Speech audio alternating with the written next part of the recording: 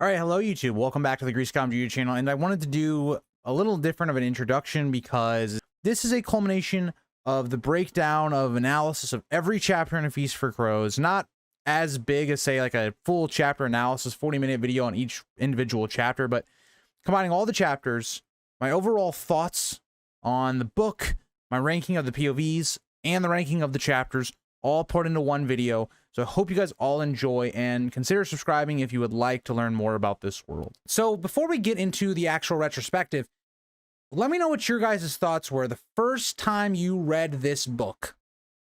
Or if you were reading this book in 2005 when it came out, what were your initial thoughts? What were your expectations? What did you think? Because when I'm, rereading this book and I'm reviewing it, I want to kind of get into the mind of that, of what I felt the first time I read the book and what I would have felt given I had read this in 2005. So right off the bat, I want to notice something. So with this book, George R.R. Martin took a huge risk. The first known POV that we had in Storm of Swords does not come until chapter 6. There are 6 chapters. We do not get into a POV that we had in Storm of Swords until Sam won about 100-ish pages into this book. That's a huge risk that George R.R. Martin took. So when we're looking at this from, again, remember, Storm of Swords is really the big book. It's the book that generally is considered the greatest in the series. And so it's been 5 years, which is something that's really weird, right? It's 2000 to 2005. Right, 2000 was Storm of Swords when it got released. 2005 is when Feast for Crows got released. People had not gotten to see what happened with our characters after a lot of the big events until now. And when you're looking at where we start this book, right, let's just list out our first 4 or 5 POVs. We have Pate, we have Aeron, we have Arya Hotah, we have Cersei, and then we have Brienne. All of those have in common that they are not our main POVs. They're not the ones we know. So George took an incredibly huge risk because he inherently had to know, because again, 5 years had taken place, which back then was actually a long time. If you think about it, right, the first 3 books all came out within that time span. Like, I think it was 6 years it took from the first book to Storm of Swords. This was a long time to wait back then for the Song of Ice and Fire community, which is kind of crazy now when you think about it. But I want you guys to think about it from this point of view. We did not get to pick up back up with Tyrion after he has fled the capital. We don't pick up with Dany and everything going on in Marine. We don't pick up with Jon being Lord Commander outside of 1 chapter in this book for 11 years, right? Because Dance doesn't come out until 2011. So I think one of the things that most people on their first read would have taken away from this book, I did a reaction to someone who did not like these 2 books. I think expectations and what people thought this book was going to be is something that really harmed it. Because I think that's something we're going to see with Winds of Winter too, that a lot of people have so many expectations. There's so much pressure on that book. Feast for Crows is kind of similar. Because it doesn't do those things. This book does not do what the viewers wanted it to, what the reader wanted to read. Because inherently, the first chapter, in my opinion, I think George took a risk by not having Cersei 1 be the 2nd chapter. Of course, you're going to have your prologue and all of that, but really what everyone wanted to know is what was the fallout of King's Landing going to be? Tywin's death, all of that. That's the last thing we get with the Storm of Swords. You don't get that until about 60, 70 pages into the book. We don't see any of our main POVs like Arya or Sansa for a while. Like Arya, I think, is like chapter, let me look down real quick. She is chapter 7. We don't get her until about page like 110, 120. So to me, this was a really risky way to start a story because inherently you have a lot of plot lines that were not in Storm of Swords, or they were maybe loosely kind of foreshadowed for this book.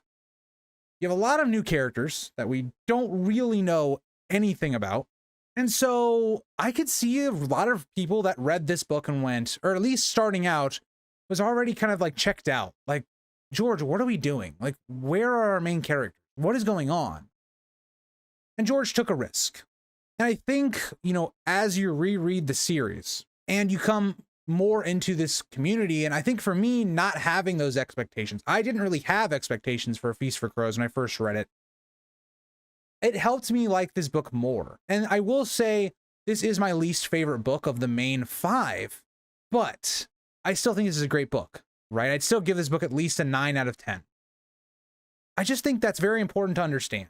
I think it's very important to understand, given people that had waited 5 years to see the after effects of Storm of Swords. I think it's very important to look at the average reader and how they would have saw this book early on.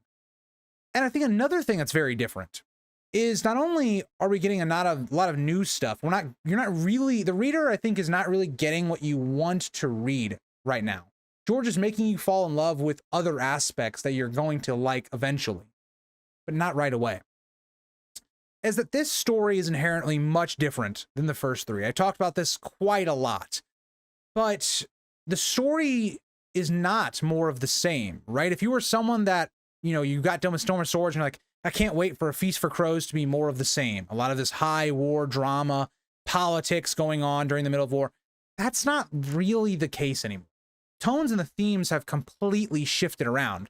They've always been there, right? Book 1 was a lot about how Robert struggled with ruling and the chaos and problems that created.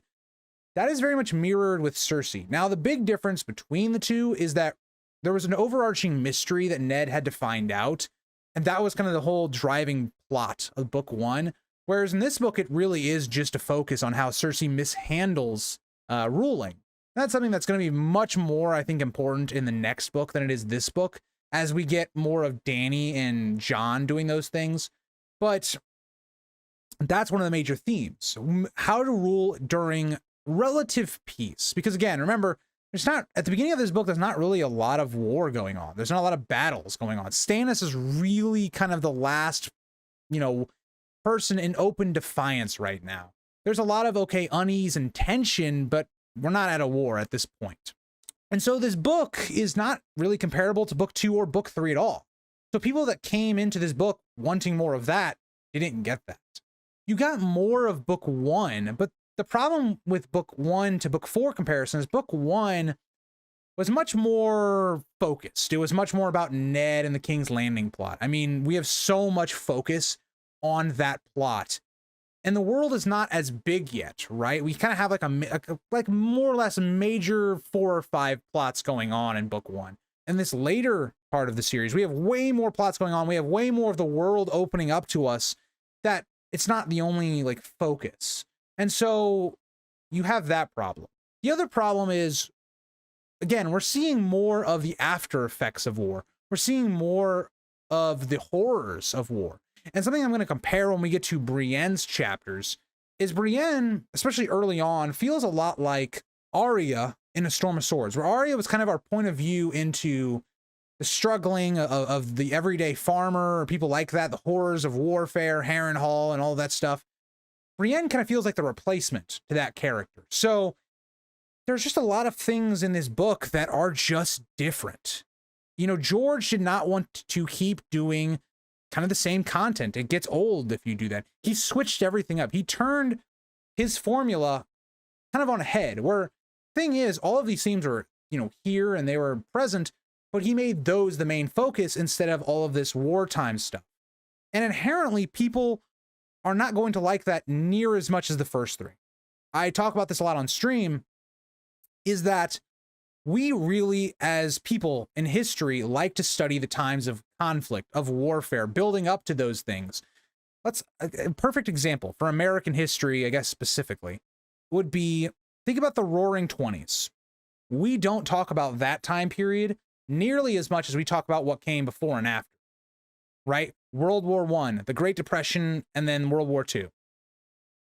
Because it's just more interesting. There's more things going on. And that's what we saw in the first 3 books. A lot of it is, building up to conflict, massive conflict, affecting the whole scale of Westeros. Now we're bringing that back in again, right? Where we're not having open war. It's a lot more peacetime. But it's how are we going to screw up that peacetime that's going to lead to the next war? And some of these other factions that have been affected by that last war, what are they feeling, right? So, for instance, World War I, that affects Germany and why they go to World War II. it's the same idea where if you look at like Dorne, for instance, and their plot, or the Greyjoys, what's going on there, or even the North. I think the North is a perfect example. What happens at the Red Wedding heavily influences the books going forward.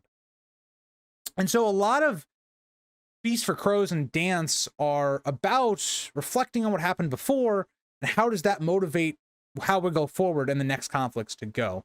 So Feast for Crows has a really difficult job because it has to do what Game of Thrones did, the first book, in building up the next conflict, but it can't really do it the same way. And Game of Thrones had a really nice twist on having this overarching mystery that drove the plot. Feast for Crows doesn't really have that. And so that kind of gets us into getting into these chapters. So I wanted to keep that in the back of your mind, some of the risks that George took. And I think, you know, I think he did it in a fine way. I personally, if I was George, would have started this book with Pate in the prologue and then Cersei and then done some of his other stuff. Just because I think as a reader, you have to go with Cersei. It's what just happened after the biggest plot in Storm of Swords is what people wanted to read first. And then you introduce some of the other stuff going on. I think that's one thing that I would criticize George is in the structure of the way he did the chapters within the first like 5 or 6. So let's start. Pate and the prologue of A Feast for Crows. I personally love all of the prologues except for Dance. I don't really like Dance's prologue that much. I think it's fine. We'll talk about it when we get there, but I really love this prologue because it fits this story really well.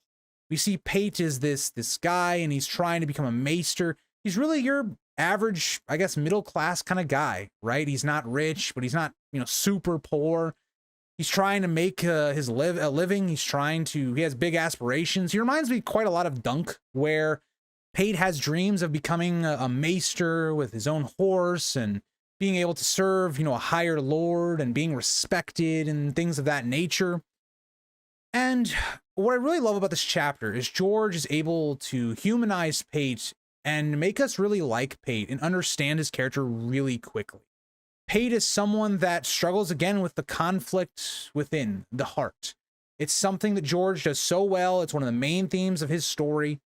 And what I love about this chapter as well is that this chapter has so many implications and so many other POVs, right? We're starting to now see some of the rumors come over to Westeros that Dany has dragons. And we're also seeing kind of what Old Town is about, right? This is the only time we've been to Old Town so far, and you know, up to this point of the story in Feast, and we kind of see how becoming a maester works. We see more of the inner workings, and this has a direct effect on Sam, who's going to go there later in this book. So George does a really great job of taking one POV and how it implicates other POVs, where we're now thinking, okay, wait a second, Sam's going to Old Town. We just saw Pate die in Old Town. What's going on there? And so we see again that really happened for a multitude of characters. We see that implication with Arya. She's becoming a faceless man. Okay, a little sketchy because we have this, assuming it's Jaqen at Old Town, killing Pate for this key to presumably get what? It is really nice ramifications on other POVs. That's really great here. And so, you know, we go through, and Pate's main motivation here is that he needs money because he wants to basically run away with his love, Rosie. But he doesn't have that coin, and he pretty much gets taken advantage of. You know, he steals this key and some money so that he can buy Rosie, more or less. It's kind of a weird system, but that's what he's trying to do. And unfortunately for him, and I think everyone saw it coming, but he ends up doing this, and he is killed by a faceless man. It's a very dark way to start this chapter, and that's the way George does it with his books in the prologue.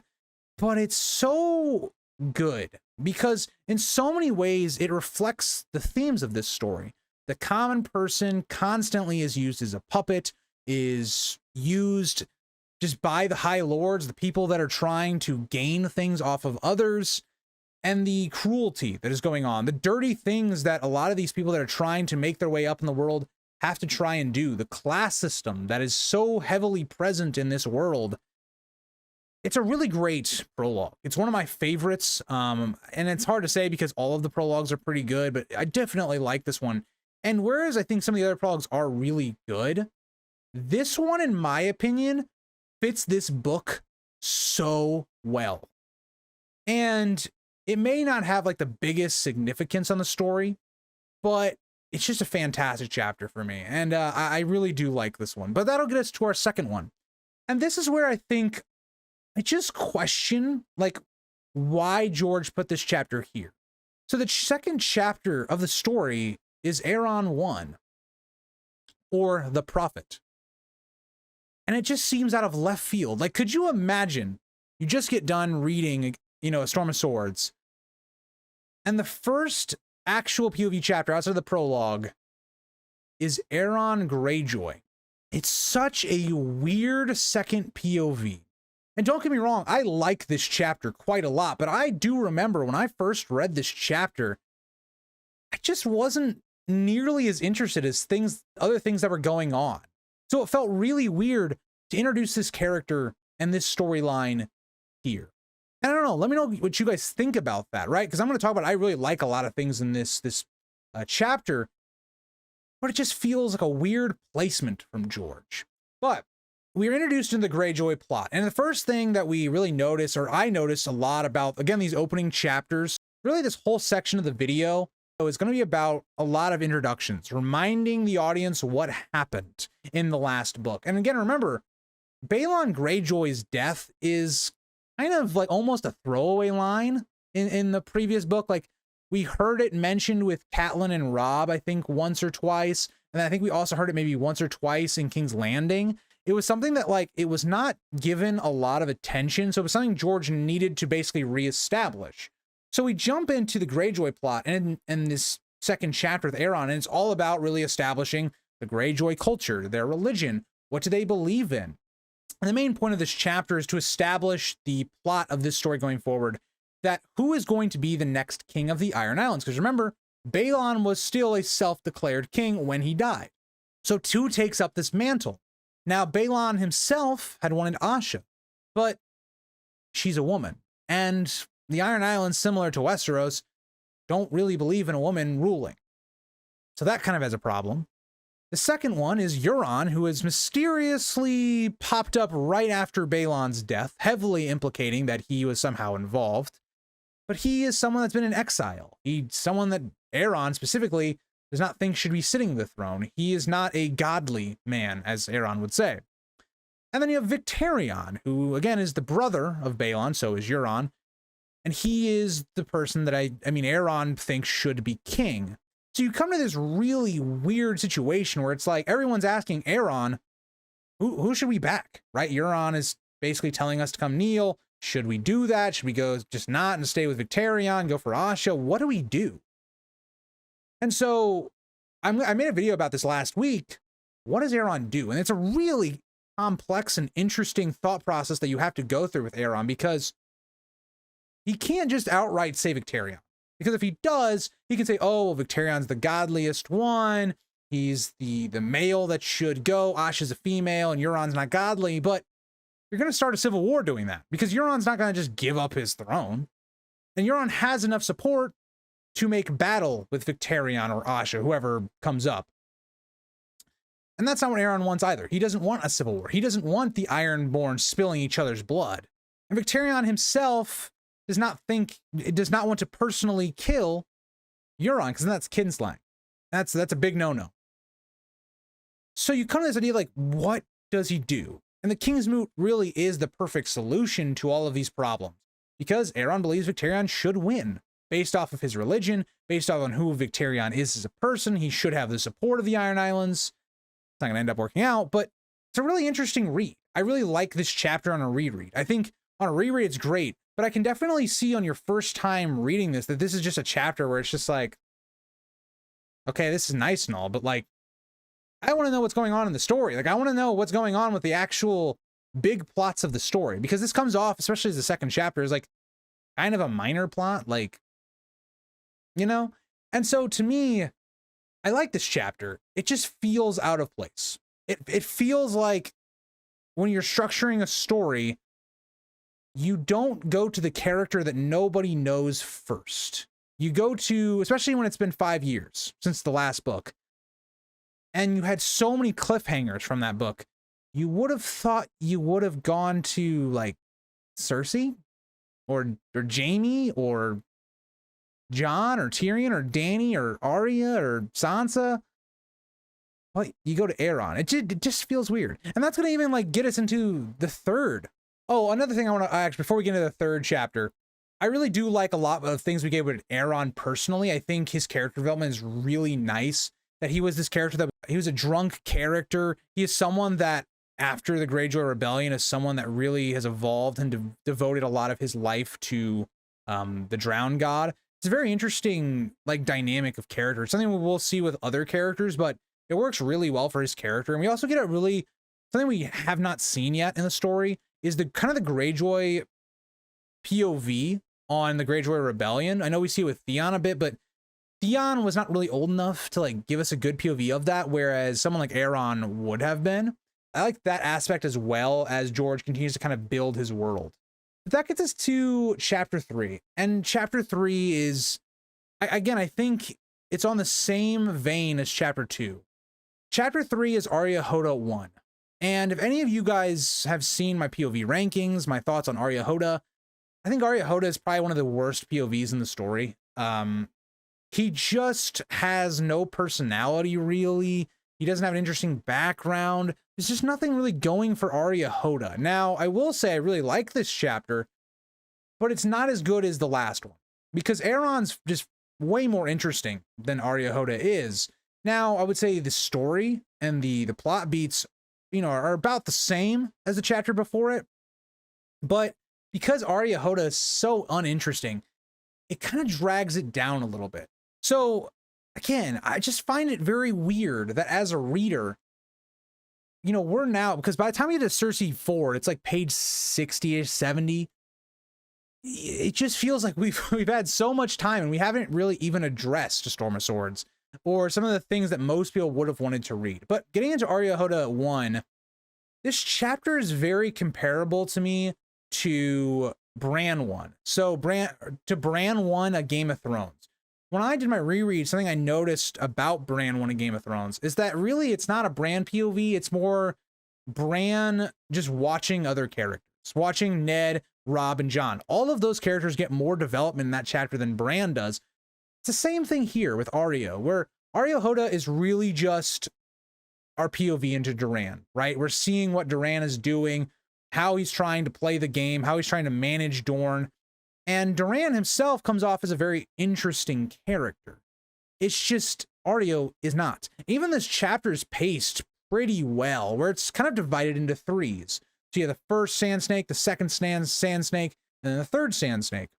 And so you see all different perspectives into how Dorne wants to more or less handle this threat. Because again, as a reminder, again, we get kind of a little bit of a catch up on Oberyn Martell dying, if you had forgot from the previous book. So how does that affect what Dorne does? What are their thoughts? What is the atmosphere? Again, there's a lot of anger, a lot of unrest. How does Doran deal with these things? And there's a lot of good here. A lot of good when it comes to establishing what this story is going to be like with this plot line, where it's going, and who are a lot of the major players. We see the Sand Snakes and Arianne being kind of those major players, with Myrcella as kind of the piece everyone is building their strategy around. And so it comes off pretty good in those aspects of it. But the aspects where it's just Areo Hotah and maybe Doran, oh man, it's just Areo Hotah just is not a great character for me. And so this chapter feels very, very similar to the chapter before it, but just done a little worse. The execution is not as good for me. And I think this plot kind of gets off to a slower start than the Greyjoy plot because it's Areo Hotah. If this had been Arianne, which it would have been really hard to do, you would have had to do it like Arianne went to visit Doran and then they go back together and you would have had this whole thing play out the same. But Arianne, when Arianne really kind of steps into the picture is really when the Dornish plot takes off. For me, Arianne is like one of my favorite POVs going into Winds of Winter. And she is sorely needed in this third chapter. Don't really have too much else left to say for this third chapter, but It's good, but it falls short and doesn't really stick the landing as well as the Aeron chapter. But when we get to chapter 4, this is the chapter that everyone had been waiting for. I think if you were someone at this time period, 2005, reading this book for the first time, this is what you were waiting for. Now, again, Cersei is not a character that is a POV in the past, so she's new, but it's more of a comfort because like we've been like having conversations with Cersei. She's more of a well-known character. You feel a little bit more at home, whereas like George has kind of taken us out of our comfort zone in the first 3 chapters. We kind of feel a little bit back at home. We're going back to King's Landing, and we're going to pick up right after basically Tywin's death. And again, of the first 4 chapters, this is the strongest one by far.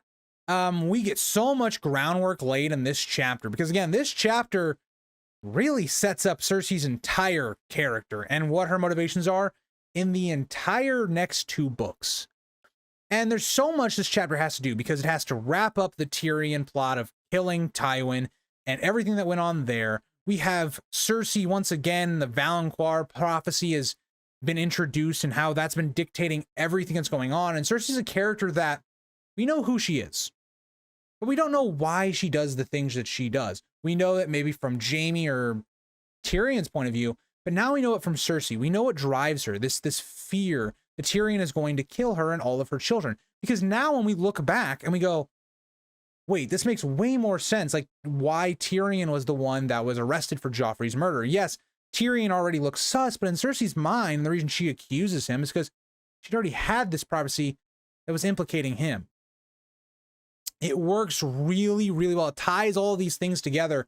And I love this chapter because it really sets up that dynamic and what's going to motivate Cersei to make a lot of bad decisions going forward really well. And another thing this chapter does extremely well is it unravels, I think, what people thought of Tywin, right? When you find Tywin and he's dead with Shay, he was sleeping with her, and Cersei tries to rationalize that, oh, he wouldn't have done that and all these things. And it's just such a nice like payoff to everything that happened in the last book. And that's what people wanted, right? This is the chapter that, again, I think should have been chapter 2. Because if this would have been chapter 2, you would have enjoyed chapter 3 and chapter 4 way more because you would have been on board a bit more. You would have gotten, the reader themselves would have gotten a bit more of what they wanted to read first. And then you introduce the new stuff. And we see how Cersei is this character that is trying to live up to Tywin. She's trying to be this character that's respected and feared as much as Tywin was. That motivates exactly how she treats people. And she thinks that people are going to treat me that way because I'm Tywin's daughter or because I have that reputation, when Cersei does not have that reputation. She so much wants to be a man because she feels like all the respect and the respect she's not being given is because she's a woman. When in reality, part of that is true, right? People just do not put as much stock in women in ruling and things like that. They will not take them as seriously. But part of that is because Cersei does not hold herself the right way. And that's something that's interesting. But I also really like in this book and really in this first chapter, how we see how Cersei in this chapter tries to rationalize Tywin's not actually dead. And then she has to come to this rationalization. Oh, wait, he is dead. And not only that, is that because of the way Cersei is, because of the way she's treated people in the past, she was the last one everyone went to get, right? There's all these servants already there. All of the people from the small council have been there already. Everyone's already been there but her. That's important to understand when it comes to how Cersei plays the game. She has completely isolated herself and she has no love from any of these people. And I love the way Cersei, rationalizes through, oh, this must have been the Tyrells, or maybe it was this or that. And when you get to the end of this chapter and it's revealed that Tyrion has escaped, it's just Cersei, her worst nightmares coming true, and just justifying this prophecy that she is helping create. This never would have happened if Cersei had not just immediately hated Tyrion and sentenced him to death. And all of this leads to this moment where we see Cersei make a really bad decision. She tries to make Jaime, who has been following these paths that Tyrion had used to see where they went, when he gets back, Cersei asks him to be the hand of the king. And this is a very bad decision for multiple ways. One, Cersei is asking Jaime to do this in front of a lot of people. And two, Cersei knows Jaime does not want to be hand of the king. And also, Jaime would not be the best hand of the king regardless. And Jaime flat out denies her in front of all these people. It makes Cersei look awful, right? Because it shows, one, things that Tywin would have never let happen. It's the difference between the two. Cersei lets her emotion get to her and lets it dictate her rationalization and her decisions that she makes in this chapter. And that leads us to really the end of the chapter, where when this is revealed that Tyrion escaped, Cersei feels like Tyrion's hands are already around her throat. And this has so many different meanings that you could look at, where Cersei now pretty much has the entire pressure of ruling on her shoulders. She can kind of feel the power strangling her and how it's going to corrupt her in the future. And this prophecy that she's been living in fear of and how it's basically impacted how she makes decisions is coming true. Now she has to fear for her other children, Tommen and Myrcella, and even herself. And that is a very interesting way to start Cersei's chapter and her story, because we learn so much from not a lot of pages, right? There's just so much that we learn here, and that goes a long way, because I think Cersei 4 to me is the most important chapter in the first 10 to 11. Because if this chapter had not stuck the landing, if it had not been as good as it was, I mean, think about where we go from this. We have Brienne, who's up next, Sam. We finally get Arya in chapter 7. We get another Cersei, another Jaime, Brienne 2.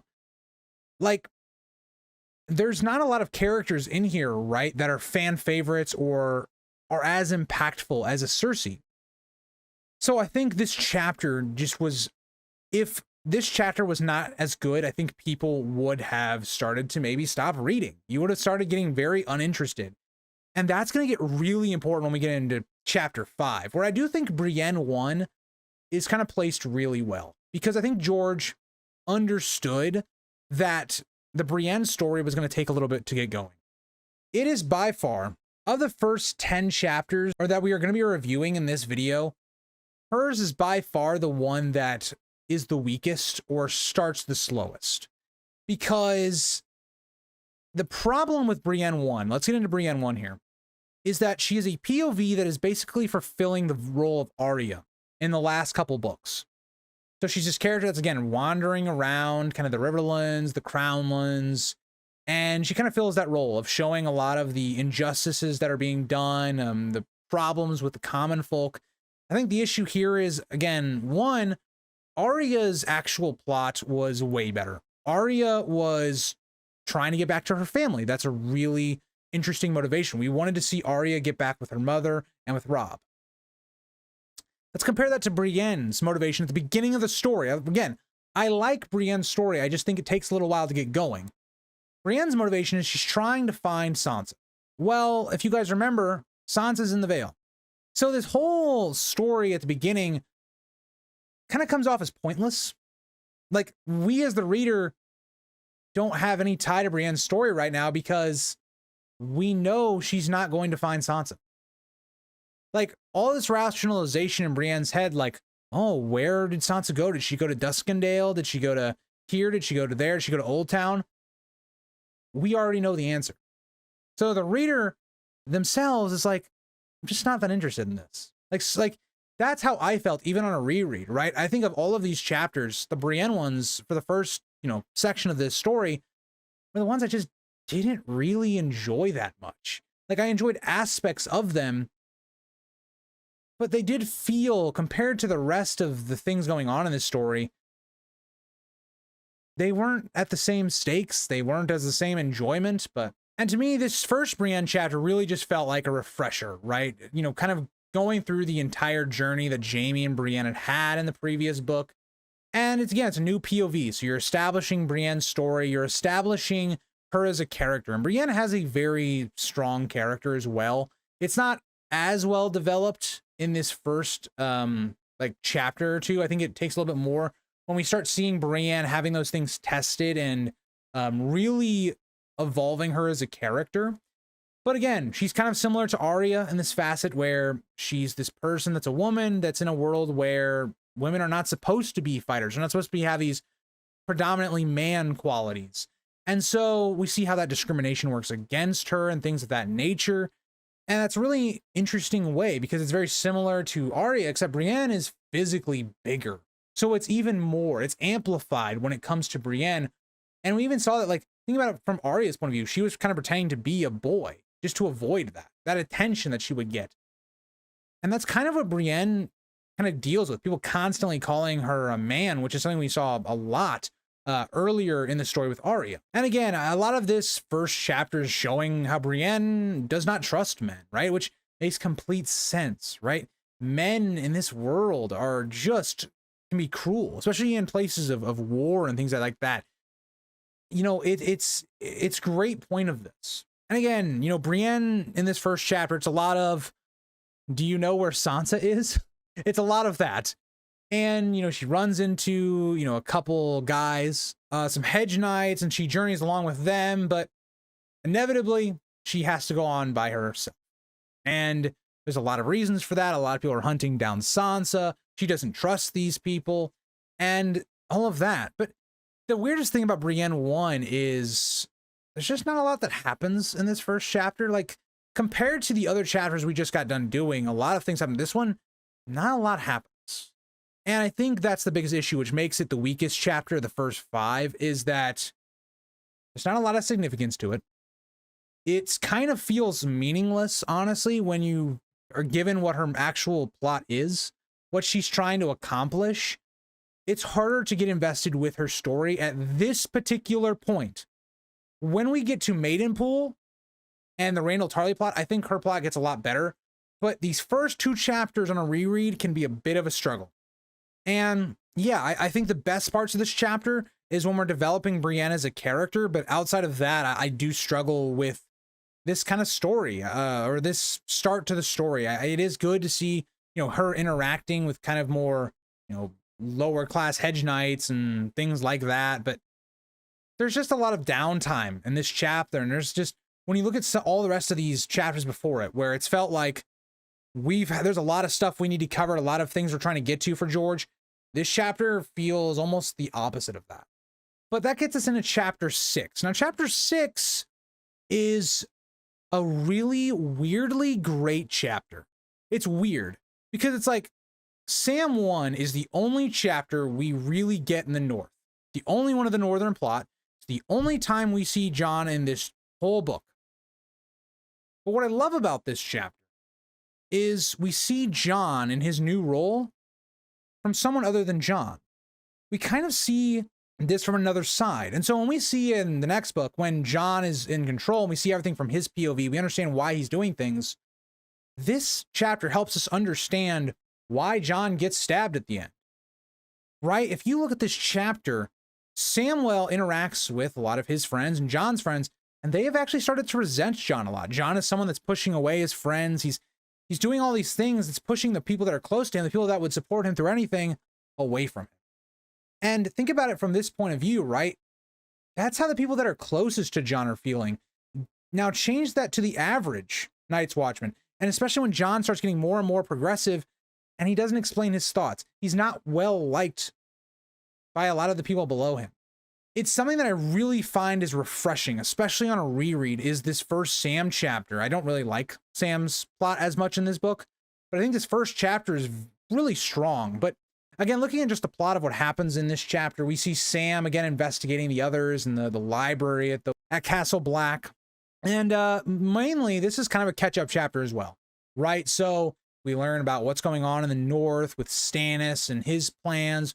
We see Jon having to make a bunch of tough decisions, sending Sam to be a maester, his best friend, sending him away, making Gilly leave without her baby. We don't know this yet, but on a reread we do. But still. And also this idea of Jon having to play both sides, having to play Stannis' side, and then, well, he says Tywin because he doesn't know Tywin's dead yet, but Tommen and Cersei's side. Again, it makes us question Jon's reasoning because we're seeing this all through Sam's eyes, and Sam doesn't really comprehend what's going on. And that's the biggest problem, is we see a lot of Jon's greatest flaws actually amplified in this chapter. Jon doesn't really explain a lot of why he's making this decision to Sam. He kind of just orders them and expects people to do them. That is one of Jon's biggest flaws, is his communication skills, making people understand why he's doing something instead of just kind of forcing it on people. I love that idea. I love that George gives us that here, so that we can understand what people are feeling at the wall and kind of the atmosphere. I really felt like this was the first 10, the most underrated of the first 10 chapters, and I really enjoyed it. It had some good development for Sam again, as we're going to see him trying to overcome his fears, going back to the Reach, going back close to his home, going to become a maester, and we see how Sam is going to have to overcome that. Again, it's a nice start to his story in this chapter. But again, I will say, regardless of all the praise I just gave it, it is a bit odd given that this is the only chapter and we kind of establish a lot of the northern plot, and then we just don't revisit it again in this book. It's really odd when you look at it from that point of view. It's even more kind of odd, I guess, when we see this from Jon's point of view in the next chapter. It just kind of feels weird given the whole grand scale of this book and the next book, but I do think it's a fairly good chapter. So finally, we are at chapter 7. Okay, we're at chapter 7. We're about, I think, about 100-ish pages into the book at this point. And we finally have one of the major POVs, one of the favorite POVs, like Arya. Like, Sam was our first reoccurring POV character that we got from the last book, but Arya is really like our first major POV that's back. And it took a while to get there. So I think, again, you know, you're someone reading this for the first time. You're someone reading it, you know, when it came out in 2005. And you're just now getting to Arya. Or you're just now getting to one of the major characters. It's a very weird format that George went with. But I don't know. Let me know what you guys think about that format. So continuing on, we finally get into Arya 1. And this chapter is really great. It's a good introduction into Arya's story going forward. It's a lot of recap, I will say. We get a lot of kind of Arya thinking about her past journeys, whether that be in Harrenhal or with the Hound or with the Brotherhood Without Banners, or even thinking back to Syrio Forel. It's kind of George reminding us all of those lessons that she's got, all of the things that she has survived, leading her to this point of going to Braavos, to the House of Black and White, and going down this route that Jaqen had put her on. It's a great culmination of her story. And again, we get a lot of great setup here for Arya, but the real thing that we get here, a lot of it is actually exploring Braavos, right? We get to really understand this city. And one of my favorite moments is as Arya is traveling with this group that she's with on this boat, and they're going under the Titan of Braavos's legs. You really get this thing that Arya is still, like, she's not an adult. Like, she's still kind of a kid, right? She thinks back to the tales that old Nana told her about the Titan of Braavos. And Titan of Braavos in and of itself is extremely interesting, as is all these arrow slits, a very defensible structure, as well as being the symbol for Braavos. And, you know, we go through Braavos, seeing all the different religions that are being practiced here. And the city has a very interesting layout. It's just a really imaginative city, and a really great descriptions that we get from George, building on this world. As again, we haven't seen much of Essos outside of Dany. So seeing Braavos, a city that we've, you know, heard about in the past quite a lot, but haven't really visited, it's really awesome to actually be able to see. And again, there isn't a ton of significance in this chapter. It feels a lot like Brienne 1, but the difference is, like, Arya has more of a compelling story so far, and we're going to places that are much more interesting, in my opinion. And so we eventually get to the House of Black and White after you know, Arya's seen a lot of these other faiths like R'hllor and stuff like that. And this whole section is really interesting, because Arya sees in this place that there's all of these different altars, all of these aspects of religion that people go to. And we see that there's a bunch of people that are either dying or they're already dead. And it's interesting because Arya is already piecing together that this is a place that people go to die. And it's very interesting how Arya comes to this information, again, using all the skills she's learned, And when she's finally interacting with the waif and this other faceless man, it's interesting the way their first conversation starts. It's all about what her identity is, and Arya goes through all of these different names that she's had in all of these different situations, trying to hide her identity. And she eventually has to say that she is Arya Stark. Now, this has a lot of kind of implications. One, Arya Stark is who Arya will always be. Even through all of this training, she will not forget who she is. And that's very apparent by the end of this kind of arc that she's on. But she also goes through all of the lessons she's gone through. It's almost like she's giving her credentials as to why she should be in the Faceless Men, because she's been able to pull off so many identities and get away with it. You know, that to me is something that I think has been very interesting for George, is that yes, he's reminding us of what she's done, but he's also giving it a realistic reason as to why it should be in here. And why that the Faceless Men would even want her to begin with, because she's shown she has these abilities. She's very in tone with a lot of her senses. She's able to play a lot of roles. That's really important.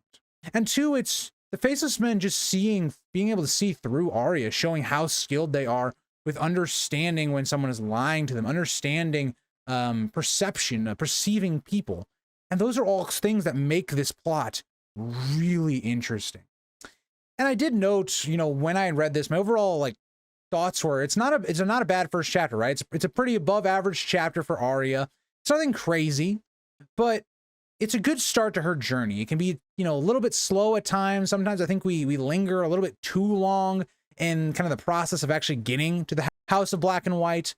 But again, this is all built up because of Arya's such a strong character so far in the story, and the mystique of the Faceless Men, which again was built upon from the first POV chapter. So again, really nice chapter for Arya. And right after that, we get into chapter 8, and we're right back with Cersei for Cersei 2. Again, you can really tell that she is the main POV of this book just based upon we're only eight chapters in, and she already has 2 chapters, where there's certain POVs we haven't even gotten to yet, and she already has 2. Really just kind of George reinforcing that Cersei really is like the Ned of this book. I think that even for me, if I was someone rereading or reading this for the first time in 2005, it really, I think this is the point where in your head, you're thinking, wow, we're not going to get our main POVs. Like if you didn't know this background information from George and all these other things, and you didn't really look into it and you were just reading it and you're like, wow, are we not getting some of our other main stories? A lot of the other stuff, is this kind of what we're going to get? This is kind of where I think you would have kind of accepted that reality.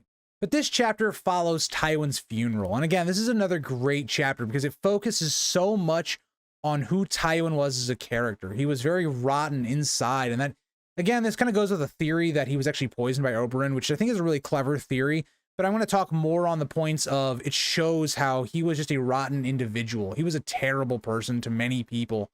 He was someone that I think in death is showing who he was as a man. And I really like that. But we also see Cersei and how she treats Tommen. Whereas Tommen is kind of the opposite of Joffrey. Joffrey was someone that was very arrogant, was very privileged. He was someone that didn't really take shit from anyone. Tommen's the opposite. Tommen is very kind-hearted. He's very innocent. He is the opposite of Joffrey. And we see how Cersei treats him, kind of beats Tommen into submission. She's very overbearing on him, criticizing him for everything. Again, Tommen's a very young kid, right? And Cersei's constantly, you know, trying to say, sit up, to not slouch, and make sure the crown is on your head really well, even though Tommen doesn't want to wear it because it's too big and it's too heavy. Again, nice common theme of the crown is heavy on the head. Again, the pressure and the weight of ruling is very hard. And what I find out is interesting is that Cersei even notes that she wishes he acted like Joffrey more, which is kind of wild given how awful Joffrey was as a person. Tommen's not a bad kid. It's just Tommen needs better people around him. And that's very apparent. Like if Kevin would have had the Regency and would not have been killed, I think he could have gotten a lot of that. It's the same idea of Lysa needing to be separated from Robin. It's the same idea here with Cersei and Tommen. But this chapter, again, just focuses on the funeral. There's a lot of people giving Cersei condolences, and it's just really about showing how awful Cersei is to people. Notably, we see Lancel, Lady Merryweather, Felice, I hope I said that right, Stokeworth, and Mace Tyrell. So we see a lot of different interactions, and Lady Merryweather kind of being introduced as a potential ally for Cersei. Lancel, again, just bringing that plot back to us, right? It's been quite a while since we've seen Lancel and Cersei interact, and just remembering that plot that Lancel was actually sleeping with Cersei for a while there, that's going to be very important to the story. And so it's good to bring that back up, and how Cersei doesn't want that to come up at all, because Lancel is also involved with the killing of Robert. Lady Stokeworth, again, just going to be involved in kind of a minor plot. Not the most significant, but just kind of showing how Cersei can kind of just be an asshole to people. And then Mace Tyrell is really the big one, because Mace Tyrell is someone that comes off very overbearing. You know, he's always trying to gain power. And in this situation, he's already trying to take advantage of it, right? He's trying to make himself available that, oh yeah, I'll be hand of the king if you need it, Cersei. And Cersei just doesn't handle it well. Where Cersei is more blunt. She's willing to upset Mace, publicly shame him, where Kevin Lannister wasn't. Kevin Lannister understood how to deal with Mace way more, and so did Tywin. Cersei doesn't know how to do that. And Cersei publicly shames Mace by saying, yeah, we're not having Garth be the master of coin. We're just going to get Giles Rosby instead, even though Tywin had already promised it to Mace Tyrell. So it's just, again, publicly shaming Mace Tyrell. It's making the Tyrells not like Cersei and splitting up that alliance even more than it already is at this point. And again, Cersei really just in this chapter, we see a lot more of her despicable and elitist characteristics. And again, I think another common sentiment I see with Cersei in these early chapters is George does not waste time. He builds so many of Cersei's plot lines very quickly, which I really enjoy because it doesn't feel like there's a lot of downtime with Cersei, where as other, chapters like Brienne and Arya felt like we did have a lot of that downtime, things where we were just kind of taking things in. It was a little bit more about world building. Again, other points of, note in this chapter, we see after this funeral stuff, Cersei and Qyburn slowly gaining more power and influence with Cersei, and how, again, he's performing these very odd experiments. He's actually kept the mountain alive. It's kind of like this zombified version of himself right now. He looks disgusting. The poison is killing him, but Qyburn's kind of keeping him alive to this point. So it's a real weird stuff going on.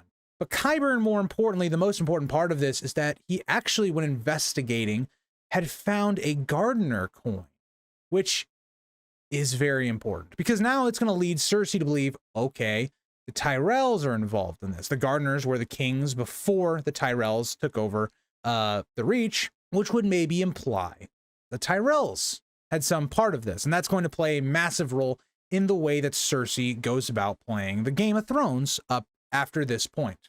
Now, the last part of the chapter is probably the best part of the chapter. It's her dinner with Kevin Lannister. And it's really Kevin Lannister putting Cersei in her place, saying, I'll be Hand of the King and I'll be Regent, but you have to go back to Casterly Rock. It's what Tywin was already planning, and it's everything that Cersei hates. Because Cersei is this prideful person, thinks she needs to be in power. She is the next coming of Tywin. She is going to be the last legacy. When they think of Tywin, they're just going to think of, oh, that was the father to me, because I am the person in charge. Everybody should be subordinate to me. And Kevin throws that right back in her face. And one of my favorite lines is that Kevin Lannister notes, you don't want to make an enemy of me, right? I have a lot of knights. I have a lot of incomes. I was rewarded really well from service with Tywin. You don't want to piss me off. And Kevin has a lot of respect from the Lannister army. He has been someone in charge of it for a very long time. And I love the way Cersei is so ignorant to the fact. And even when Kevin notes that he knows about Jaime and Cersei being the actual parents, something that Tywin ignored, something he didn't even think about it, whereas Kevin knows. Kevin is not blind to the fact of what is actually going on, and Kevin will not sit by and be a puppet. If he's going to be Hand of the King and Regent, he's going to fix it. He is not going to be Cersei's second in command like he was with Tywin. And it's a fantastic finish because it puts Cersei in a really bad spot now. Now she's been denied by both Jaime and Kevin, and she's even more desperate, as we'll see in the next chapter, Jaime 1. So Jaime 1, by far, in my opinion, is the best chapter of the first 10. We get so much from his POV. Because remember, Jaime, the last time we saw him outside of the first, two Cersei POVs, he is the one that got Tyrion released. Now, that caused his father to die, all of these bad things to happen for his family. He's very guilty. He can't tell anyone. He is someone that struggles with this. And this is a very simple chapter. Most of this chapter is Jaime just sitting over his father's body because he's standing in vigil. It's a great chapter because he struggles with his own internal conflicts, his own guilt, and other issues. And he even struggles again with what Tyrion told him, that Cersei had been sleeping around. Something that deeply impacts Jaime, because if we can remember what Jaime's main motivation was, is he wanted to get back to Cersei, because Jaime still loves Cersei. But not only do we get all of these things, we get a lot more world building. We get Jaime thinking a lot about Robert's rebellion, on Rhaegar's personality, on kind of who he was as a person, even Rhaegar's last words to Jaime, which are so important that so many people have used them to theorize who Rhaegar was and what his purposes were. All great for the story at this point. Jaime is I feel like he's just a hero of this opening 10 because this is the chapter we needed. We go back to a POV, one of the strongest from the last book, and the one that has the most to do with the ending of Storms. And it's the one I think a lot of people would have wanted. Outside of Cersei, this is the one people would have loved to see how Jaime reacted to. And we get a lot of that. And at one point of the story for this chapter, we see Cersei once again in her desperation. She comes to the Sept trying to basically manipulate Jaime. Again, that's the whole point here, is that Cersei, it doesn't really feel like she has a love for Jaime. She had a love for Jaime because he looked like her. It was very a narcissistic type thing. And we see how Cersei continues to try and really abuse Jaime, manipulating him, trying to get him to do things. And Jaime is not having it. He's not going to become Hand. And Cersei tells him about the trouble they had, or she had, with Kevin and how he knows. But again, Jaime is not willing to become Hand. It's not what he wants. That's not what he wants to do. And so Cersei says, well, I will find a battlefield for him instead. Again, Cersei pushing away every single person that is loyal to her. The next day, we get probably one of my favorite moments for this book. So when Tommen and Cersei come back the next day, they go to look at again and pray on Tywin's body, or next to his body. And Tommen cannot handle the stench anymore and goes running away with his crown falling off of his head. His mother is going to be just really pissed by this because he's making her look bad. But Jaime has a great moment to be a father, helping Tommen, telling him to go outside so they can have a talk kind of in a little bit of privacy, and telling Tommen that, sometimes you have to hold things in. And it's something that Tommen understands so well because it's what he had to do with Joffrey. Joffrey would, bully Tommen, would kind of verbally abuse him and things of that way. And it just is such a great moment for Jaime that we don't get to see very often, being with one of his kids and giving him great advice. And of course, it's interrupted by Cersei, who comes out and is furious at Tommen as he made her look bad, and all of these things, again, continuing what we saw in the last Cersei chapter. But Jaime continues, as he shows he can also be a very clever politician, as he arranges Mace and Cersei's dinner. Now, Cersei doesn't get this at all. She doesn't understand why, but Jaime gives her the advice to send him to Storm's End to siege it after the wedding. And Cersei, as unpleasant as ever, but she finally understands what Jaime is talking about. And again, it just shows even someone that's like Jaime, who's not great at politics, comes up with a better solution than Cersei can, and she's the person that's Tywin's kid. It's really good because it shows how flawed Cersei is at being a politician, also how good Jaime can be at certain times, because it completely fixes that situation that Cersei once Mace Tyrell and the Tyrells gone. And again, I noted that this is my favorite of the first 10, and yet not a lot really happens.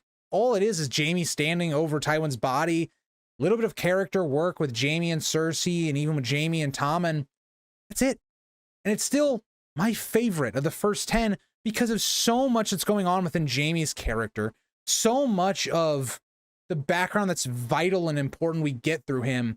It's a fantastic chapter, and it's one that was sorely needed in the first 10, in my opinion. This gets us to chapter 10 and Brienne 2. For me, this is the weakest chapter of the first 10. And I do find it very convenient that George has put the Brienne chapters right behind, I think, in my opinion, two of the best chapters of the first 10. Because I think George knew these two chapters were going to be a little slower. That there needed to be a lot of build-up, a lot of things needed to happen before Brienne's story really picked up. I think he knew that.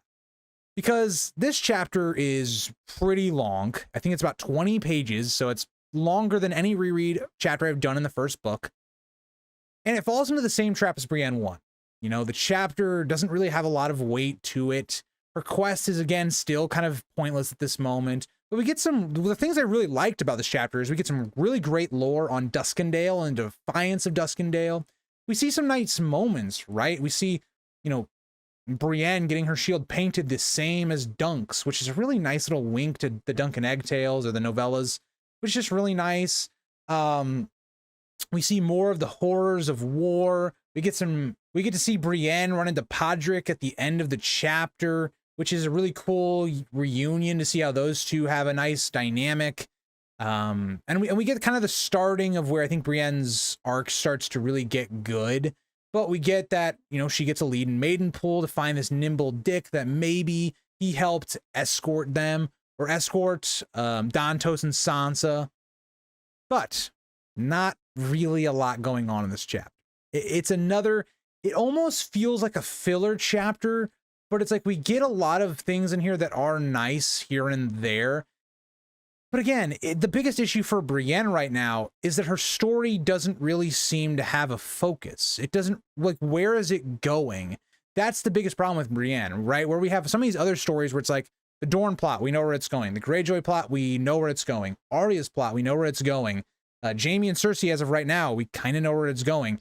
Brienne just kind of feels like she's just drifting around. We don't really know what the purpose of her plot is at this point of the story, and it really doesn't kickstart until we get to Maidenpool. So yeah, I don't know, that's kind of how I feel about her. Again, what saves Brienne and why I still think her chapters are enjoyable, even though they are the weakest in my opinion of the first 10, is again the themes that are going on, right? The way Brienne is perceived as a character by people in this world, the roles of the genders that in this society are just very toxic, and just her actual character in general, the character work that goes into it, is all really what saves these chapters. Because for me, Brienne 1 and 2 are just blatantly character building chapters. They're not really anything to do with the overarching plot of the story. So I want to talk about a little bit kind of the pacing, where it kind of seems like George took a page out of his last book in A Storm of Swords, where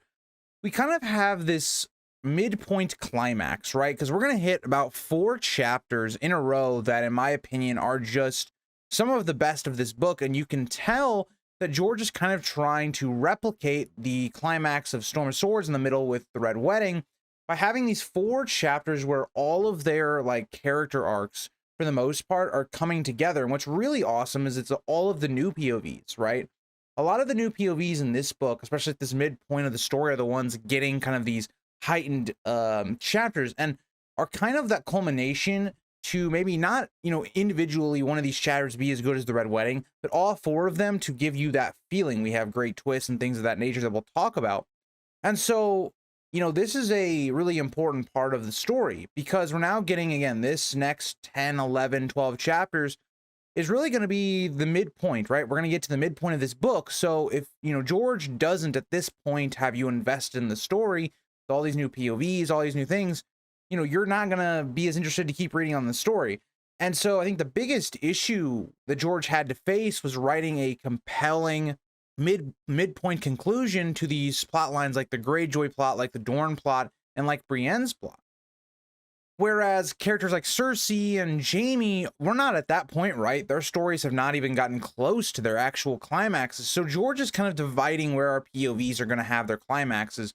And it's going to kind of coincide with some of the other ones, like the new ones. But, you know, you see a lot of, you know, the big points and the twists for Cersei will come way later in this book, and will actually even be resolved in the next book. We see Jaime, a lot of his big moments is going to come later on in the books when he actually leaves Cersei and goes out into the Riverlands. So, yeah, I think this is a very important section where the first section was more about introducing us into all of our new POVs, our new plot lines. This second one is about driving that home, right? If you enjoyed that first part and you enjoyed the POV that we got for, say, Aeron or Arya Hotah, you know, you're really going to enjoy some of the payoffs we're going to get in this section. So that's what I kind of wanted to talk about before we get into this next part, as this will have a lot of my favorite chapters of the entire series.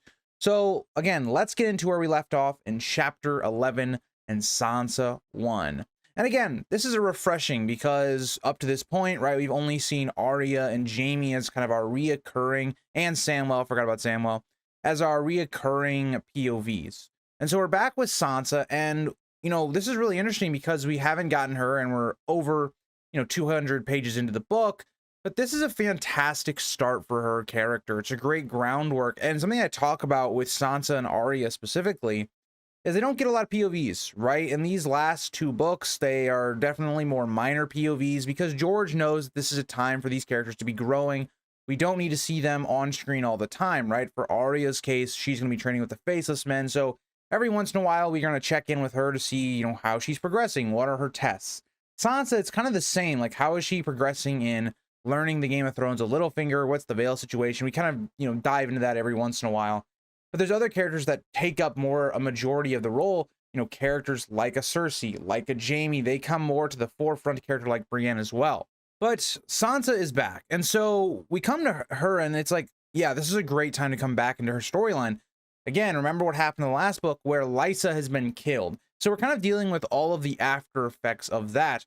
How have we gone about, fixing that situation, making it look like it was someone else, that it was Marillion? It's a big one in a lot of ways because Sansa is going to be learning a lot, right? The whole chapter focuses on how is Littlefinger going to keep power now, right? Because again, the Lords of the Vale are not going to like Littlefinger being basically their ruler, the Lord Protector at the moment until Robin comes of age. And the biggest, even more threat is that I think a lot of the people in the Vale understand Robin Aeron is very sickly.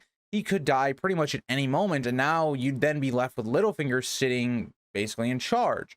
And so the people of the Vale are not going to like that. And you have motivations where, they're going to want their own self-motivations and interests. And so we see the Game of Thrones being played here with Sansa and Littlefinger, specifically where Sansa has this big moment where she has to recount the story, convincing someone like Nestor Royce of what happened to her aunt.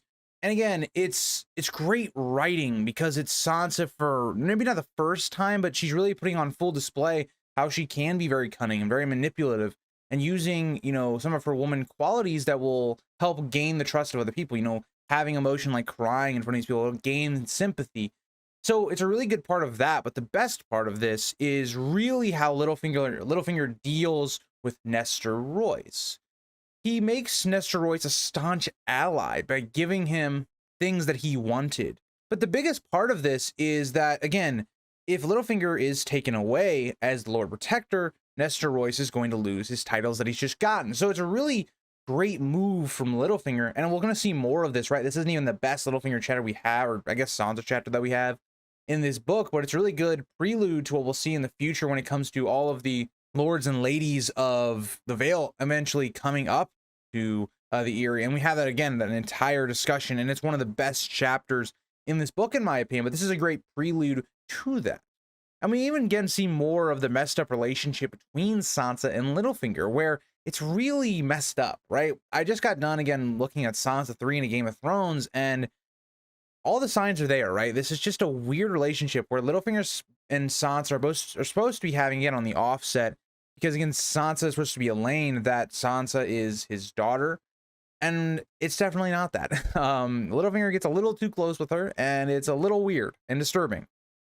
But we also see, more importantly, how Sansa is starting to have complete influence over Robin, right? Where Robin is this character that without his mother now, he's looking for some other womanly figure to basically be his mother.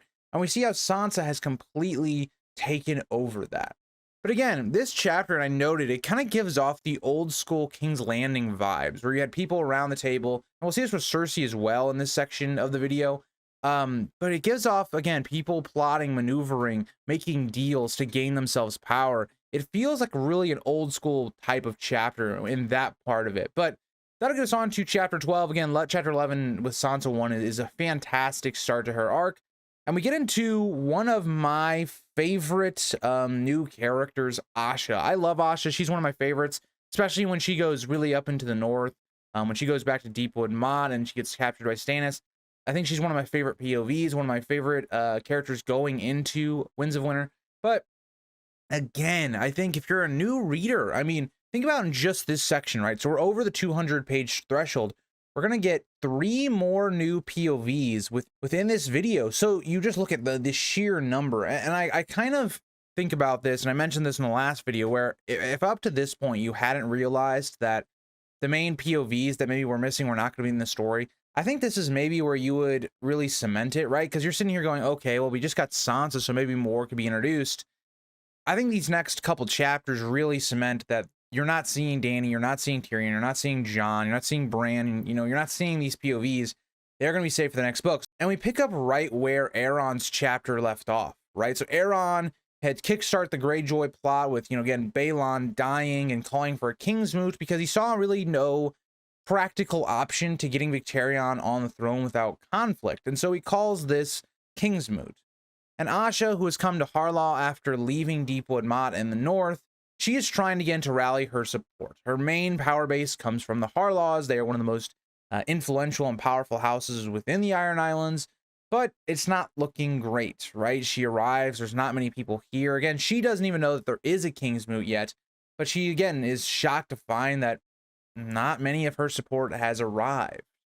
But she has, in fact, gotten news of Euron taking Balon's throne. And also, Asha provides us, again, really with the perspective that, again, Euron probably killed Balon, which we find out later is pretty much the truth in the Forsaken chapter. He kind of admits to it. Now, I will say George could always change that, so it's not exactly confirmed, but I feel like it kind of is. But most of this chapter focuses on her conversation with Roderick the Reader, which I really do enjoy because it really is, in a lot of ways, it's an info dump onto Asha's character, telling her what's going on, giving her advice. But again, I really enjoy because it's really setting the stage for when we get to Victarion and Aeron too, of what's all going on, right? Who are the candidates, what the support's probably going to look like, and all of that without getting too far into the characters there. But he informs her of the Kingsmoot and tries to dissuade her from attending as she lacks the support, which is very good and honest advice from Roderick because, again, Asha is a woman in this, you know, Ironborn society, and you look at the other candidates, right, with Euron and Victarion. Victarion is the more popular candidate. He's probably the front runner right now, but Euron is this character that a lot of people are intrigued by. He's a very mysterious character, and even people, I think, will be willing to back Euron more than someone like Asha, even though Asha is this character that has been leading the Ironborn for a long time. It's the person Balon wanted to be his heir, so it's a really interesting dynamic that is actually very similar to Rhaenyra. And that's kind of one of the really big aspects I like, is that Asha is basically being passed up because she's a woman. If Asha was a man, there wouldn't be like any type of decision here. Asha would be the king. But that's not the way these things go. That's not the way this society looks at women when it comes to, you know, power. And what I really love is that Asha's character really ties in well to a lot of the main themes of this book when it comes to a character like Cersei ruling, where Cersei struggles with being a woman and trying to rule, and that's one of the things that really drives her nuts, right? Because she would rather be a man because she knows she would get more respect just because of being a man. And so that's a lot of kind of what I find the parallels between a character like Asha and Cersei in that regard, except Asha just doesn't look at it and deal with it the same way that Cersei does. And we finally see how she interacts with Tris Bolty, an old fling, and it does not go well for him, which again kind of points to the idea of Asha is not this womanly character that's going to be pushed around, which we already kind of knew. She's someone that is very much a tomboy, and she's very different than a lot of other women in this society. This chapter really establishes Asha's character. It's not much more than that. It's really an establishment of her character, very similar to like an Aeron 1 or Arya Hotah 1, where it's really about establishing her as a character and then forwarding the Greyjoy plot just a little bit. But we get some good lore into Asha's background and the Greyjoys as a whole, but it's a good setup chapter, but not really anything more, which leads us to chapter 13. And this follows Cersei 3. Chapter follows the wedding day of Tommen and Marjorie. Again, we get another wedding, so what could go wrong here?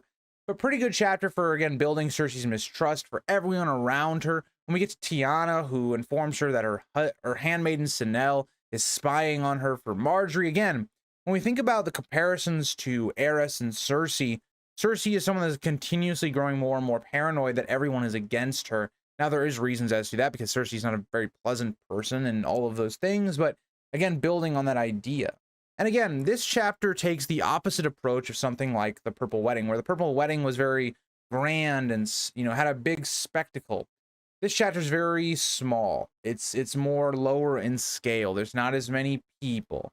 And it's something that I think is a really great parallel between those two, because there's a moment during this wedding where Tommen is like, you know, he has a little bit of like a cough or a choke when he goes to swallow some, I think it was some, I don't remember if it was wine or some sort of drink or something, in which he, you know, basically gives Cersei like a really big freak out. And it's one of these moments where it makes Cersei kind of look like foolish to other people, but we as the audience can completely understand Cersei. She's just lost her first child because of something like this. Of course, she's going to have this reaction, but it also shows how paranoid Cersei is, how worried she is, how Joffrey's death has impacted and messed with her, along with, you know, Tywin's death and also Tyrion getting out and how the prophecy's playing into this.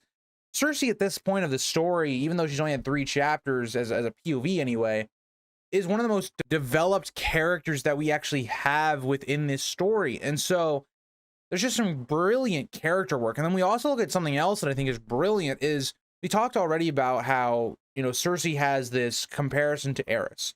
And it just builds and builds. One of the things we see after the wedding is her burning the Tower of the Hand with wildfire, something that we saw Mad King do quite a lot.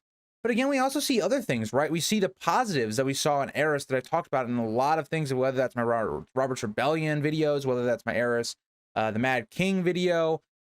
So we see that, like, Cersei wants to create a new capital. That's something that Aerys himself exactly wanted to do. These dreams that are very difficult to do and don't actually eventually happen. And I really love that aspect of how George continues to play on the comparisons between these two characters, because the way that they kind of fall into madness, or they're falling into this mental instability, is based upon, again, a lot of the same things, right? Not being able to trust anyone.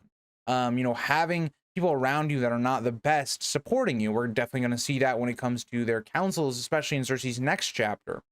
They're both going to have a Merryweather as Hand of the King, and not a great move. People that are completely unqualified. Their obsession with this wildfire. Again, we see that Cersei, like, watches this Tower of the Hand go down for a while, and it seems like she has so much joy of this wildfire. And, you know, we even get a nice subtle nod to Cersei, again, sleeping with other dudes than Jaime at the end of this chapter as well. I will say, though, I think of the 3 Cersei chapters we've gotten, this is probably the weakest. With that being said, I still think this is a very good chapter. Right? I think all of Cersei's chapters so far have been really good, right? I've had no complaints with her as a character. I just wanted to know that I was probably the weakest. I think the first one, really good. The second one was really good. Probably this one was where the least amount of things is going on, but it's still pretty darn good.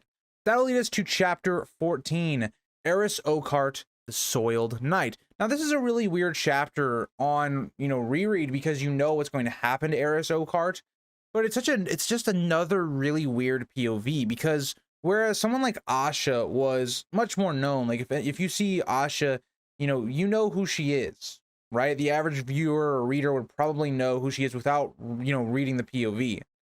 Arys Oakheart is someone that is definitely mentioned, and, you know, we get some things here and there that just to bring him up in the story, but he's someone that I think a lot of people will not have remembered.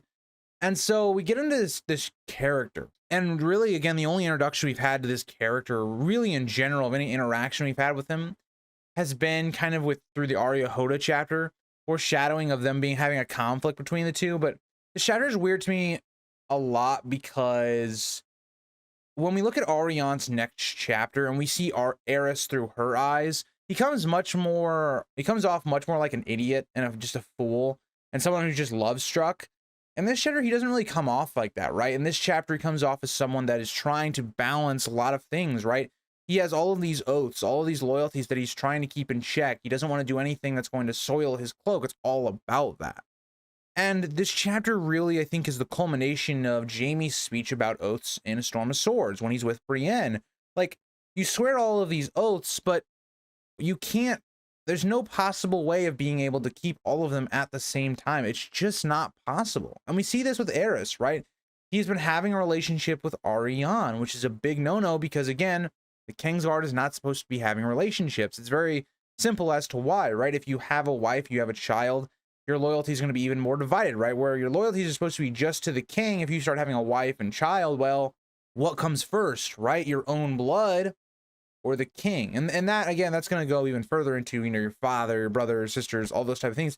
It's the exact reason why the Night's Watch doesn't allow you to have a wife and kids. We're instantly at this point where, you know, when Aerys and Arianne start having this conversation about crowning Myrcella, it's those loyalties and oaths that are going to be questioned. Now, I won't sit here and say this is my favorite chapter or anything. I really love the introduction into Arianne, how she plays the game, how she goes about, you know, doing things, manipulating people, getting what she wants. I really enjoy that aspect of it. And I really enjoy a lot of the like major themes. It's really this idea of George R.R. Martin, again, playing on the idea of the heart at conflict, right? Your heart is telling you that you want this woman, right? Or you want to marry this woman, or you want to keep, you know, having sex with her, whatever, you know, is going through Aerys's head here. But it's the other side of you, your brain telling you, or your heart telling you that you need to not do this, right? You need to stay loyal to the crown, to your king, to your Myrcella. And it's just, again, the heart wins out in this situation. And we, again, see how clever that Arianne is at manipulating Aerys. We know that from Arianne's chapter that we're going to talk about later on in this video, is that Arianne doesn't really have like this love for Aerys. It's more like she maybe has an attraction and she's just kind of using him, right? And she just got lucky that this guy is, you know, fairly good looking, and in her own words, that he's good in bed. But even in her own like mind, she knows that Aerys is not a very smart guy, right? He's pretty dull when it comes to wit. And so Arianne is able to basically control him, right? Using some of her womanly power to gain influence over Aerys. We talk about this all the time. How do women, you know, get power in the society? And a lot of the times it's through men. And so, you know, women being able to manipulate, whether that be their husbands, you know, their paramours, whatever, it's very important and can be very beneficial. But we see that Arianne is trying to crown Myrcella, and there's a lot of groundwork that goes into Arianne's character here, establishing why is she doing the things that she's doing? Because she puts Aerys in a corner, right? She makes Aerys choose between Arianne or Myrcella, but then she also manipulates it, saying, okay, well, if you don't help me, you're not also helping Myrcella. That's the biggest thing, right? Getting this idea that Myrcella is also in trouble, that Aerys can help both of his princesses with one action, is the tipping point. And it's just such great manipulation. It's such good logic that's being used from Arianne to make Aerys go from a position that would seem you can't get to, but now he's fully on your side and fully devoted to you. And the whole idea, again, is Arianne and Myrcella are kind of similar in this idea of Myrcella is a woman and she's not being crowned, even though she's older than Tommen.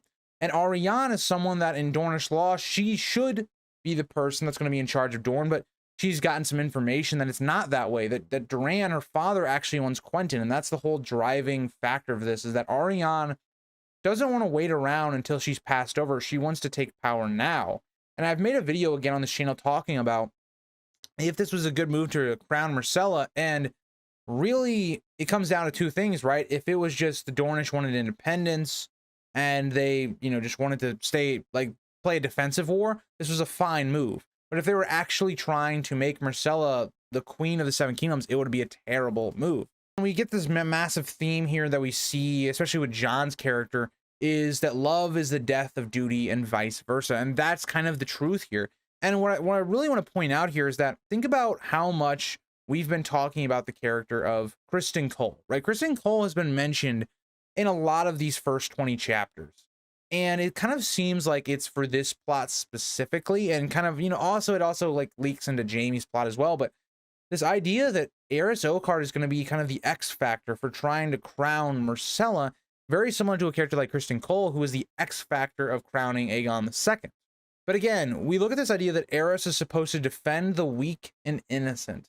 But how does he do that? Again, Arianne paints herself as this character that's very weak and innocent, and that Myrcella is the same way. So how does Eris do that while also following the king, but also the king that he swore his oath to is dead now? So does that oath still work and apply the same way? There's so many things going on within Eris's head, and when you have Eris, who's this character, is not very smart, it's overwhelming, and Arianne is able to use that against him. And I want to point this out. This is one of those chapters where George could not keep it in his pants. Like, I'm just going to say it, man. This man goes into vivid detail on the sexual encounter that goes on in this chapter. Like, George, at some points of his writing, he goes a little too deep. Like, my thing with George at times is I really don't like how at some points of the story, and this is kind of a little bit of a tangent, but it'll be specific when we get to dance specifically, but he goes too deep in on like the exact sex details. Like, I do not need like 2 to 3 pages of exactly what's going on in Eris's sex life with Arianne. Like, it's enough to say that like they got it going and then we cut to after they're done. Like, we don't need everything. I mean, I'm just saying. He does this with Dany in the first book quite a lot, so I do not understand why we need the whole thing. So, but yeah, I really do enjoy this chapter more for introducing Arianne and everything going on with her character, the themes going on there. It's a pretty good chapter. I just think Eris Oakheart is not the best POV in general. But yeah, I really enjoy this one. I think a lot of people on their first read would have been very confused by this POV, just given the fact that, like, Arianne's a minor character at this point. She hasn't even been introduced really yet. Eris is someone that I don't think the audience really would have cared too much about. So I think this is a chapter that you appreciate much more on a reread. And, you know, as a hardcore fan, I think we enjoy this. But I think as a casual viewer, I think a casual, or I don't know, I keep saying viewer. It's probably because, again, the show stuff. But a casual reader, I think you would have looked at this chapter and thought it was probably one of the worst of the book, just based upon the fact that you don't have any real attachment to either of these characters. Even though it's interesting the way George paints them, there's not much that, you know, is established about either one of these characters going into it compared to a lot of the other chapters. All right, continuing on, we're going to have Brienne 3. And I've been very critical of Brienne because I feel like her story in the first 2 chapters is kind of, I wouldn't say aimless, but it kind of feels like the least impactful so far. And she is someone that we're just not intrigued by her story too much because there's no mystery there. There's no underlying thing we're trying to solve with Brienne, but that all changes in Brienne 3. Brienne is a character that, again, I feel like she has her very extreme highs and her extreme lows, and this is one of those chapters that's building the extreme highs. Because for me, Brienne is a character where we tackle a lot of her past in this chapter. She thinks about Renly's camp and a lot of the things that were going on there, the cruel games that are being played, because it's all going to come ahead because she's going to interact with Randyll Tarly and also Sir Hyle Hunt in this chapter. And so all of that history is going to come back. How people were trying to take her maidenhead. And this is kind of this pivotal part of her experience in life because it's made her very untrusting of men, right? That men will do things to, you know, take your maidenhead or do this or that, or even to an extreme of raping you, like we saw with Jaime and Brienne when they get captured by the Brave Companion, something that's also going to come full circle in the next chapter. And so Brienne's chapter is much more interesting, in my opinion, when it just comes to her background. And again, it directly correlates to why Brienne feels so distrusting to other people in the first 2 chapters, even when maybe her companions were actually good people. She can't trust them because of the experiences that she's had. And so this kind of all leads to, you know, Brienne getting to Maidenpool.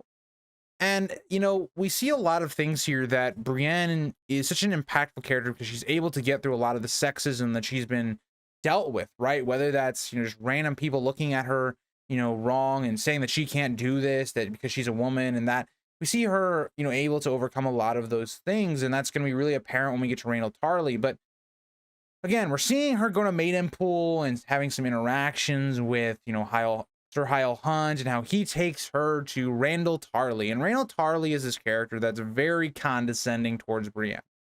You know, saying that she should go home, that she's dishonoring her father, that, again, she's going to get herself raped or something like that. And all of these things, it's very cruel, right? And it's great for Sam's POVs because it's just another insight into what Sam was dealing with, you know, being someone that was not a traditional male in this world where they like sword fighting and being rough and tough. And Sam is someone that's a little bit more, you know, shy at the beginning, and he's someone a little bit more sensitive. He's someone that likes to read. He's someone that's bigger.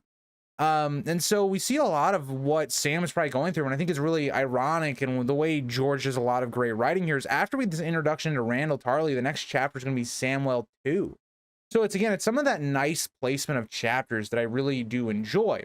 But we end up seeing her going to find the stinking goose. Again, she was given a lead in the last chapter to go to find this guy, Nimble Dick Crab.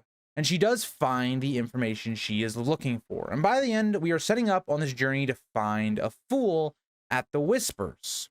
Now, again, this is something I've talked about for the entirety of the first 2 chapters with Brienne, and she lacks any type of direction, right? There's nothing there that's interesting because we know the Starks are not anywhere near where Brienne is, and she's not likely to find them. And so this finally gives us some mystery, some intrigue. Like, we know that Brienne is not going to find Dantos and Sansa. That's not who this fool is, but now we're intrigued. Who was this fool that Nimble Dick is talking about? Right? So now we have an extra layer because now we actually want to find out who this is. And the other part of this is now we know, okay, because we, the reviewer, right, or the reader, know that this isn't those people. So we know Nimble Dick is not, you know, telling the truth to some degree, right? That maybe this isn't the right person that Brienne is going to find out. But again, we finally have something going on for Brienne. We have some sort of direction for her character to go. And I really do enjoy that. So again, I think the best chapter for Brienne by a lot. It does the most to build her character. It does the most to focus her actual plot going forward. It's going to enhance, I think, a lot of the elements we're going to see in the next chapter that are really important and fun and that I enjoy. And so that's going to kind of lead us into chapter 16 with Samwell 2. I maybe didn't talk about Brienne 3 as much as I did with other chapters, but I think a lot of Brienne 3 is a lot about that groundwork for her background and how she interacts with characters from her past that affected that background. And so, yeah, let's get into Samwell 2. This chapter to me, again, was very hit or miss.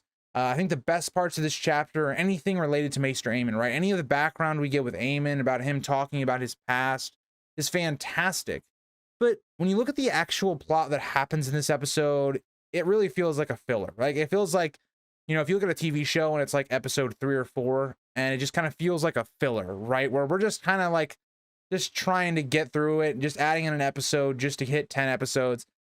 You know, there's nothing insane that really happens, and a lot of great lore that we get outside of kind of Aemon's, you know, paragraphs here or there. They are on one of the ships that the Night's Watch control. They're sailing to Braavos, and in this chapter, they pass Skagos. So again, some nice and, you know, interesting, you know, lore that we get and foreshadowing about where Davos is going to be going a bit later on. But again, this chapter is so far away from any like actual Skagos talk that I think a lot of people are just going to forget about this like whole thing going on anyway. But the most significant revelation is that Jon did the baby swap and is the reason that Gilly is so upset. I will say again, we are having to decipher why Jon did this, and our image of him is through other people, which is great for when we get to Jon in the next book. Something I really do enjoy that George, you know, consistently does. But like I said, the best points of this chapter is learning how Aemon came to the wall, more on Bloodraven and also Aegon V. The wisdom that Aemon has in every line, even with being blind, he sees more than many. I would say, again, this chapter is kind of a filler chapter for me. Again, I enjoy elements of it, but I don't find anything in this chapter particularly great. I would say of the first 16 chapters is actually, you know, on the lower side compared to, you know, if you look at the King's Landing plot, the Dornish plot, the Greyjoy plot, this one just kind of fails in comparison to all of those. So that'll lead us to Jaime 2 and chapter 17. Now, Jaime 2, again, is another quality Jaime chapter. It's not as good as the first one, because the first one to me is really important on Jaime's, you know, personal arc, and we get a lot of great history, especially about Robert's Rebellion, and it's just a fascinating chapter looking at Jaime's guilt over his actions from the last book. But this one does continue on that story and really does a great job.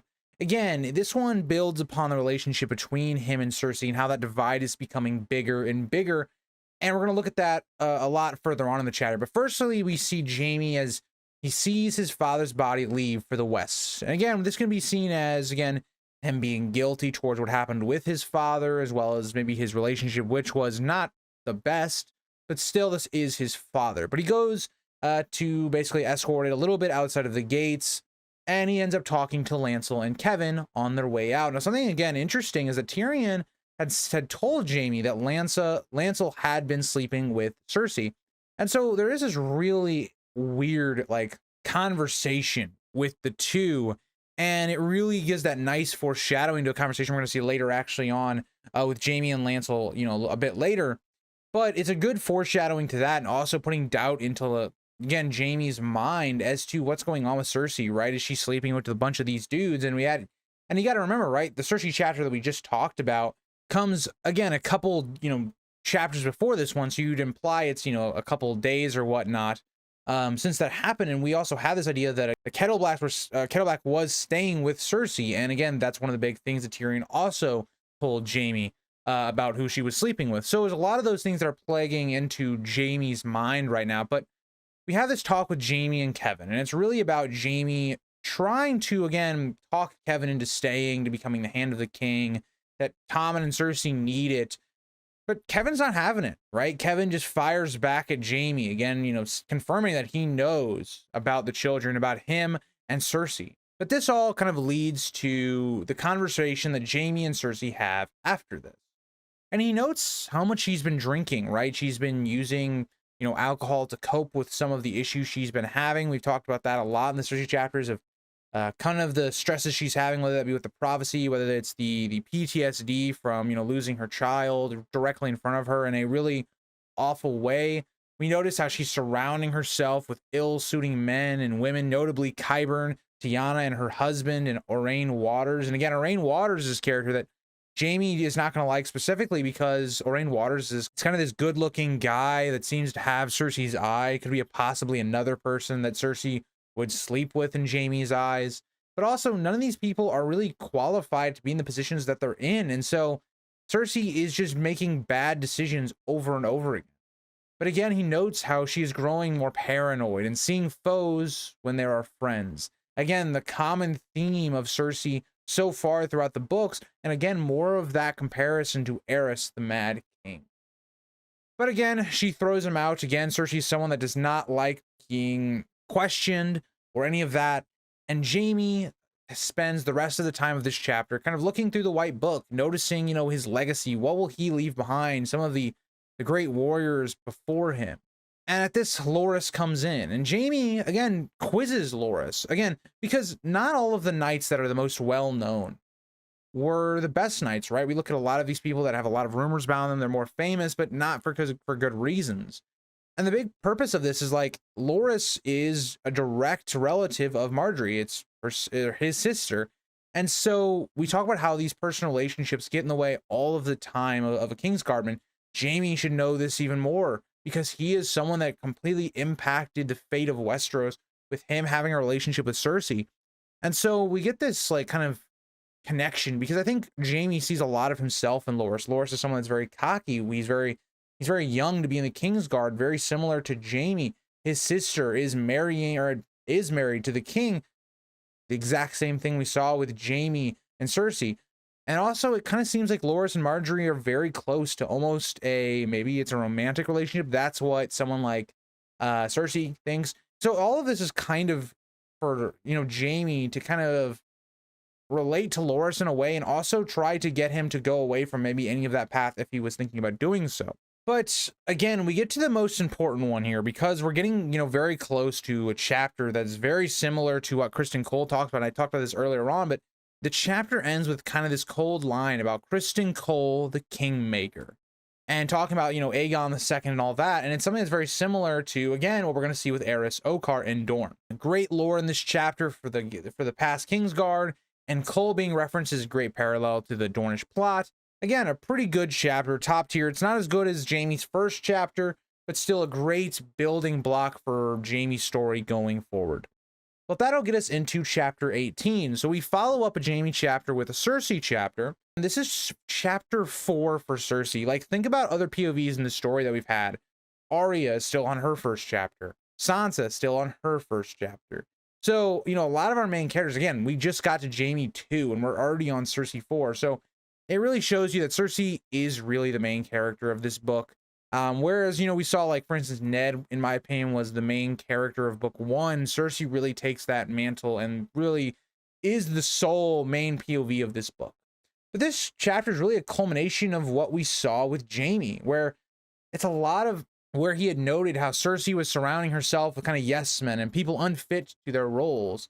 The chapter opens with men bringing the wrong dwarf's head to her.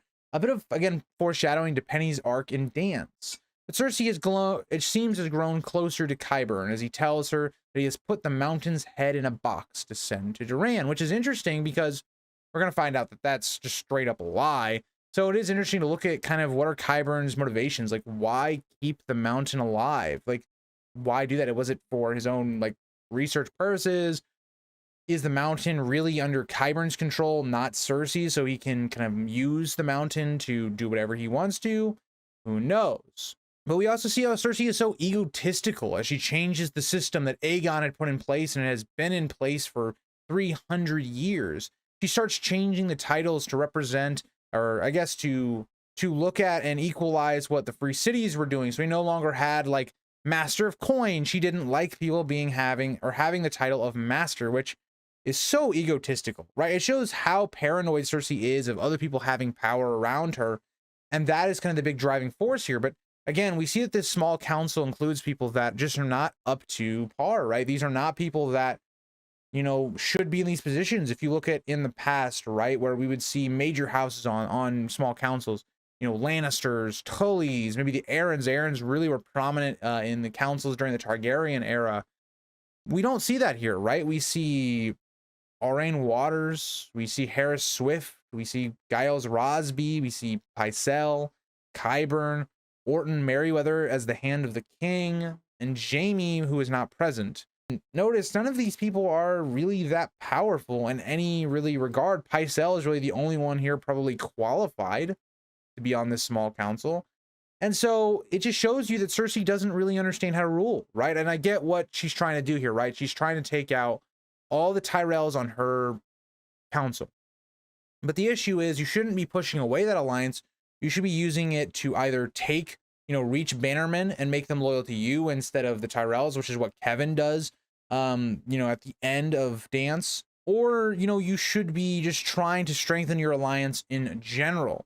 But we see a lot of issues are talked about. So again, there's a lot of great things that we see during this council. It really is a chapter that really explores a lot of the building blocks for plots that we have not really seen yet, and kind of a lot of a catch up of what is going on in the world. So again, they talk about how Jon Snow is Lord Commander and how they need to be stopped, how maybe we'll send men there to assassinate Jon, which is something that's also going to be built upon a little bit later on in this chapter. Again, talking about how Stannis is at the wall and being helped by the Night's Watch. So there's a lot of things there that are really nice. And we see other things like Davos apparently has been captured at White Harbor. We see how the coin and the actual coffers of King's Landing is very low because Aurane Waters wants to make a new fleet again. He's a bastard of the Velaryons, so kind of his thing. But we just don't have the gold to do so, right? That's something that Giles Rosby brings up. And Cersei basically says, yeah, let's not pay back the Iron Bank. They can wait till the war is done.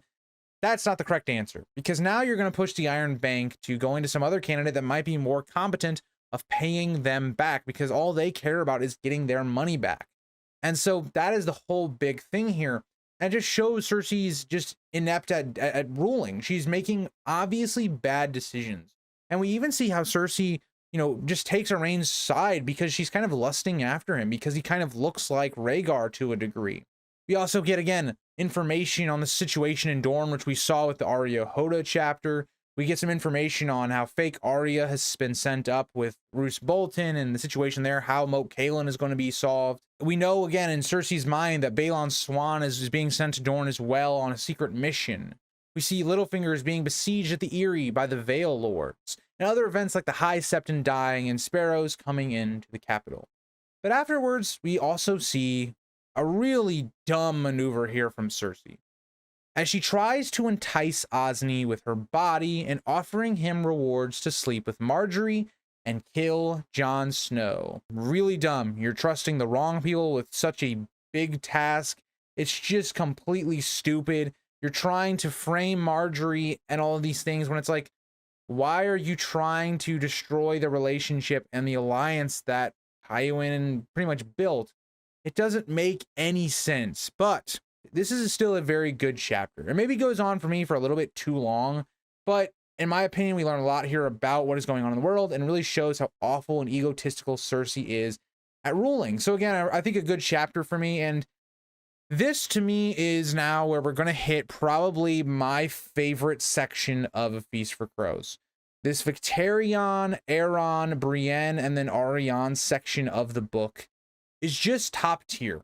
Everything in here is great. There's never a point in any of these 4 chapters really that I'm sitting here just like not on the edge of my seat wondering what's going to happen.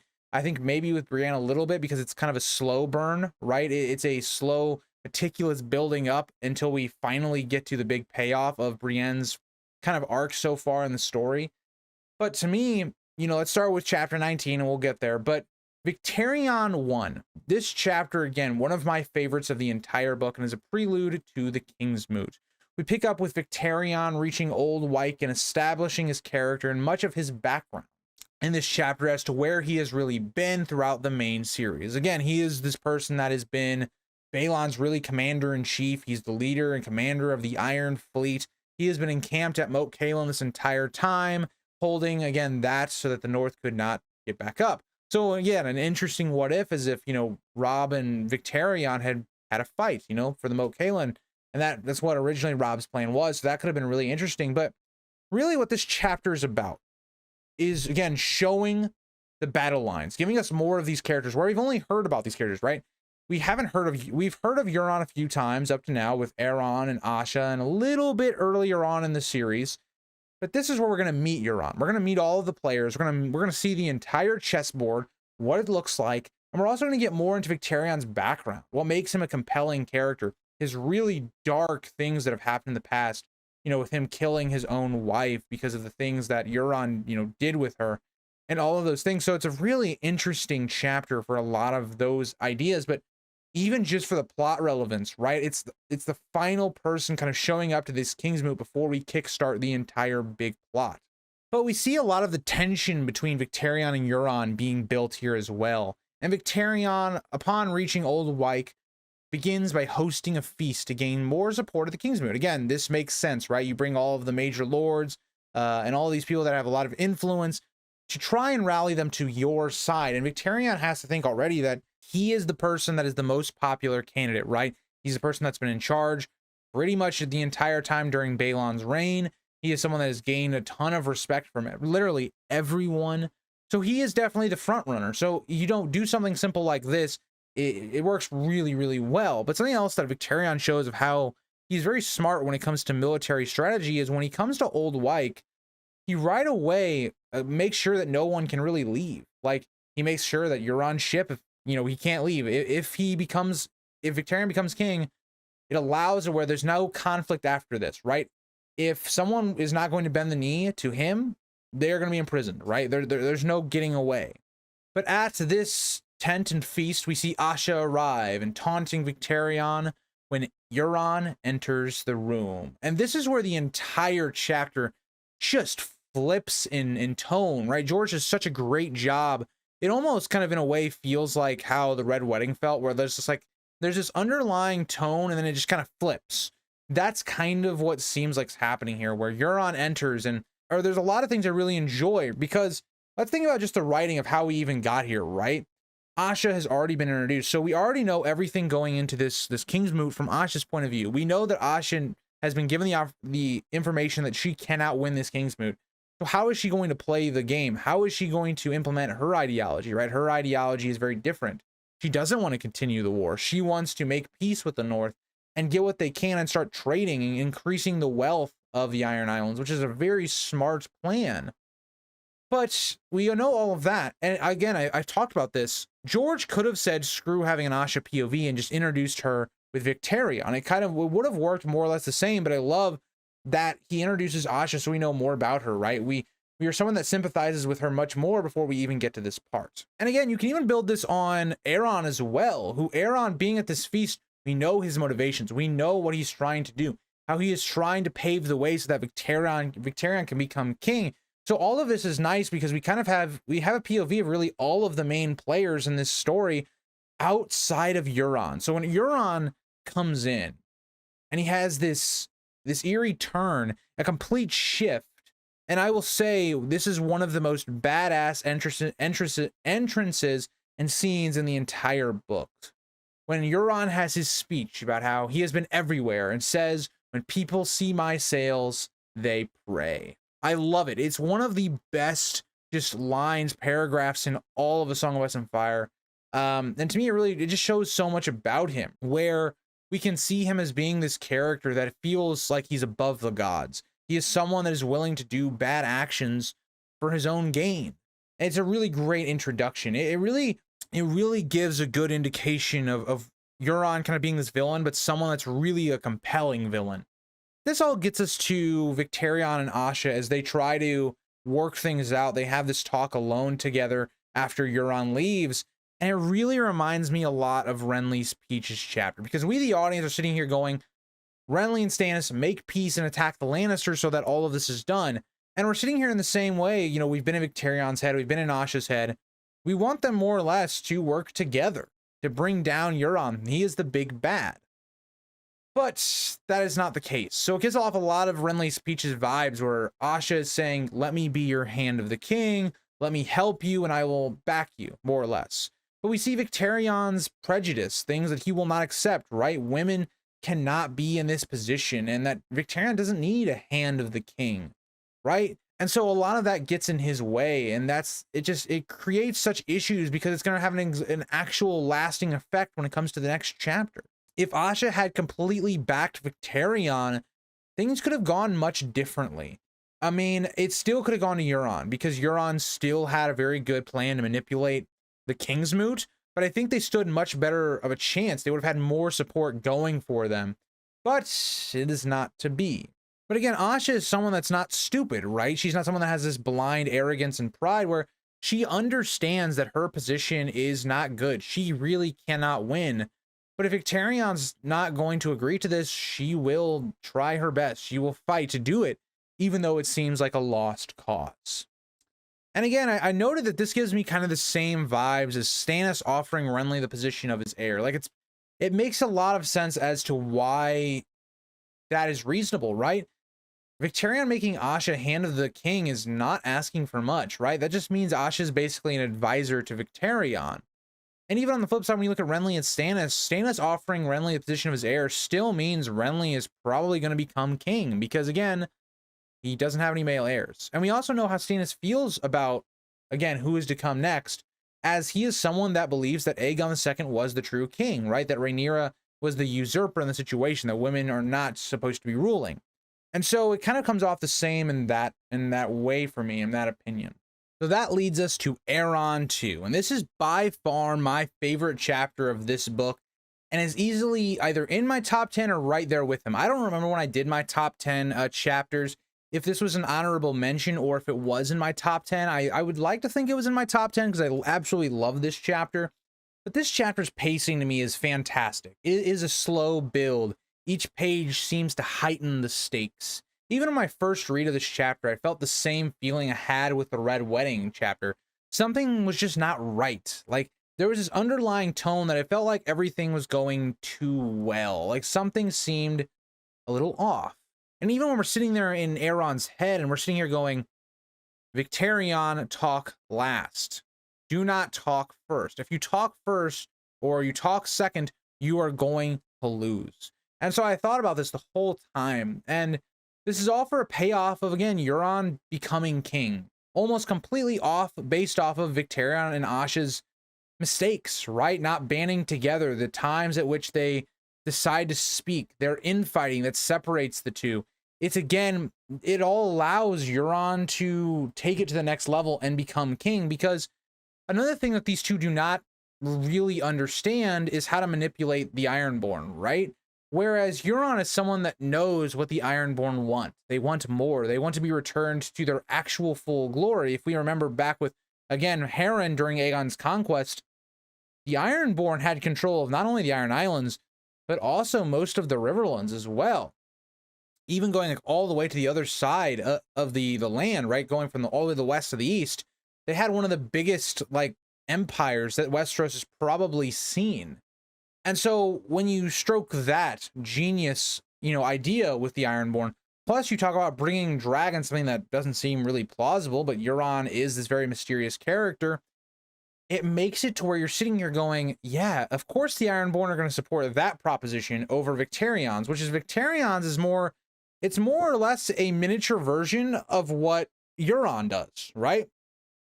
Because Victarion's is saying, we'll just keep doing what Balon's doing. We'll keep going with the war and we'll try to keep the North, whatever.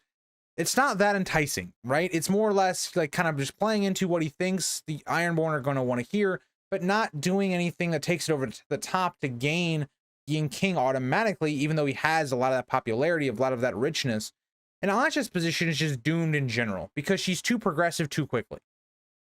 Because one, she's a woman, so people don't want to support her. Two, she goes pretty much against all of the Ironborn culture. Now, again, I'm not saying that Asha is dumb in her ideas or anything like that. She is the smartest. She has the best plan for the Ironborn success in the future, right? To start becoming a trading nation, to becoming more of a ally to other nations so that they don't look at us and mistrust us and we can't, interact with anyone. She is the smartest of the three when it comes to how would we actually grow the Ironborn's power, right? If the Ironborn really, put their minds together and put the resources together, they could be like almost as powerful as the Velaryons, say, in the Dance era, because their manpower at sea would be so strong that they would be able to trade really, really well. But they don't do that. And so you have that, which is something the Ironborn don't want to do. They don't want to be progressive because they're going to be extra progressive, right? If you want to look at the three factions, right? The three factions are Asha is super progressive. You have Euron, who is more like in between. He's progressive, but he's also like, he's more like a moderate, right? He plays both sides, right? Because he's something where he's being more progressive, is saying, we're not just going to take the North. We're going to take everyone. How are we going to do that? We're going to take, going to the dragons. But he also plays on this, return to glory type idea, where Victarion is more like your, I guess, your conservative, where Victarion's saying we're going to keep doing what we've been doing before and nothing's going to change. We're going to get more of Balon. And so you have that and people choose the moderate option because it's the best of everything, right? You get the most benefit out of it. There's much more promises going on. Euron reminds me a lot of a modern politician where he plays both sides of the argument, but he tells the people what they want to hear without really giving a lot of proof that he can actually, keep those promises. And so Euron manipulates the situation the best. It shows the pitfalls of both Asha and Victarion, where Victarion is not a politician. He's a soldier. He cannot manipulate people that well. Yes, he can inspire loyalty and things of that nature, but he's not someone that's good in these situations.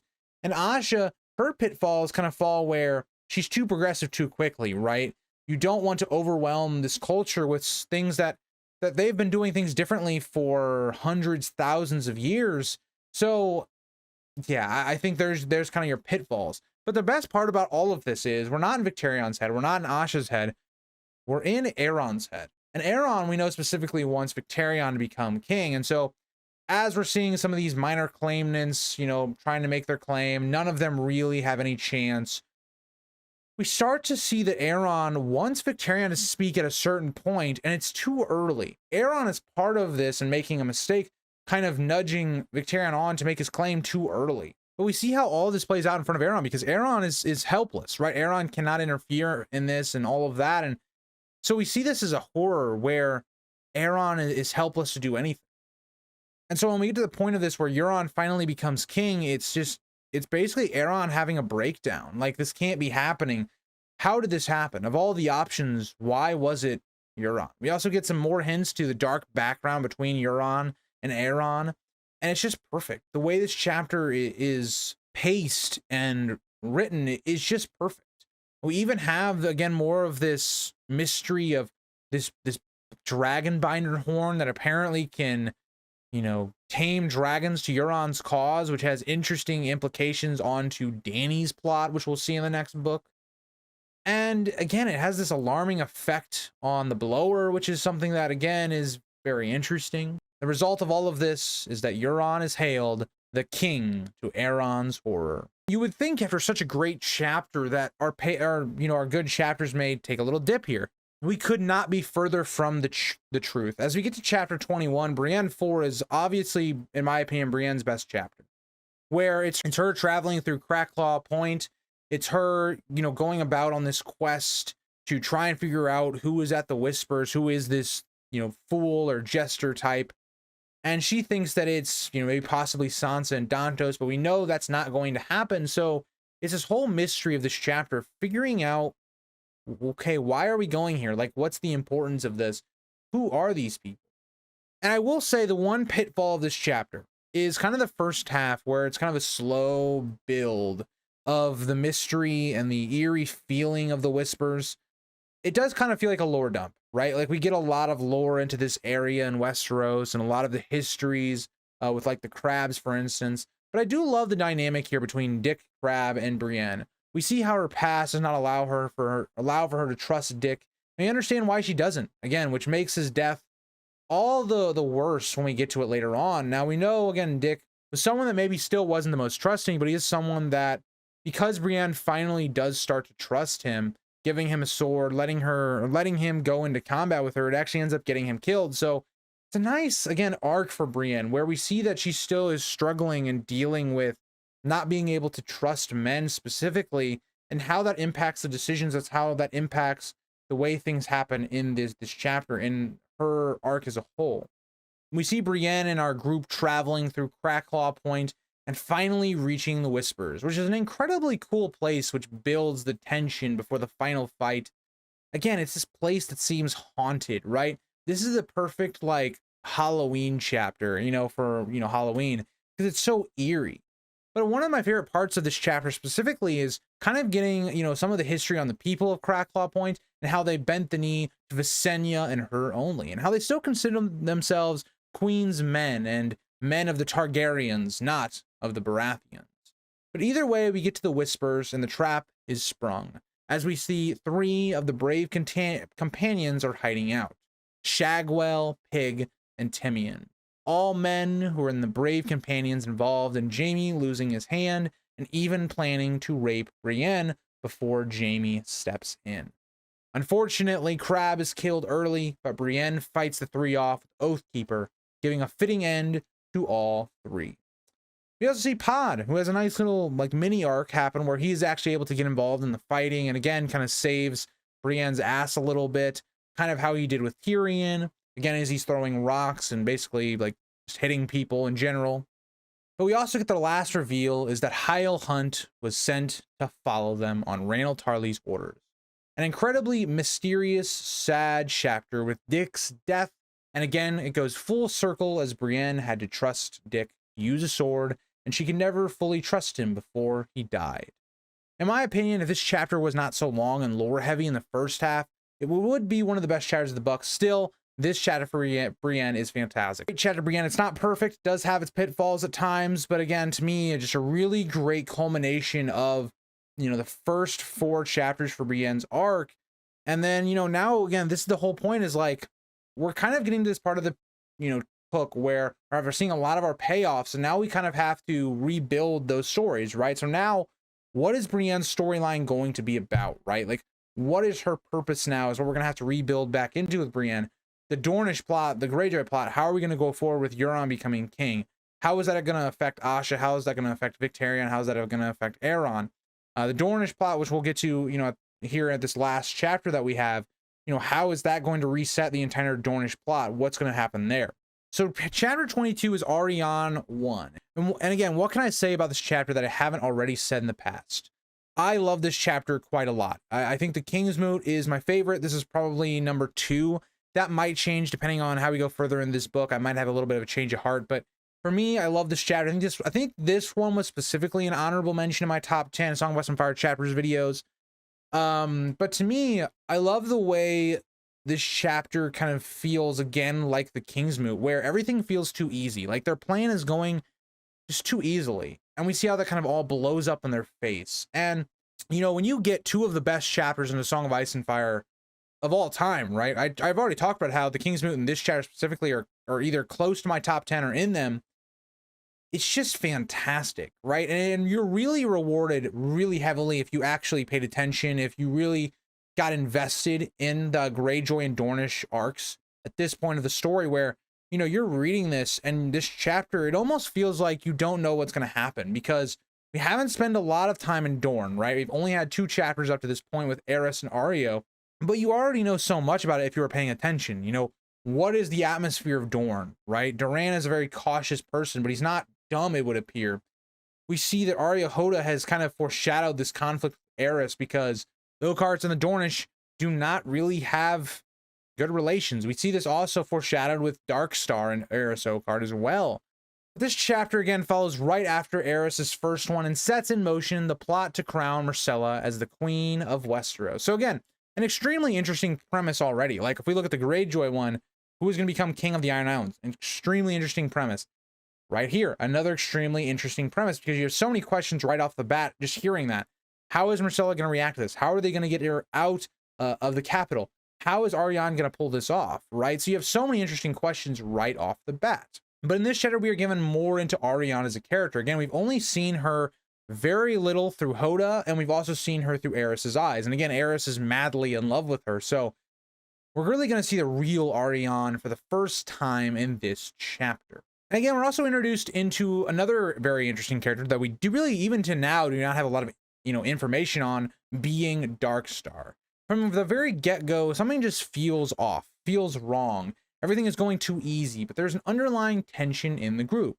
Again, like I've already talked about, Aerys and Darkstar have family tension issues, as the Oakhearts and Danes have killed each other for years. We also get that Darkstar doesn't really seem to be loyal to this party. He keeps saying, Arianne, you know, maybe we should kill Myrcella, right? That would actually achieve our goals much quicker and much better. We want a war to start.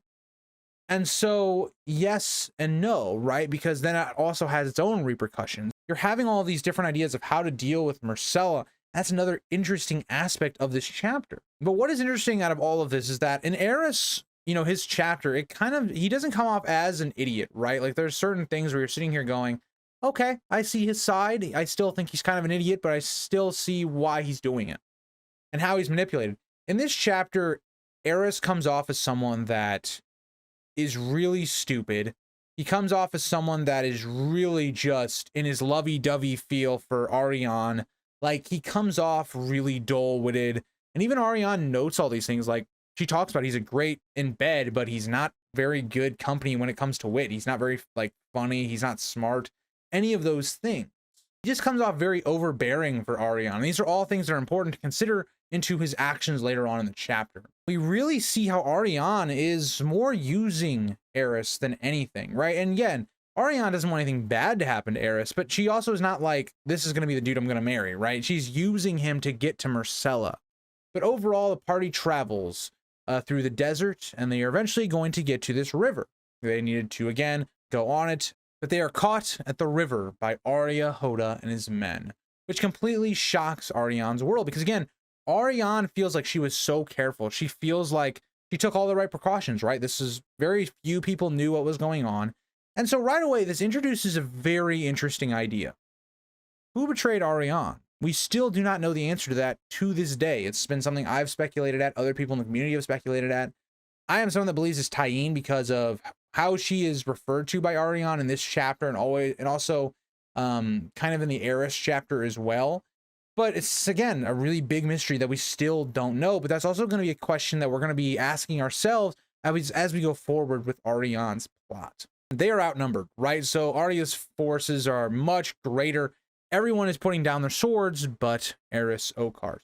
And Aerys Oakhart is someone that, because of the manipulation that Arianne has done, Aerys knows that Arianne cannot get captured here, right? This is, you know, her birthright. He's trying to defend her and also Myrcella's rights, again, because Arianne's put that into his head, and he goes charging at Arya Hotah and these crossbowmen. And Arya Hotah gets shot a bunch of times and gets absolutely decimated by Areo Hotah, ending Arys Oakheart, one of our POVs in this book.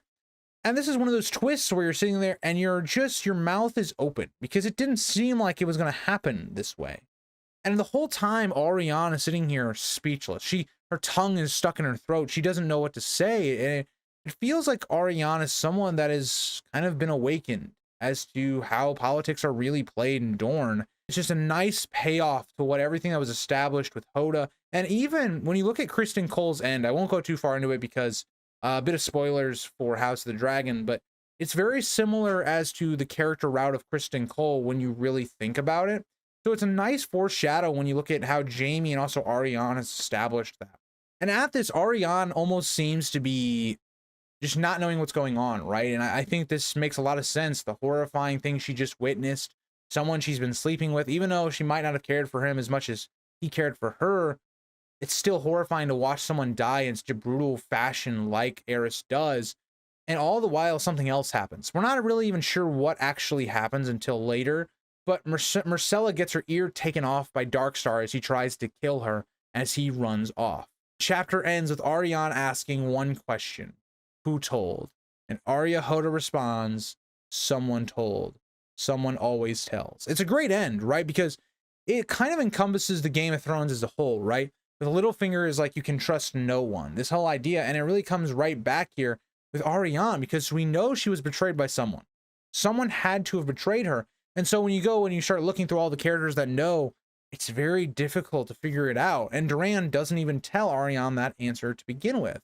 And to me, this really is the climax of the book. I would have said it was the Kingsmoot, but because this chapter happens after the Kingsmoot, it really feels like this is the Red Wedding section of Feast for Crows, where you have a lot of conclusions of a lot of arcs that have been building. Brienne, the Greyjoy plot, and the Dorne plot. So now you're going to have to reset all of these plots and see, okay, what are we going to build up to? What is the next event that's going to really, shape what's going on in these plots? And it's a fantastic way to kind of get to the midpoint of this book. We're on about 450, so we're about halfway through the book. I really do enjoy this part of the book a lot. Yeah, if you guys did want to subscribe, like for more of this type of content. If you just want to learn more about Song of Ice and Fire, go ahead if you would like to. But let's get into it. So let's start. Chapter 23 is going to be Arya 2. So again, I want to point out specifically with these next two chapters, 23 and 24, they're really about self-identification, right? Like, who are these people, right? Arya is this character that I really feel like through the first 4 books, that's what a lot of her character is about. Like, who is she as a character, right?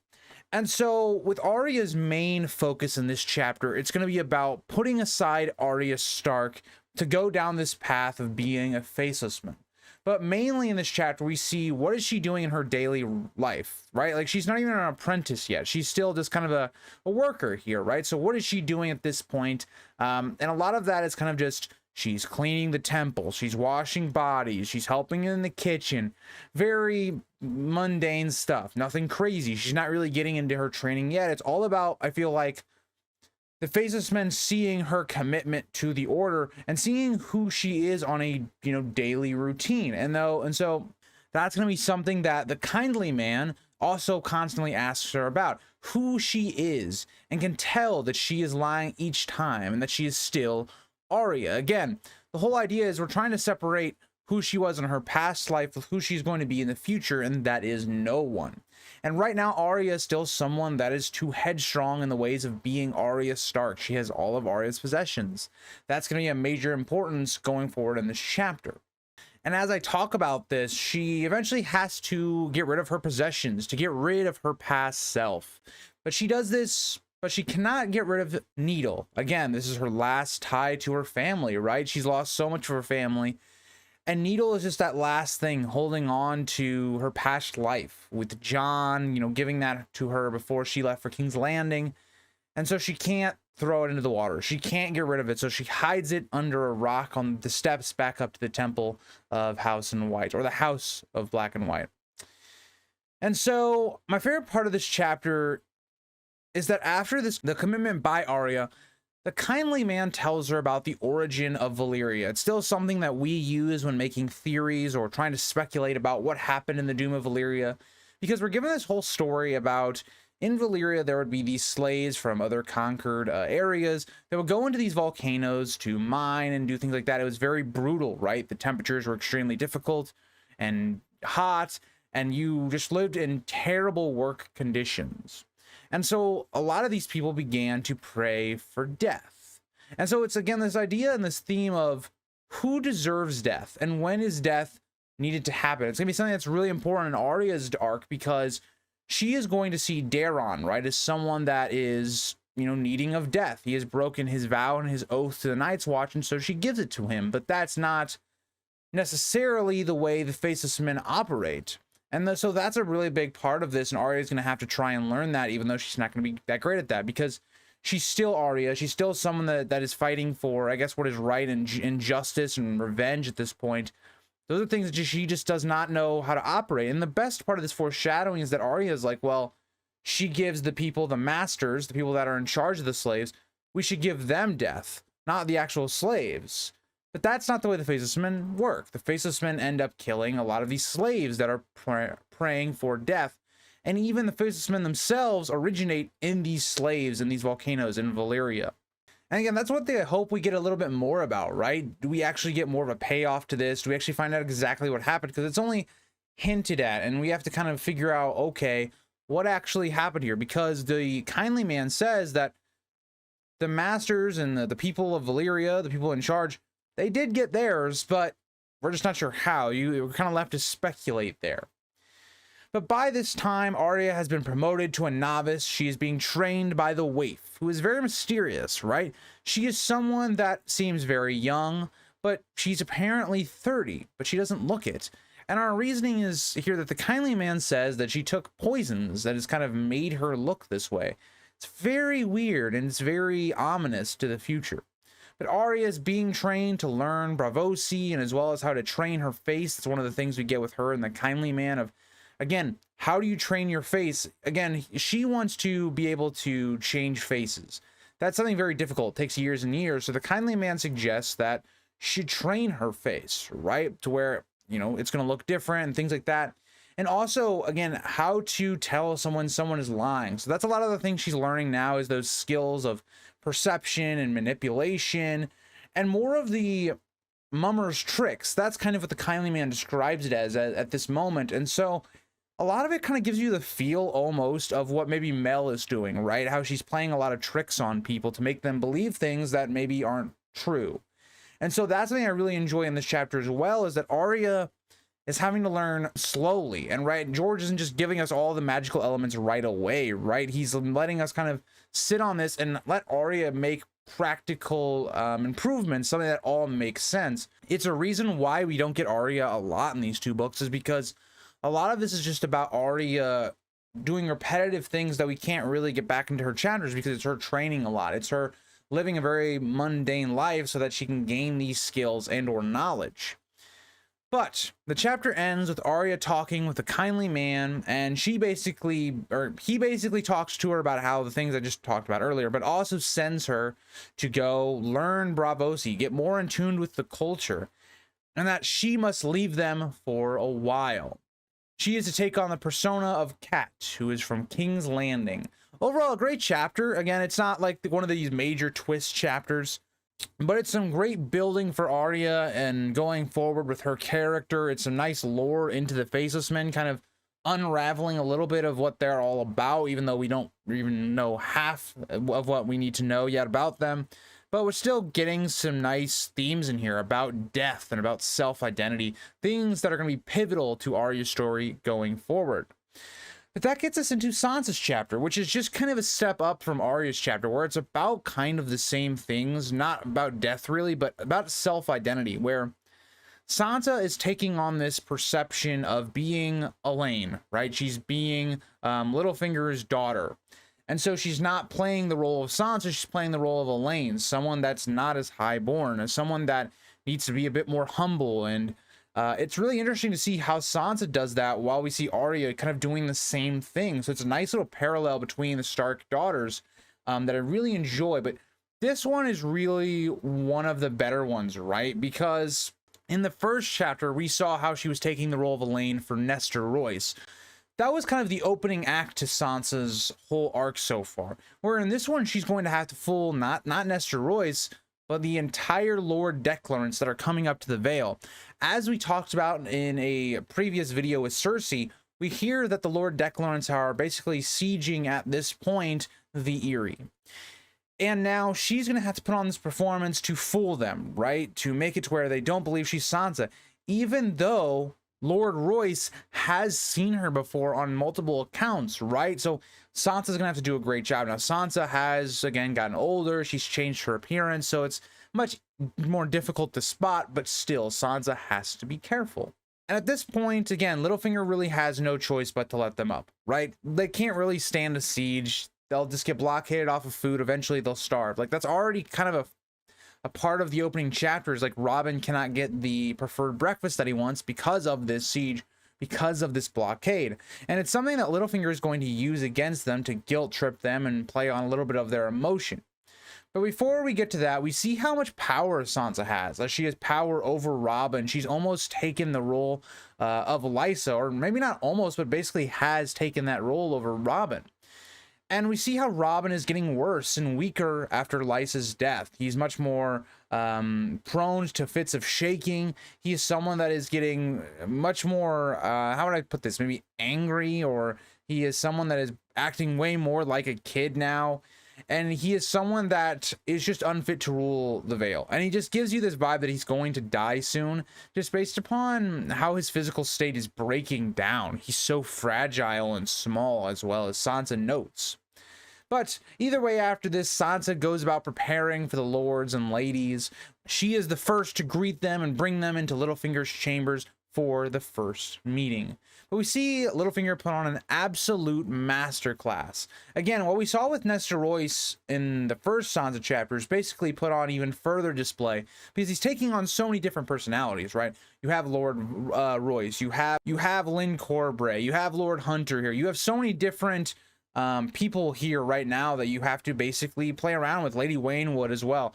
So basically, he puts on the victim face, right? Littlefinger more or less just puts it all on them, right? Putting all of their things that maybe are antagonistic towards Littlefinger, and specifically Robin. He plays the innocent, right? He says that he's only interested in protecting and raising Robin like how Lysa would have wanted. But he does this long enough to get the rash Lyn Corbray to draw a sword. A great dishonorable move at a parlay. Again, this is the Vale. These are people that say they are very honorable and just, but yet here is one of them pulling out a sword at a very peaceful parlay. It's something that is great because it buys Littlefinger time.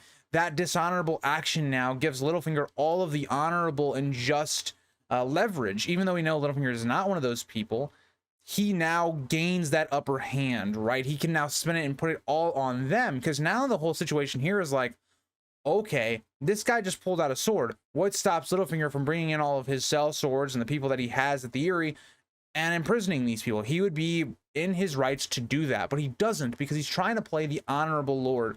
And so a lot of this works really well for Littlefinger, because Sansa gets to see this on full display, right? She's learning how to manipulate people, how to play the Game of Thrones a lot here in this chapter, even more than in the last chapter. But in the end, Littlefinger buys himself a year to try and rule, and if they have a problem then they'll remove him. But all of this is brilliant, because when Sansa kind of asks about this and Littlefinger kind of tells why he did this, there's a lot that can happen in a year. You know, death, bribery, and such, right? And some people may not love him, but he can also use that against them. So Littlefinger knows what can happen. Like, think about what has happened in the last, like, 2 to 3 years of this story particularly, right? You've had the king die. You've had the Warden of the North die. You've had the Warden of the West die. And he was also the Hand of the King. You've had multiple different kings here. We have multiple uprising, rebellions. People die, right? This is a world where that stuff happens. And this chapter really feels a lot like, in my opinion, Tyrion in A Clash of Kings, where it's Tyrion dealing with a bunch of personalities and just coming out on top one way or another. But this gets us into Cersei 5. And I noted this was a weird chapter for me because Cersei kind of feels like a bridge chapter in this one. Where I think a lot of her chapters are really good. This is the one where I think it is the least impactful, but it also is the one that is the least interesting. A lot of this chapter focuses on, you know, Cersei and her division of power, right? How she doesn't want to give up power, for one. Two, how she doesn't like the Tyrells and that growing rift there. And also just kind of more information and a little bit about kind of some of her plans that are not working out so well, and also some things to go forward that she is going to plan that are going to blow up in her face. So again, we see that Cersei is not allowing Tommen to sit the throne or attend small council meetings. One, because Tommen is too young, but also because Cersei doesn't want to give up power. Cersei has this particular line where she's like, Tommen can wait. She had to. Which is interesting, given that Cersei never should have been in power, right? It's been very bad for the kingdoms already. But she also makes another blunder, as she's not paying off the Iron Bank at all, suggesting that payments will come after the rebellion. Again, not a good idea, because now it's allowing the Iron Bank to go to somebody else, right? That's going to pay them off, right? That's exactly why the Iron Bank goes for Stannis, because of how Cersei is playing the game. But we also hear some other interesting information that, again, Braavos has been killed. Again, the entire audience is sitting here going, I'll believe it when I see it, right? Because it's like, why would George kill off a main character off screen? Doesn't really make any sense. But the phrase confirmed this. And again, on a first reading, brings up a lot of questions that we won't have answered until Dance. But after this bit, she talks to Osmond about his younger brother who has failed in courting Marjorie. And Cersei, again, is trying to get them alone so that this treason can happen, that she can put it on Marjorie and get her killed, more or less. Really stupid plan. You're trusting the wrong people. Cersei is just really dumb in the way that she's approaching this, as well as trying to split up her alliance with the Tyrells. It makes no sense. Cersei then comes upon Tommen learning to joust, which she's appalled to learn is from Loras. And again, Cersei is just blinded in her hatred of the Tyrells. Like, I get why she doesn't like the Tyrells. They are very power hungry. They're trying to gain a lot of seats of power and power over the king, but learning to joust from Loras is not a bad thing, right? Loras is one of the best jousters in Westeros.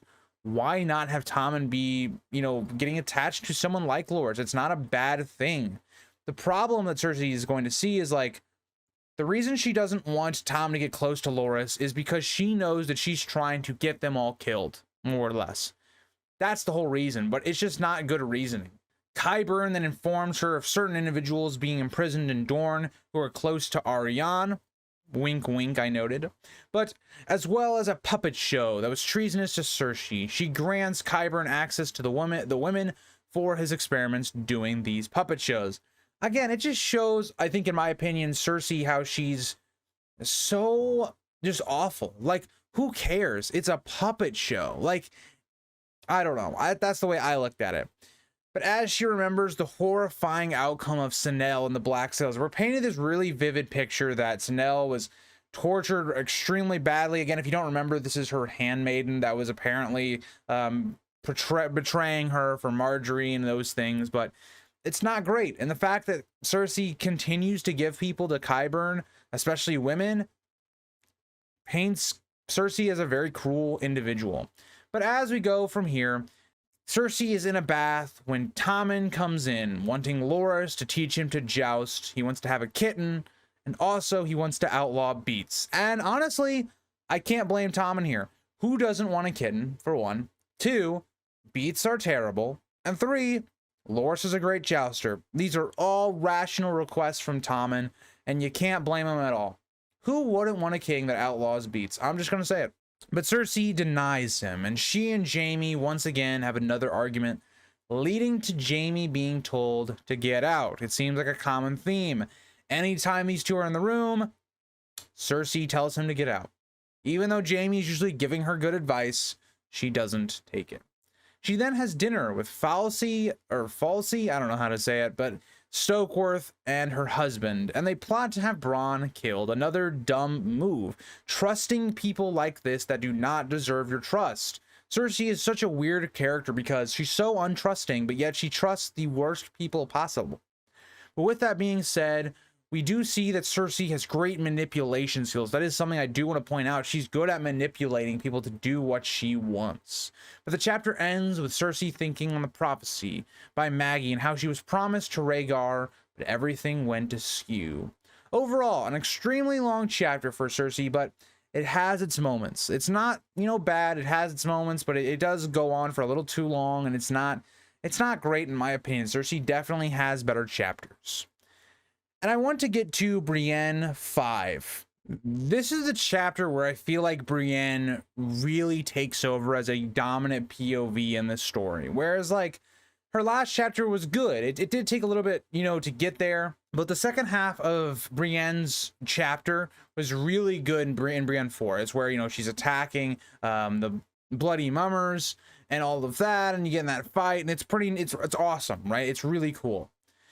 But this is where I think her chapters get elevated, right? When we start getting into the deep themes of A Feast for Crows with Brienne and start delving into all this character work that George has done throughout the first 4 chapters for her, it's fantastic. But this chapter picks up right off of the highs of chapter 4. As we're going on our way back to Maidenpool, she runs into Randall Tarly once again. And again, we see some interesting things because Hunt, who is also traveling with her now, confirms how Brienne dealt with the bloody mummers, and once again, Tarly is not pleased by this, right? He reminds Brienne that she should not be a knight and is tempted to send her home. More importantly, I think what the greatest part about this is we have a new direction for Brienne. Brienne is wanting to find the Hound, who apparently, in her mind, she thinks is still Sansa, and we know it was Arya, but we have a new sense of direction. Right? But Brienne now is going to travel with Septon Maribald, who is going to the area of salt pans. But interestingly enough, Hunt tells her the entire story of the Hound and Beric leading the raid, which was actually a lie to bring public perception of Beric down, right? The Hound had never joined Beric. And so this becomes interesting because it changes the way Brienne is going to perceive this conflict. And what I like about it is, again, it restructures the way Brienne's arc is going at this point. But again, it's a great way to switch avenues, right? Because her journey starts with her trying to find Sansa. And now she still thinks she's trying to find Sansa, but now she's going for Arya. It just is a great way to change that and, again, focus her arc. Because, again, the thing I complained about the most with the first 3 chapters for Brienne was there was no real focus. Right? There wasn't really anything we were building towards, and now we have that. Even though it's different than the way, like, Brienne sees it one way, we, the audience, know it's not that way, but it's still interesting to uncover this mystery of the Hound. He was dying when the last time we saw him with Arya. How did he lead a raid on salt pans? But the group sets off, and honestly, everything with Maribald is fantastic. The end of this chapter and his speech is really the entire theme of this book. Again, we see him talking about war, about how people die so easily, and for what, right? War is bloody. It's a conflict in which no one really wins. And it's just a fantastic theme because, in my opinion, this is basically the opening act to this theme. Right, this is perfect building and foreshadowing to what we're going to see in Brienne's next chapter with the elder brother. And one of my favorite speeches, and this is a great point, right? This is by far Brienne's best chapter. And what I talk about when I look at George's ability to write, when I really hate that people say that George's writing style, got worse. This is one of these chapters I point to and I go, there's no action in this chapter. This is a fairly low stakes chapter. There's not a lot happening in terms of plot. But this is one of the best chapters because it's so interesting to look at this character, Maribald. Nobody knows who he is before this chapter. He's a character that's very, forgettable, but he is a character in which he's human. He brings this perspective of war and the themes of this story all wrapped into one nice little bow. And it's one of the best written chapters, in my opinion, of the entire series. And so this notion that George just somehow stopped writing, well in Feast and Dance is ridiculous. And this is one of those chapters I point to, right? I did a reaction video to someone who said, Feast and Dance, the writing quality was significantly worse. and this is always going to be evidence that I'm going to cite to back up my side that is not true, is Brienne 5 and 6, right? Brienne 5 and 6 is some of the best writing in the entire series, including the first 3 books. But that will, again, continue us into Samwell 3. And now, I want you guys to think about all the praise I just gave for this chapter. George, in my opinion, especially in this book, does a really good job of hiding his, I think, worst chapters in the book between really great chapters. Samwell 3, in my opinion, is, I think, one of the weakest of the entire book. I think up to this point, it's up there with one of either Brienne 1 or 2 as my least favorite so far, because it's a chapter in which not a lot truly happens, but it's extremely long. I hate these chapters that are really long where not a lot happens, because this is a chapter where it's really just Samwell sitting around on the boat, kind of complaining, recounting what's going on, how they made bad decisions that led to them having no money.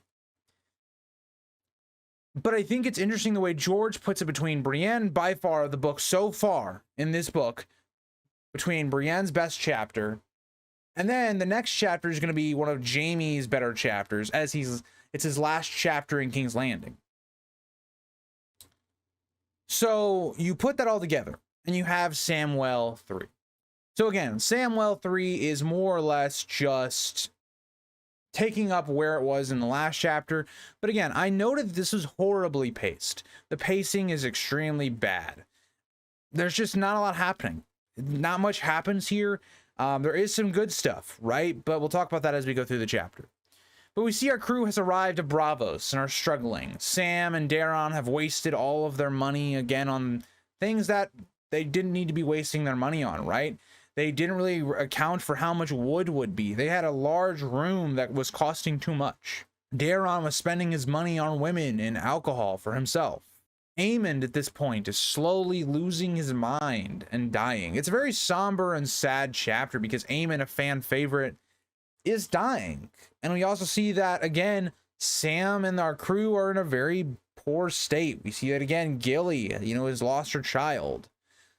It's a very sad chapter. So you mix with it being a very downer chapter, with it being very long and not well paced, it's just a hard chapter to read, in my opinion. I don't know. Let me know if you guys disagree on this one, but just not a fan of this chapter. But Aeron, it seems, has also deserted our crew, preferring to be a singer and earning money that way. But one thing I do find a little interesting about this is Aeron's actual character arc and motive. Like, Aeron is this person right now that I don't specifically blame him for just getting rid of his oath, right? He is someone that ended up at the wall, probably not for the right reasons. It would appear that, again, I believe it was because he was sleeping with the Lord's wife or daughter. I don't remember. I think that's what it was, though. And it was said that it was mutual, but he got sent there because the woman said it was not. So again, I can understand why Aeron here would be like, you know what, screw it. I'm in Braavos. What are the people of Westeros going to do to me? I'm not even in the country anymore, and I'm living a fairly decent life in Braavos right now because of my voice. I don't blame him whatsoever for wanting to do that. But what we do find is interesting is, again, Sam goes to find Aeron, but he actually runs into Arya, which is kind of cool because it also develops her character in this chapter, while also like developing Sam's character as well as he goes through Braavos.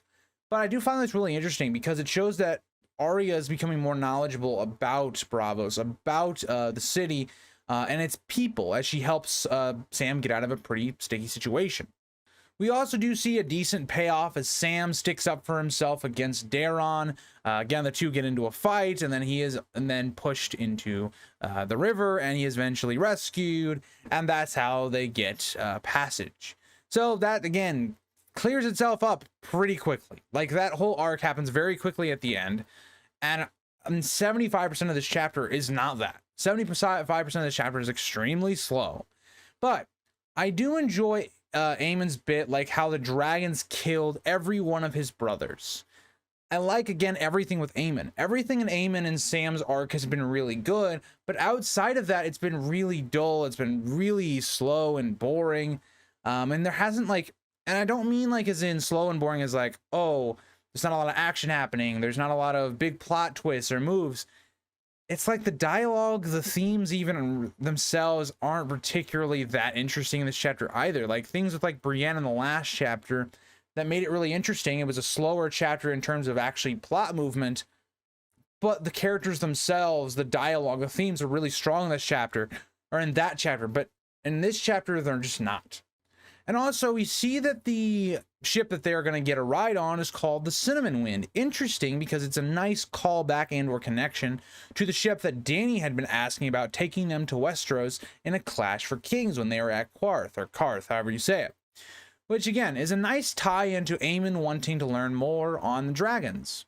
As, again, the whole crew, or especially the captain, would have seen Dany's dragons. And I want to state this because, for me personally, I do not find this to be a great book for Sam's plotline. I think of all the plot lines, his has been obviously the worst. We're over halfway through the book right now, and by the time we're done with this video, we're gonna be about 3/4 of the way through the book, and Sam and his 3 chapters haven't really done much for me when it comes to what are the characters going through, the things that are happening, the character arcs. It's by far the weakest. I think Brienne, you know, at the beginning would have maybe challenged Sam's arc, but even now at this point, Brienne is starting to pick it up, right? She's basically gone from the bottom pretty much all the way up to the top now by this point of the story, and Sam has just stayed at the bottom for me. The only thing that I think saves Sam chapters is Aemon. I find Aemon very interesting, and his arc is more interesting. The way he talks about his life and his past things, the lore that we get with Aemon, are all fascinating, and the way his life is coming to an end is very tragic for the reader, and we're very emotionally tied to this character. But that leads us into Jaime 3, and again, I talked about this, but this is a really good chapter for Jaime. It's his last chapter in King's Landing, and again, we see that Jaime is more or less being sent away, right? Cersei wants him to go bring peace in the Riverlands, take back Riverrun, but the whole part of this is like, why does Jaime need to go, right? Devon Lannister is there. The new Warden of the West is there. The Freys are there. They should be able to deal with this conflict, not Jaime. But she sends him away because, in part, she's annoyed with him. She's tired of him. But the thing with, I think it's really interesting about Jaime is that he's still conflicted. A part of him wants nothing more than her. But the other part of her, a part of him, can't stand her.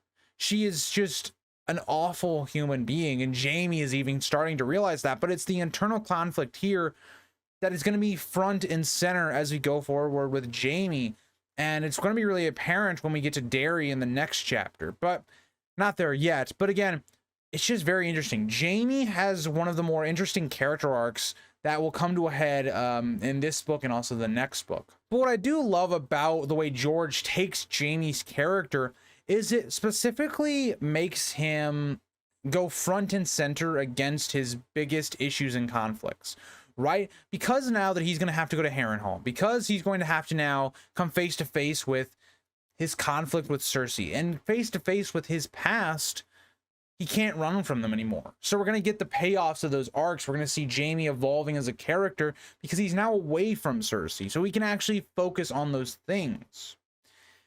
And he's also going to have to focus on his vows to Catelyn, his fighting ability, and his role in society and his family, right? He's now taking on the mantle of kind of the general, the big guy in charge of the army.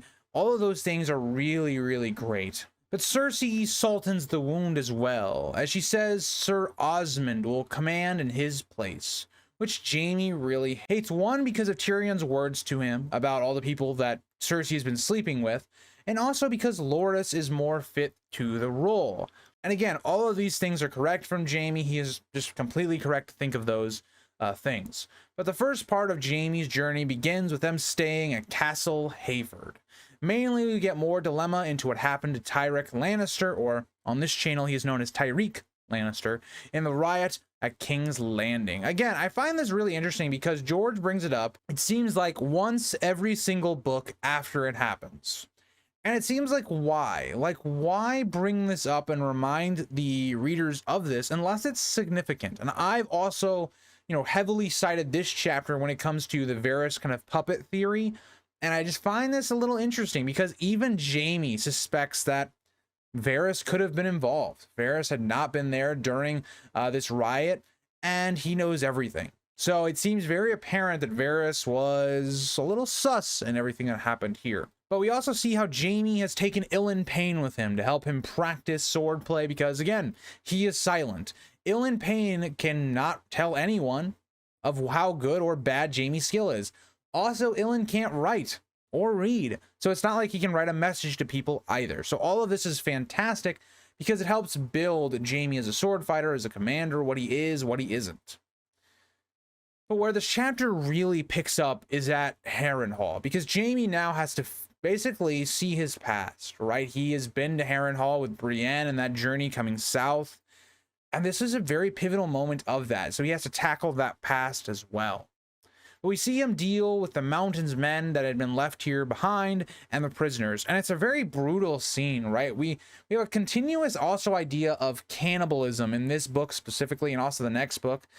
Shout out Jojen Paste, but of how it seems like the Mountain's men had been feeding the prisoners parts of Areo Hotah. Very, very awful, disgusting. Even feeding Areo Hotah his own body is just insane. It shows you the cruelty and how awful the Mountain had been. But either way, Harrenhal is to be left in Bonifer Hasty's hands, which Jaime notes is a questionable decision, right? Bonifer Hasty is kind of this guy that's very religious, and he just doesn't really seem like maybe the guy that should be leading Harrenhal, given its very cruel and unforgiving past, but all the same, that is who is left to do so. But either way, Jaime notes the bear cage and finds one of his companions looking into it at the bear's corpse, which is still down there. Again, shout out to, Brienne, who had been down there, and Jaime helping to help her escape. Very pivotal part of Jaime's arc and when he came back for her. And so it's a nice little just part to come back to for Jaime as he's grown throughout these books. But we then get Roneth Connington, and he is a very despicable guy, but he recounts the story of Brienne down there and insults her the whole way, telling about the time he was to be betrothed to her, but turned her down for being so ugly. And we get a great moment where Jaime hits him so hard it sends him tumbling down the stairs. I love this chapter for its ending, its many arcs that it's coming to a head with Jaime, and how can you not like a chapter where Jaime sticks up for Brienne and just puts it in this dude's face? I really love that. And again, it's just great because it's Jaime trying to become a better person, overcoming the adversity he's facing, and trying to give out justice to the innocent. Again, there's a lot of things that didn't even mention in this chapter because it's so rich, right? We see, him meeting again with Pia, who he's gonna take with him, and how that romance with her and Peck is going to also take place in the next chapter as well. A really great chapter for so many things with Jaime, and it does a great job of setting forth the second half of his arc, given that the first half is like the King's Landing arc. But that'll get us into chapter 29. So this chapter is so funny in so many ways in Cersei 6 because in our view, it's like Cersei's worst chapter. This is the chapter she makes so many mistakes. She does so many things wrong. It's the one that everyone criticizes her for in the story specifically. But yet, Cersei sees this as her biggest moment of triumph. Like, she's sitting here like, man, I'm that woman. You know, I'm doing better than Tywin or Robert or anybody else could do. Because I'm that woman. Okay, and for you guys that maybe don't know what I'm referencing, but Cersei decides she's going to take a little trip to the Sept of Baelor to see the new High Septon because he has not given Tommen his blessing, which is actually really important. It's really important for religious stuff to have Tommen have a good reign. It's very important. And so Cersei goes there to basically talk her crap and to get this guy to stay in line because, again, she's a big fan of the Yes Men. And so this is all happening, right? And we see all the sparrows, we see kind of how horrible things are getting, right? How out of hand the war has made these people. We're seeing all these bones being piled up on the statue outside of the Sept of Baelor.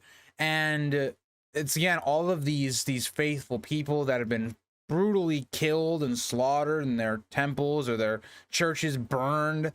It's really awful. Again, it ties into Brienne's arc really well, and some of the other characters that have kind of seen or interacted with the sparrows up to this point, but it paints this picture that this is not a High Septon you're going to be able to push around.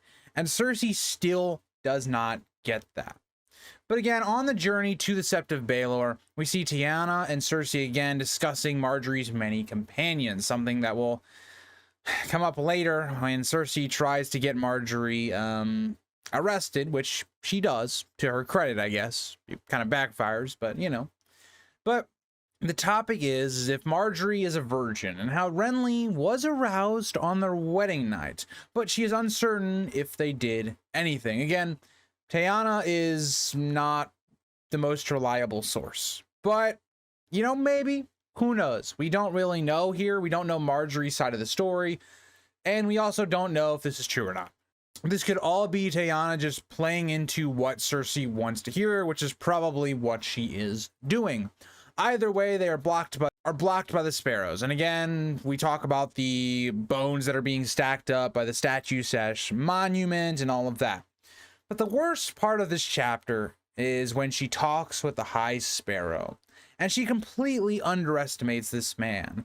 And one of the biggest mistakes she could ever make, because one of the things the High Sparrow is talking about here is how does the faithful protect themselves, right? The king is not there present to protect them, and they're being attacked by not only wolves and stags, but also lions. So how do they protect themselves? And so Cersei comes to this grand idea where she thinks, hey, let's let the faith arm themselves, because I'm Cersei. I'm so egotistical that I think I can control all of them, even when the Targaryens with the dragons had trouble controlling them. So she reverts Maegor's law, the thing that helped save the Targaryen dynasty and helped pave the way for Jaehaerys, just so she could get the debt paid off, or like waived, more or less, and that she could get a blessing for Tommen. That's all she got for the faith being rearmed. Cersei comes out of this thinking she is the badass, like she is the boss queen that just knows everything, and she's so proud of herself, and she's patting herself on the back. Meanwhile, anyone with a rational, functioning brain knows she just made the worst decision you could possibly make. Because what did she really just do here? She just gave an army of people that are desperate and hungry weapons.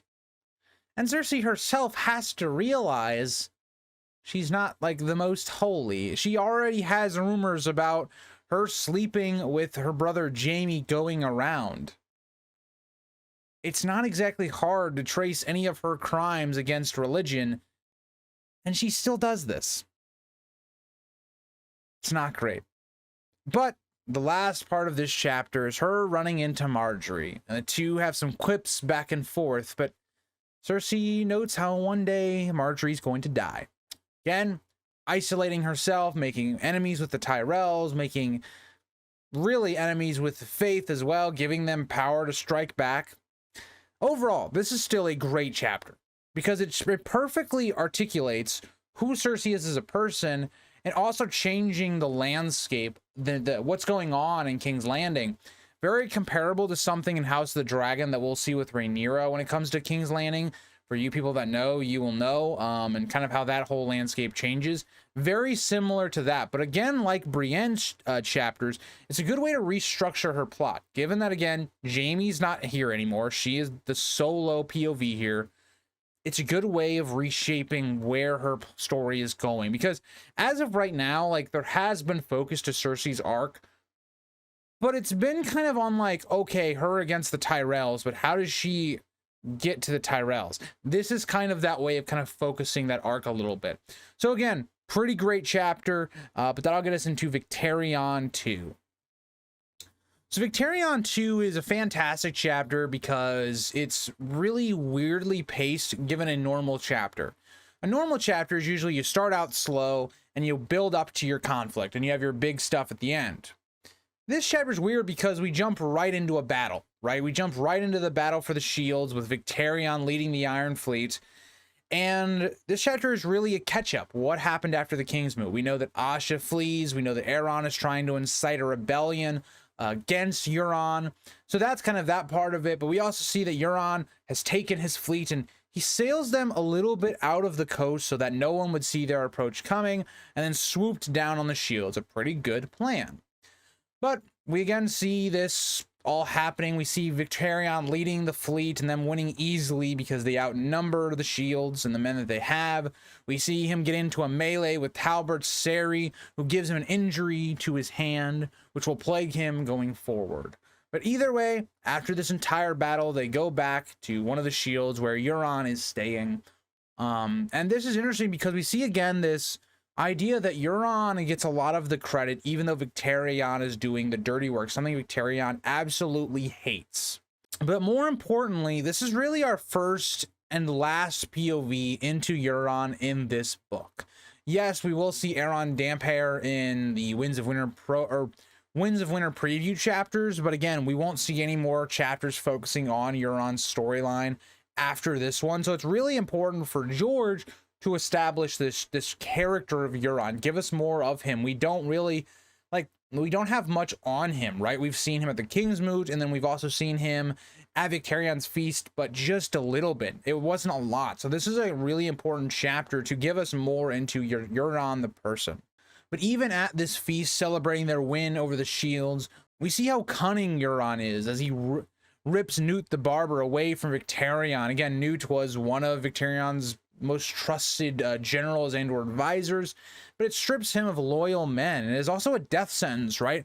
All these people holding the shields, they're not gonna be able to hold them. They're going to be taken back. This is really a death sentence of these people.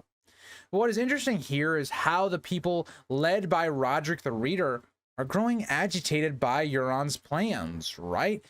How are you going to be able to sail 1,000 ships or all these ships all the way over to Essos, all the way to Marine? It's impossible. You're going to lose a bunch of ships. And we even see that with Victarion. Even when Victarion goes over, he is someone that loses ships. He divides his ships into, like, I think 3 it is, and still loses quite a bit of ships. So if you scale that even onto a larger scale, it's going to get even worse. And so that's something that Roderick the Reader and a lot of the Greyjoy supporters you think about, right? That doesn't make sense. And so Euron kind of leaves in disgust. But we pick up with him pretty much right after this as Victarion is summoned to talk to Euron. And this is very important. It's probably the biggest part of this chapter because this is really the only talk of Euron that we see in private. Like, we don't see Euron in private very often at all until the Winds of Winter preview chapters with Aeron. But Euron tasks Victarion with the mission of going to Marine to bring back Dany with the Iron Fleet. This all seems suspicious, right? Something I didn't really mention because I wanted to mention it here is that Victarion constantly thinks about how Euron's gifts are poisoned, whether that be the lordships he's given of the shields, whether that's the Dusky Woman that he's gotten that he kind of is very suspicious of. It's all very suspicious. Why would Euron trust Victarion to do this when we know that, again, Euron knows this, that Victarion doesn't like him and would look for any opportunity in which to get something over on him. And so he sends him to go get Dany. He has to know that Victarion's going to betray him. And so what is the plan there? So there's a lot of foreboding here as to what Euron is really doing. But as we know, Victarion is going to try and claim Dany for his own, which is probably not going to go well. But again, another great Greyjoy chapter. The Greyjoy plotline in this book is fantastic, right? I don't really think there is a bad chapter for the Greyjoys in this book.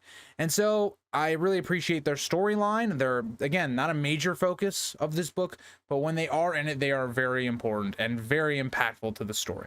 But that gets us into chapter 31 with Jaime 4.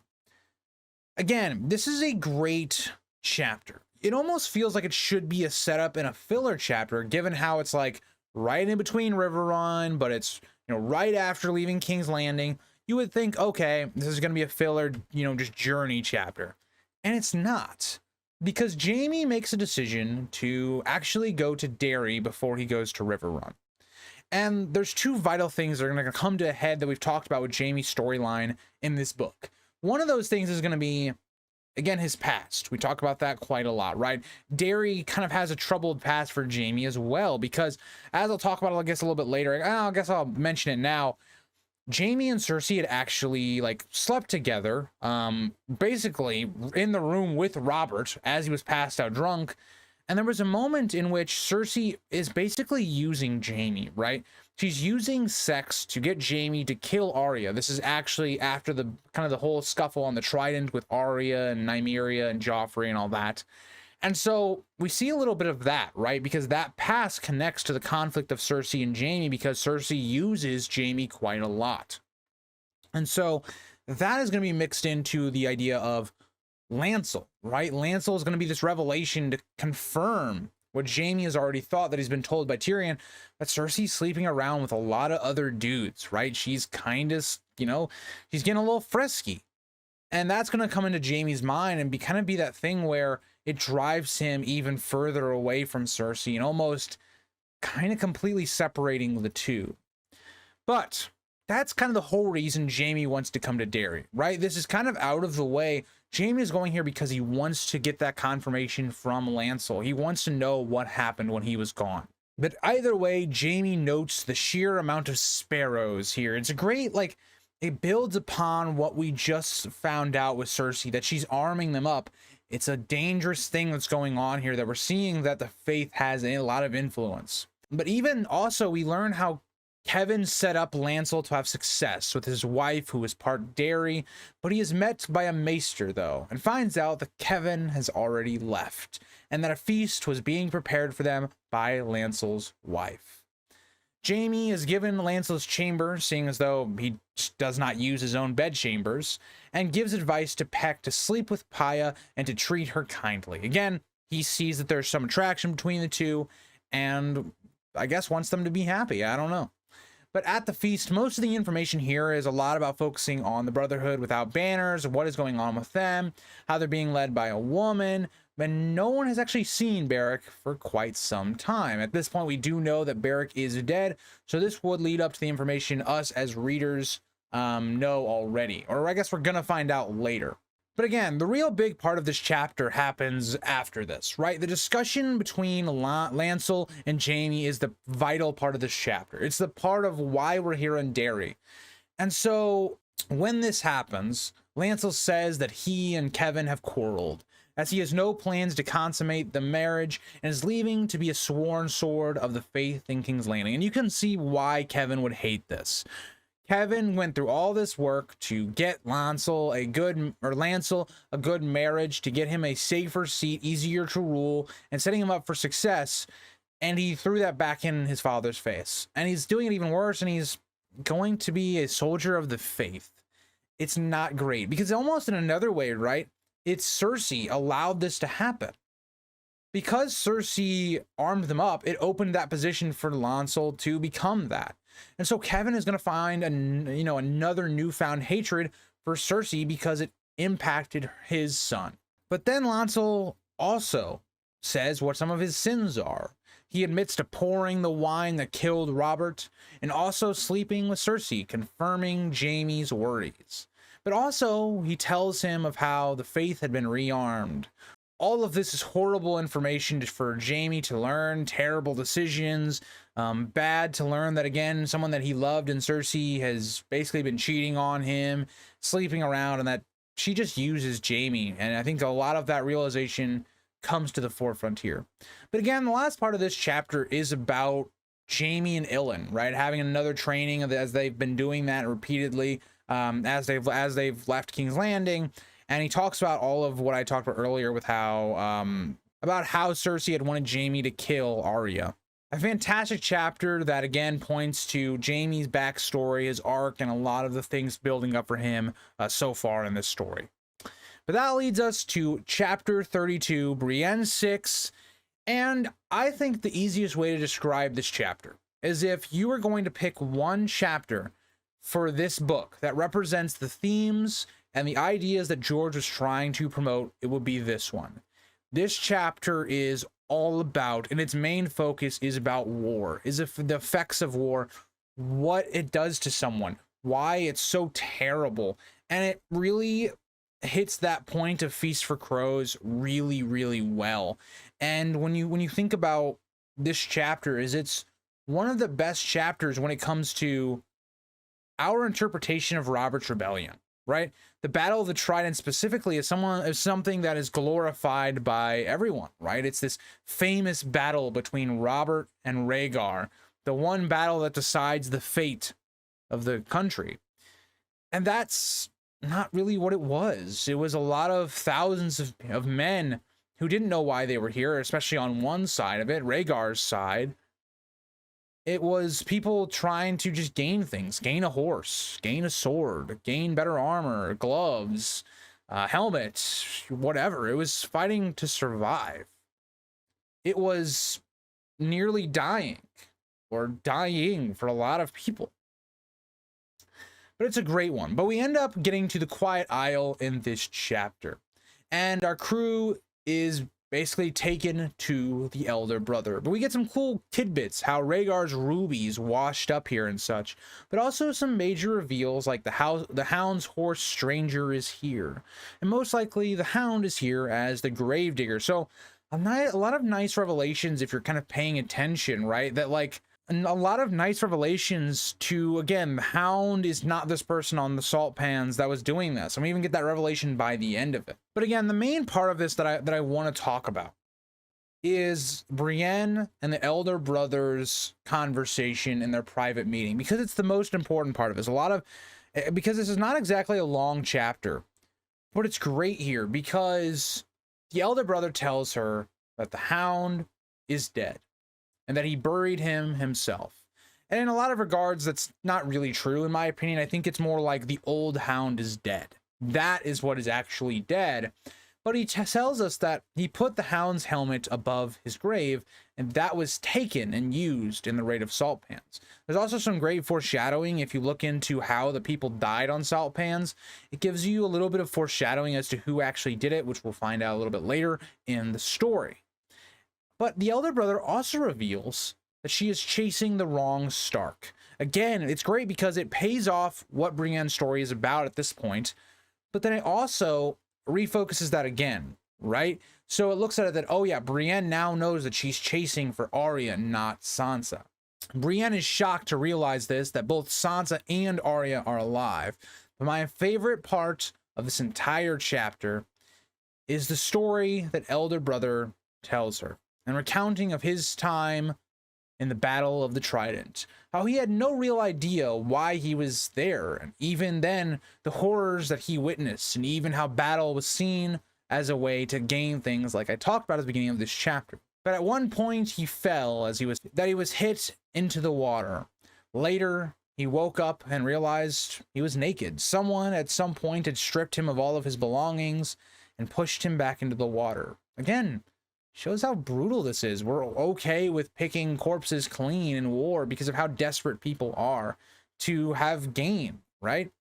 And he washed up here in the Quiet Isle. He should have died, but he was reborn almost. Again, very similar to someone like Aeron Damphair. Very similar story.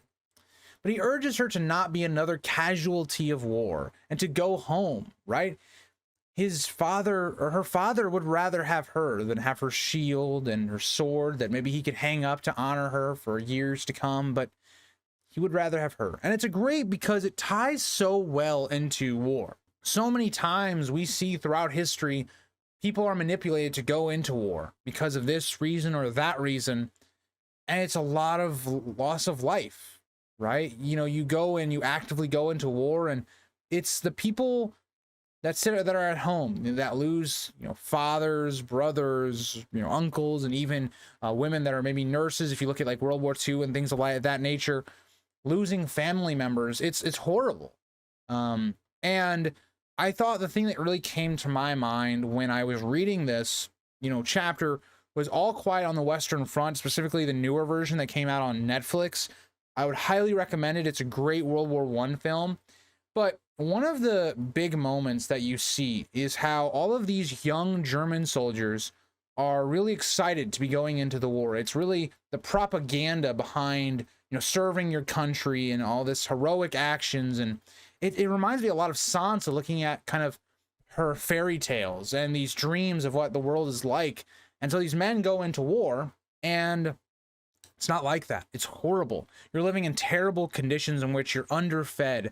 You're, you know, watching your friends die. You're in these trenches that are just terrible. The conditions are awful. You're getting bombed consistently over and over and over again. And so you see all that happen. And it reminds me of a lot of what is being talked about here, where it's like he was in this war and he didn't even have any real reason as to why on the Battle of the Trident. And I really think this is a great sentiment. This section right here with the elder brother is what this whole book's about.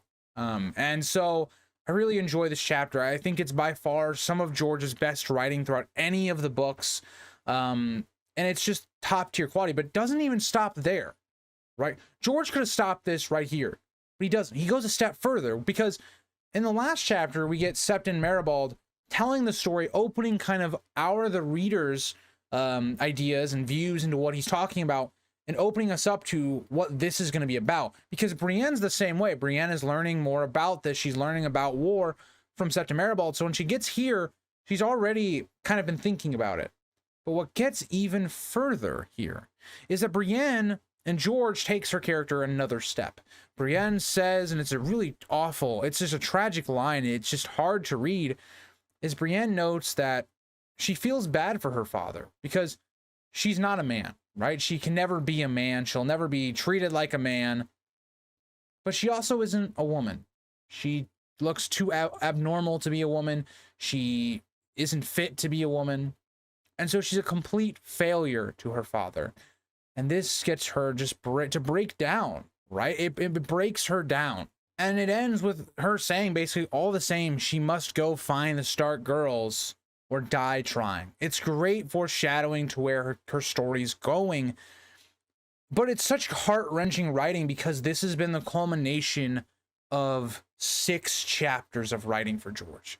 This is where those first 3 chapters, where it was kind of rougher to get through, you think about all these moments. You think about how people are constantly looking at her differently, how people are treating her awfully by doing these games to try and get her maidenhead, how someone like Randall Tarley is treating her, how she's not been able to trust men throughout the entire story. It all comes together in this nice chapter. It's not nice because it's not great for Brienne. She's going through a lot of emotional turmoil here, but it's perfect writing. Brienne is a character that at this point of the story is by far, in my opinion, the most interesting, because she has such an interesting character dynamic with people around her. And again, I talk about good writing. Nothing happens in this chapter. What happens in this chapter, plot-wise? She goes to the Quiet Isle. Okay, there are some revelations where if you're paying attention, you can realize that probably the Hound is here. That's pretty important, but doesn't have any significance to the story as of right now. She gets a revelation that the Hound was not at Salt Pans, which I think most readers probably knew given the Hound's condition when Arya leaves him. So we already knew this was probably somebody else, but there is more foreshadowing to who that person could be.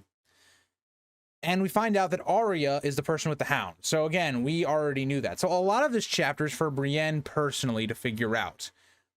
So plot-wise, nothing that major happens. But yet, if I was going to rank these chapters, this is a top 5 chapter of this book. Shows you how good George is at a writer at making us care about a character, caring about characters that we don't even know. The elder brother, we don't know. We just got introduced to Sept and Maribald, but we care about these characters' backstories because they feel like actual people. Brienne is a character that her character arc has been building to this point, and she's a fantastically crafted character by this point of the story. But let me stop gushing over Brienne. And I thought, since I, gave her chapters a lot of criticism at the beginning, I have to give her chapters when they start getting good a lot of praise to balance that out. But let's continue on into chapter 33 with Cersei 7. This chapter follows right off the bat of Victarion 2, in which Margaery brings the news of this to Cersei. Again, talking about how the shields have been invaded, the Reach is getting invaded by the Greyjoys, and this is very scary, right? This is in the opening to get to Highgarden, so this is important, right? From this position, the Greyjoys could strike Old Town, they could strike the very heart of the Reach. This is very important. And so this news is reaching Cersei, and really the whole point of the first half of this chapter is determining what are we going to do about it? How is Cersei going to handle this conflict? And Margaery demands that help be sent to the Reach and the Shields. But Margaery and Loras note that the Reach has the men to combat the threat, but they need the Red Wine fleet to counter the Ironborn. But Cersei denies this, stating they are needed to besiege Dragonstone. Again, Cersei is basically having two dilemmas. One is she going to focus on the recapture of Storm's End and Dragonstone, or is she going to combat this Greyjoy threat? Now, anyone with a rational, functioning brain would realize, wait a minute, Stannis is all the way up in the north and has no claim to these two at the moment, right? There's just a small garrison defending them. You can come back and siege them at quite literally any time, right? Whereas the Greyjoy threat, now maybe us, the readers, are biased because we know how big this actual threat is, given that who Euron is and how good of a commander Victarion is. We know how big this threat is. Cersei doesn't take it seriously. She says we need the Red Wine fleet to, again, to siege Dragonstone. Dragonstone's an island, so it makes sense, but also to resupply our forces, the Tyrell forces anyway, at Storm's End. But this all ends up amounting in Loras volunteering to take Dragonstone to free up the fleet. Which Cersei is overjoyed by this because, again, she wants Loras to die, or if Loras doesn't die, it frees up the fleets. She's going to end up gaining Dragonstone, and that'll kind of free up the Red Wine fleet. But it's stupid because you shouldn't be throwing away Loras, who is such a good Kingsguard, he's such a good knight, for no reason. It doesn't make any sense. And even Pycelle cautions against this because, again, it's also going to put bad ill will on her dividing that alliance if Loras was to fall. But again, it just shows Cersei's ignorance and just how she just won't help because it's the Tyrells. That's the reason that she won't do it. But we also get more foreshadowing to the mountain still being alive as Cersei notes the armor he had her buy and the possible opening in the Kingsguard. She goes back to bed with Tiana, but is interrupted as Falsey Stokeworth has arrived. She notes her husband is dead after he challenged Bronn to a joust. What a idiot. First of all, first of all, why did Cersei trust these people? But also, you're actually stupid. And Cersei even thinks how stupid they are, but gives Falsey to Qyburn and returns to bed. Again, not great. Like, yes, they messed up. Does that mean they should get tortured and or killed by Qyburn? I don't know about that. But either way, the end of this chapter is really weird. It's again one of those moments where I'm like, George, did we need this drawn out like sexual encounter? Like, I get why it's here. The reason that this little ending part here is here between Tiana and Cersei having this like sexual encounter is to show how Cersei 1 wants to be a man, how she wants to be this dominant force, to be respected and treated a certain way. And she also wants to see if there is that feeling. Like, does she get that feeling by like dominating Tiana sexually? And that's not the case, right? And so that doesn't happen. But my question is, why couldn't this just been like, Cersei recounts one night how she had tried to do stuff with Tiana, and then how she just didn't feel anything. Like, she just didn't get what Robert felt. And that's it. That's all. But George really likes doing his drawn out sex stuff. So, it's a decent chapter, It's just, you know, not a lot really happens here. It's more Cersei again making more bad decisions, showing her personality and the way that she wants to be respected and dominate and things of that nature. But Jaime 5 is one of my favorite chapters. This book, it's not my, like, in my top 10 probably, but it's close. But the chapter picks up with Jaime reaching the camps outside River Run. And this begins with speaking with his cousin Daven, the new warden of the West. They speak on matters of the past, like Jaime losing his hand and Tyrion killing Tywin. But we also get an interesting point here, as we see that Tywin actually had denied Daven the responsibility of foraging because it was beneath his station, which allowed people like Areo Hotah, the mountain, to, you know, rise in power and things like that. And because of this, it actually results in Jaime losing his hand. So that is important to note as well. Tywin's actually a little bit responsible for the brave companions, or not a little bit, a lot responsible with the brave companions cutting off Jaime's hand. But it also shows how egotistical Tywin is as well, looking at how the Lannisters should be and behave as well. And this chapter again focuses a lot on how are we going to take River Run. There's a lot of different ways people are going about things. You have certain Freys like Aemon Frey, who is going to be the lord of this castle, not wanting any damage done to the castle because he's going to take over. He's not going to want to repair the castle and have it all be wrecked. You're going to have the other faction of the Freys trying to basically threaten hanging Edmure, which they're not going to do, and to get Blackfish to surrender. Not going to happen. And so you also have this idea of, okay, we should just rush the castle. The Blackfish has enough supplies to wait here for like a year or two. We can't wait that long. So maybe we should just rush the castle. And so it's really Jaime trying to figure out all of that out, right? What is his route of how he's going to deal with River Run? And so by this chapter, he actually ends up, you know, setting up this meeting to have a parlay with the Blackfish, which we'll see in the next chapter. But he recounts when he had actually gone to River Run and how Hoster Tully had basically been trying to get Lysa to court him, putting her next to Jaime at pretty much every single meal. But Jaime didn't care. He was more interested in Blackfish.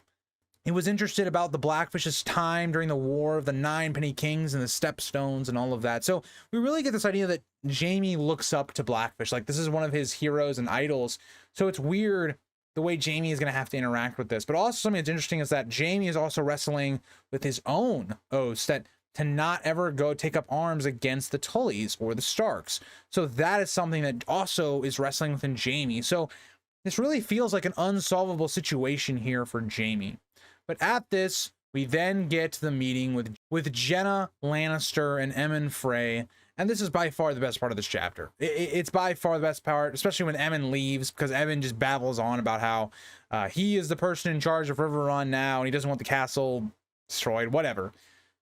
But then we get Jenna and Jaime alone. And Jenna, basically, she reminds me a lot of someone like Tywin, where she's just going in. She's like, Cersei's an idiot. She's rearming the faith. What a moron.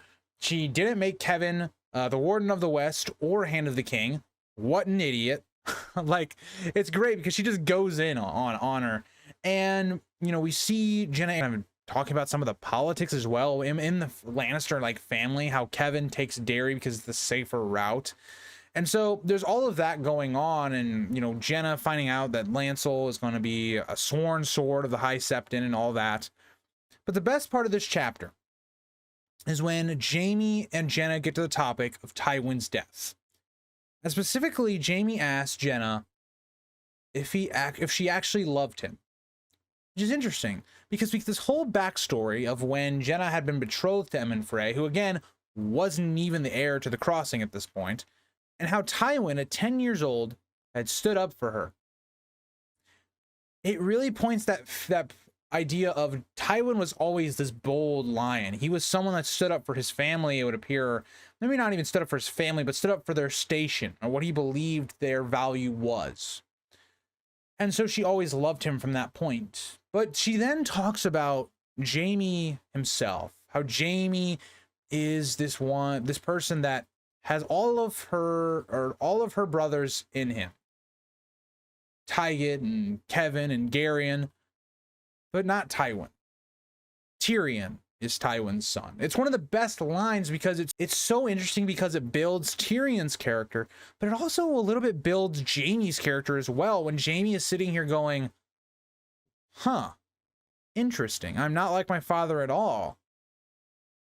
Yeah, it's really interesting to think about from Jaime, because how does that impact him as he goes forward? And I think Jenna is spot on. I don't think Jaime has a lot of Tywin in him at all, right? Tywin was someone that could be very cruel, or was very cruel. So we're going to be picking up into chapter 35 where we left off in Arya 3. Again, of the 3 chapters that Arya has, I believe this is her best chapter, given the fact that in this chapter, it's kind of everything we've seen from past books being put to use here. She's using her skills of resourcefulness, learning how to be observant, and picking up information. That's basically what her role is. The Faceless Men have given her this role of being this basically a saleswoman, right? She's selling seafood to all of these sailors or just the people of Braavos. And along the way, she's supposed to find new information, find 3 things that she didn't know before. And she's supposed to report those back to the Kindly Man every once so often. And so it's really interesting because this really gives you the vibes of, say, her and like Harrenhal, where it's her just kind of observing, walking around, talking to different people, and getting kind of some information. And so I love all of that for Arya because, again, it shows that personal growth that she's made. But what I think is the most important part about this is kind of when we get to the second half of this chapter, where it's all about Daeron. And now this is interesting because Sam's arc really is kind of wrapped up with Arya when it comes to the Braavos plot. We never get that conclusion to Daeron with Sam's last chapter, so Arya gets to kind of conclude that, and she, you know, runs into Daeron. She knows who he is. Again, she's been picking up information. She sells her wares in the brothel that he is usually in, and so she knows all about him. She knows that he's a, you know, brother that's deserted at this point, that she wasn't helping Sam because remember she ran into Sam. And so she actually ends up following him and killing him, which again is actually very important for a number of reasons. Because it A, shows that Arya is this character that believes that she is the person that's able to decide who should die and who should not. She also shows that she has this idea of she understands what is just and what is not. And because Daeron left the wall and is deserted, he should be killed.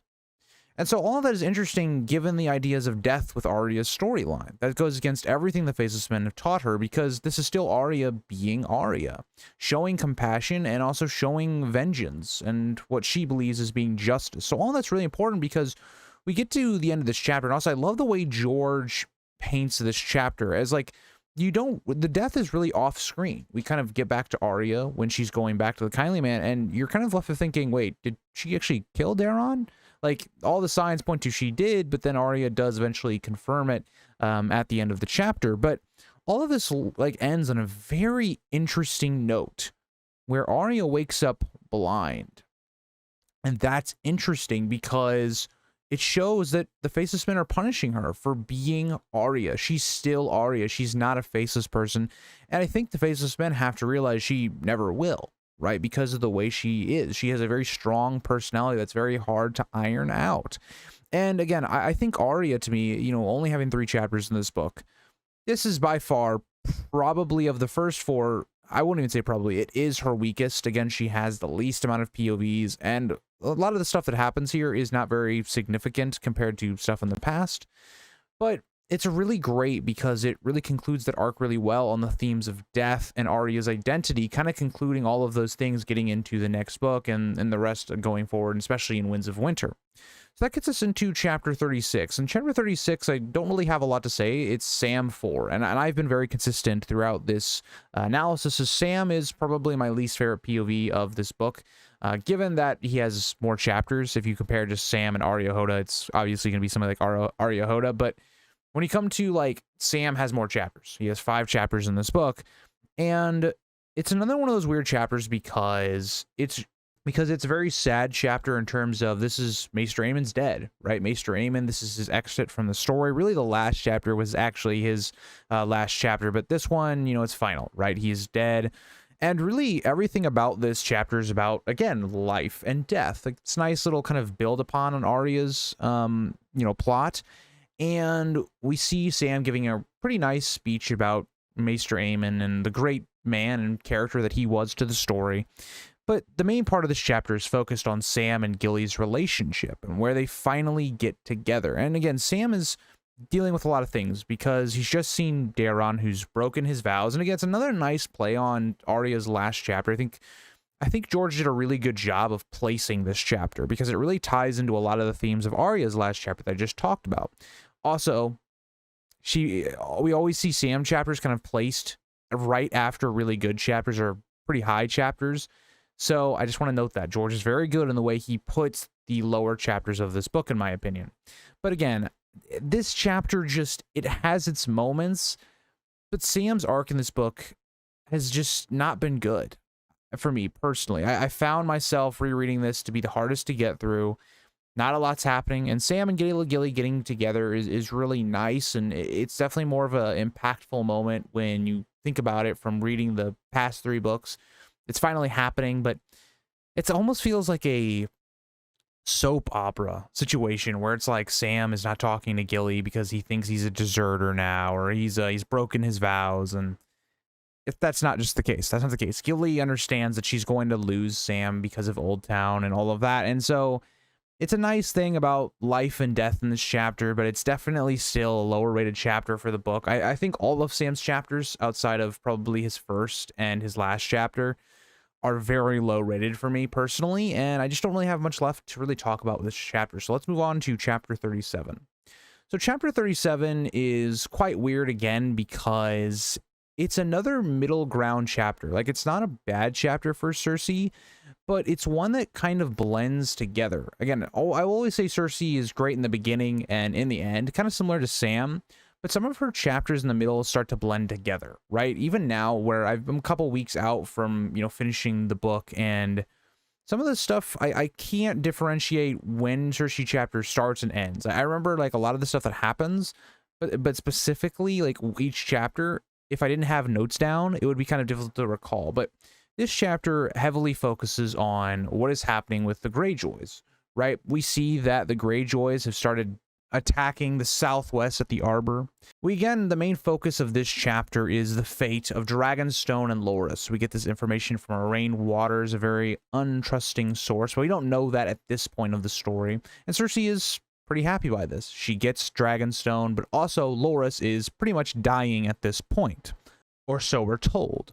But we also see the Greyjoys' latest dealings in the southwest at the Arbor. And again, Cersei is on the throne, and she hears more irrelevant pleas, just not too impactful to the story at this time. But we also see Cersei, in her awful way, as usual, shove Loras's fate in Marjorie's face. Again, she's just an awful human being, right? She just soaks in the pleasure of getting to tell Marjorie that her brother is probably going to die and or is dead. It's insane how despicable Cersei is, but we see how cruel Cersei can be even to Tommen when he defies her. And again, that's all really the first half of it. A lot of it's just kind of reacting to events that happen. There's not really anything here that I find too interesting, given outside of like Arrayne Waters being the one to tell Cersei all this information. But the second half is a bit more interesting because we finally get the complete story of Maggie the Frog with Cersei. And this section is what holds this up. Like, it holds this chapter up from being like a lower rated chapter for this book, but we get to see more of that layering where it's Cersei trying to forestall the prophecy. She asks Maester Pycelle about it, and then when he doesn't give her a good answer, we see Qyburn telling her that she knows how to forestall the prophecy. Again, alluding to the idea that Marjorie needs to die or to be gone so that a younger, more beautiful queen or whatever doesn't take over and take all of her children. And so that kind of pushes the plot forward as to what Cersei's going to do. And again, the problem with it is, like, Cersei's already been planning this. Like, she already kind of knows what she wants to do, and now she's just going to start executing it. So, yeah, it's one of those things. But that gets us into Brienne 7. At this point of the book, I would say she's probably the strongest POV outside of maybe Jaime. I think her and Jaime are by far at the top right now. Looking at where their arcs are, we have the Blackfish and Jaime in the next chapter, but then also you have Brienne kind of coming face to face with themes of her whole story, of her being this warrior, of being this person that, in a lot of regards, given the broken man speech and, what the elder brother had to tell her in her last chapter, she should turn back. War makes people beasts, and people die for almost no reason. And Brienne chooses to push on, and that's going to be a direct conflict here. But in many ways, like I talked about, this is the final culmination of Brienne's arc. Yes, she has one more chapter, but this chapter is really the consequences to everything that's been going on. Chapter really has Brienne dealing and settling the matter of being a soldier and what that means for her, as we see that these speeches have really impacted her as a whole. But we see our party making for the Crossroad Inn. Again, we have a lot of nice little payoffs here. We get to see what Gendry's been up to. We see what the Crossroad Inn has come to, right? It's switched hands a few times, and it has fallen in quality, with many hanging bodies on the road to it, again showing the brutality of war. But we see Brienne confronted with her past again, as Gendry looks a lot like Renly, even at first mistaking him for Renly. It's a nice callback, because when we see Brienne having to deal with her past and her own self-image and who she wants to be and her oaths, it's interesting to, again, bring up her past and what Renly was to her and how she has to face that. And again, we see Brienne and the party having some meals and, talking, and Brienne goes to talk with Gendry, really talking about his parentage, and 7 men ride into the inn with the Brotherhood on their heels. And Brienne instantly goes into combat with them, killing Rorge, but Biter is on her before she can react. And this is kind of the brutal part of this chapter. She's being eaten and killed. Literally, bites of her face, part of her skin is coming off of her cheek. But she hears others fighting, and we fade to black. A quick to the point chapter that is pretty great in every facet. Like, Brienne is this character that, again, has had a very slow journey, right? The first 4 chapters for Brienne are pretty slow, and we finally get to that main conflict of her, and we see those consequences. Her being a warrior, being a soldier, it comes to fruition here when she's caught in the crossfire. And again, it kind of fits perfectly into all the speeches we've been hearing of these broken men. Rorge and Biter and this group of rebels and outlaws basically are broken men. And because of this, Brienne ends up almost dying for something that she didn't even have any quarrels in, right? So again, I thought that was a really nice tie-in to her arc, and it's really just another chapter just meant her as this back half, like midway through Feast into the back, Brienne just does not have a bad chapter for me, and this just continues to further that. Moving into chapter 39, this is by far a top 5 chapter of the book for me personally, with Jaime 6. It's, again, really everything that Jaime has dealt with over the last few books. When you look at Jaime's self-image, what is honor, duty, what do oaths and vows mean to Jaime, all that kind of comes ahead with Jaime and the Blackfish. And you also think about things Jaime has tried to do, not go and take arms against the Tullys or the Starks, and now that's going to be tested. But the chapter opens with the Blackfish and Jaime trying to negotiate terms. And then again, in reality, the Blackfish has no mind to surrender at all. We really get to see Blackfish using everything he knows about Jaime kind of against him. And it's really been this whole idea that we've been talking about for the entire series with Jaime, how people constantly judge him because of actions that they don't even understand, right? Think about Ned. Ned and the Blackfish's outlook on Jaime is quite similar. And so this conversation is really interesting because on one side of it, Jaime looks at the Blackfish as one of his idols, like somebody he really looked up to growing up, especially when you look at Jaime's meeting at River Run when basically Hoster Tully was trying to get Jaime and Lysa to be wed and all that, or be betrothed, I guess, at that time. And so this is really good because it plays on that idea of why Jaime is the person that he is. And I really enjoy that aspect and that dynamic between the two. But again, this doesn't really go anywhere. This is really just the Blackfish getting some entertainment during a siege, calling Jaime a coward and an oath breaker, when in reality, he's not really either one of those things. He's actually trying very hard to keep his oath to Catelyn. And again, it's really nice because we, the audience, basically were Blackfish up until the 3rd book. And so it's just a nice dynamic to kind of see there. But again, it shows how Jaime must continue to prove himself. If he wants to be viewed better in history and by people and his peers, He's going to have to continue to prove himself, even though that might not be attainable. Some people will never be able to be convinced on who Jaime really is. But Jaime then must weigh his options. The Blackfish is not willing to surrender, and so there must be some other action. And this really conflicts with his vows and his honor, because he doesn't want to rush the castle, but Blackfish is kind of forcing his hand. Jaime calls upon a war meeting, and this goes horribly, as none of the factions can agree, and it is still obvious there's tensions from the Red Wedding. Again, there's a couple Riverland houses here with the Freys, and they are basically at odds for obvious reasons.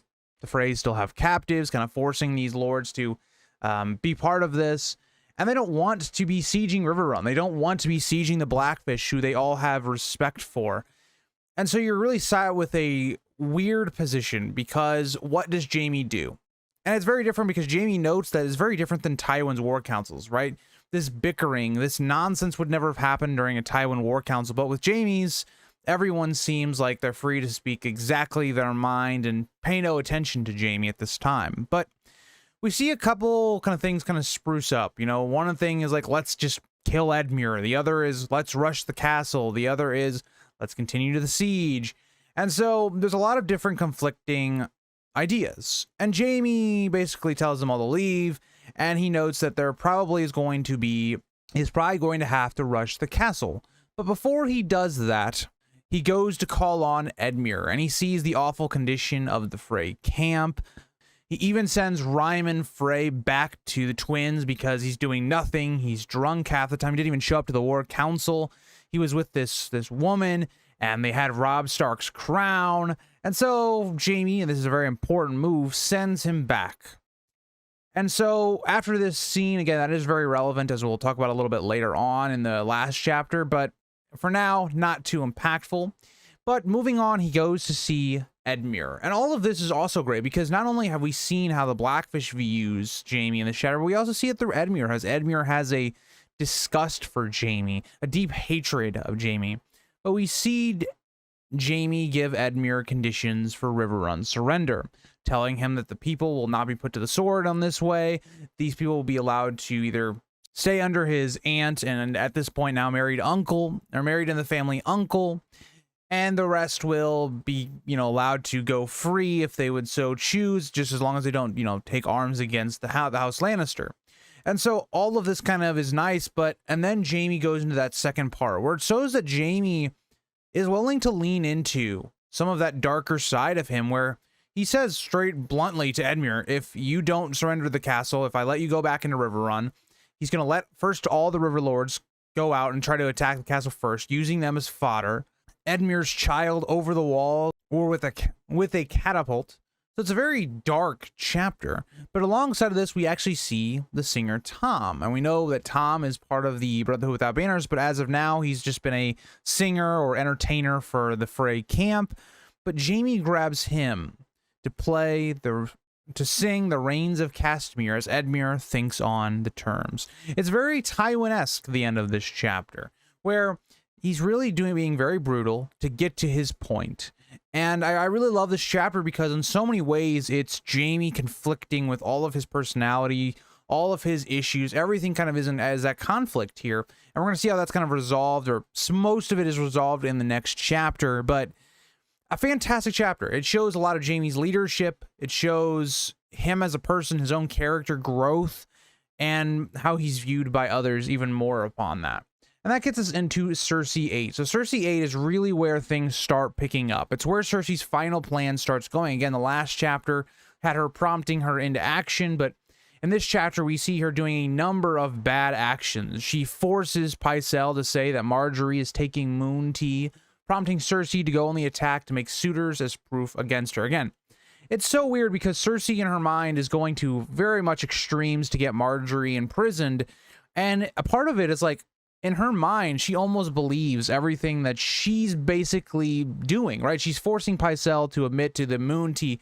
She's going to torture people to where they get a confession. And so, not great. But She then prompts Tiana to bring her husband to dinner with the Blue Bard. And an obvious thing, there's two things that are major here. One, she's going to promote Orton Merryweather to hand, a terrible move. He's not fit to be hand whatsoever. And also the other idea is to bring the Blue Bard so that she can capture him. But at this dinner, she again promotes Merryweather to hand and proceeds to accuse the Blue Bard of sleeping with Marjorie and has him tortured until his story matches with hers. Again, we see the extremes of which Cersei is willing to go to prevent this prophecy. And again, we can understand why she's doing so, but it's extremely brutal to what's happening to this character that seems, for the most part, innocent, that he's not sleeping with Marjorie or anything like that. And so all of this is going on. And this is all basically this is all the setup of why Marjorie is going to be imprisoned. But all of this kind of culminates in Tommen noting that Marjorie will be at the Sept today because of Maiden's Day. And Cersei sees the perfect opportunity. This seems like the perfect plan to get her arrested. She instantly calls for a meeting with Osney to conduct the final part of her plan to admit that he slept with Marjorie. Again, this plan has changed a couple times, right? But now this is where it's going to be finally in action. Osney needs to go to the Sept and confess his crimes, which again is so stupid because again, on so many ways, Cersei is banking this entire plan off people that are untrustworthy, that she shouldn't be trusting. And also, all of these lies are very easily outdone. What happens when the Blue Bard is not in your control anymore? And how long is that going to take before that wears off and he starts saying what actually happened? Right? Like, Pycelle is someone that at this point you've mistreated quite a lot. How much can Pycelle take before he flips on you? As Osney is looking for just more power. He's motivated by lust and greed and things like that, position. And so what happens when somebody offers him more than that? It's all these things that are so simple to us that Cersei just doesn't think about because she thinks she's so smart, but she isn't. And so all of this happens, but not before Osney wants to have sex with Cersei, to give the lie a little bit of truth that he actually did sleep with the queen. And this is detrimental. You can't do this. Like, Cersei completely is underestimating the High Sparrow, but also, two, you're sleeping with a dude that's about to go confess and is more than likely going to be imprisoned. It's insane how stupid Cersei is because she gives Osney evidence against her. It's just incredibly stupid. But it's so weird because for Cersei as a character, this is at her height of her power, right? Having sex with Osney almost feels like a triumph, right? She's finally done it. She's won. But for us, we know she's making every wrong decision. And again, something else I want to point out here is like, this is where, again, I think Cersei starts to come back into her own a bit, where, again, she starts to rise up and it's going to lead into her great chapter at the end. Because we've kind of been sitting here in the last couple chapters and it's been a lot of just inaction. The plot's not particularly progressing too much. It's really just Cersei learning new information, kind of reacting to things. And this is a chapter where Cersei's at least very proactive. She's trying to do that, some of that political maneuvering and scheming. And a lot of that comes to the forefront here in this chapter as well. So chapter 41 is not exactly the longest chapter, but I want to point out that it has been 18 chapters up until this point, right? We have not had a Arion or any other Dorne chapter for a long time. So Arion 2 is chapter 41, but it follows the exact events after Arion 1. A lot of time has seemed to have passed as Arion has been basically imprisoned, but it's a very like luxury imprisonment, right? It's not like a jail cell or anything. It's just kind of a nice little room. It's actually a big room as described, and she's able to, you know, move about it, read. It's not much of a confinement, but what there is that nobody's talking to her, right? Nobody's willing to tell her any information about what's going on, and she does find some information through people that are serving her, eventually whittling them down and getting some information out, even almost getting a secret message out to try and rescue her. So there's a lot there where it's like Arion in this chapter goes through all of the emotions that someone during this, like a traumatic event would. She is someone that is angry. She's spiteful. She's someone that is kind of hurt because someone betrayed her and she doesn't know who that is. She's someone that feels a lot of remorse and guilt. Yes, she never really loved Aerys, but she did have some feeling toward him, and watching him die brutally and basically because of her own actions is something that's a lot to take. But even here we learn that at the end of Arion 1 that Darkstar had attempted to kill Myrcella and that the whole party but him was captured. Again, showing how dangerous he is and how he is someone that is not to be trifled with, and that's going to be something interesting going into Winds of Winter. Part of this chapter, the first half of the chapter, is just about reminding us what happened, given how much time has passed. I think a reader, you know, in your first read, you would want to be kind of reminded about what happened. Like, yes, it is one of the best chapters of the book, and it's not one of those that you forget quite easily, but it's been a while. I mean, it's been quite a while. It's been at least a third of the book since we've been with the Dorne plot, and that's one thing I want to talk about when I get to my conclusion of A Feast for Crows, is that I didn't like the Dorne plot. I didn't like the Greyjoy plotline. It's not really a big part of this book when you really think about it, but that's something we'll kind of talk about a little bit later on. But again, it's great to see Arianne jumping from emotion and mental state to the next. It's really great because it makes you enjoy her character more, because it's so humanistic what she's just gone through. But she struggles with guilt, betrayal, and bitterness. But as this goes on, like I talked about, there's a lot of information here where it's like a build up to this end point where she has her meeting with Doran. This whole time she's been asking to meet with her father, planning on what she's going to do, how she's going to cry, and her father will never deny her tears, because this whole time she's thinking, is she going to be killed? Is she going to be put in like a worse prison? What's going to happen to her? And she's trying to figure out what she's going to do. But once she actually meets Doran, everything kind of boils over, because she's not what she thought she was going to do. She isn't on her knees crying. She's angry. A lot of that emotion takes over, and I think you understand why Arianne has those emotions. But what I think is really interesting, the way this scene plays out, is, remember the beginning of the book, right? The third chapter, I believe it was the third chapter. Our main POV in Dorne is Areo Hotah, the Doran camp. So we actually know a lot about them, or at least a decent amount. And so we're kind of on their side, but at the same time, we're also on Arianne's side. So we kind of have been with both sides of this coin.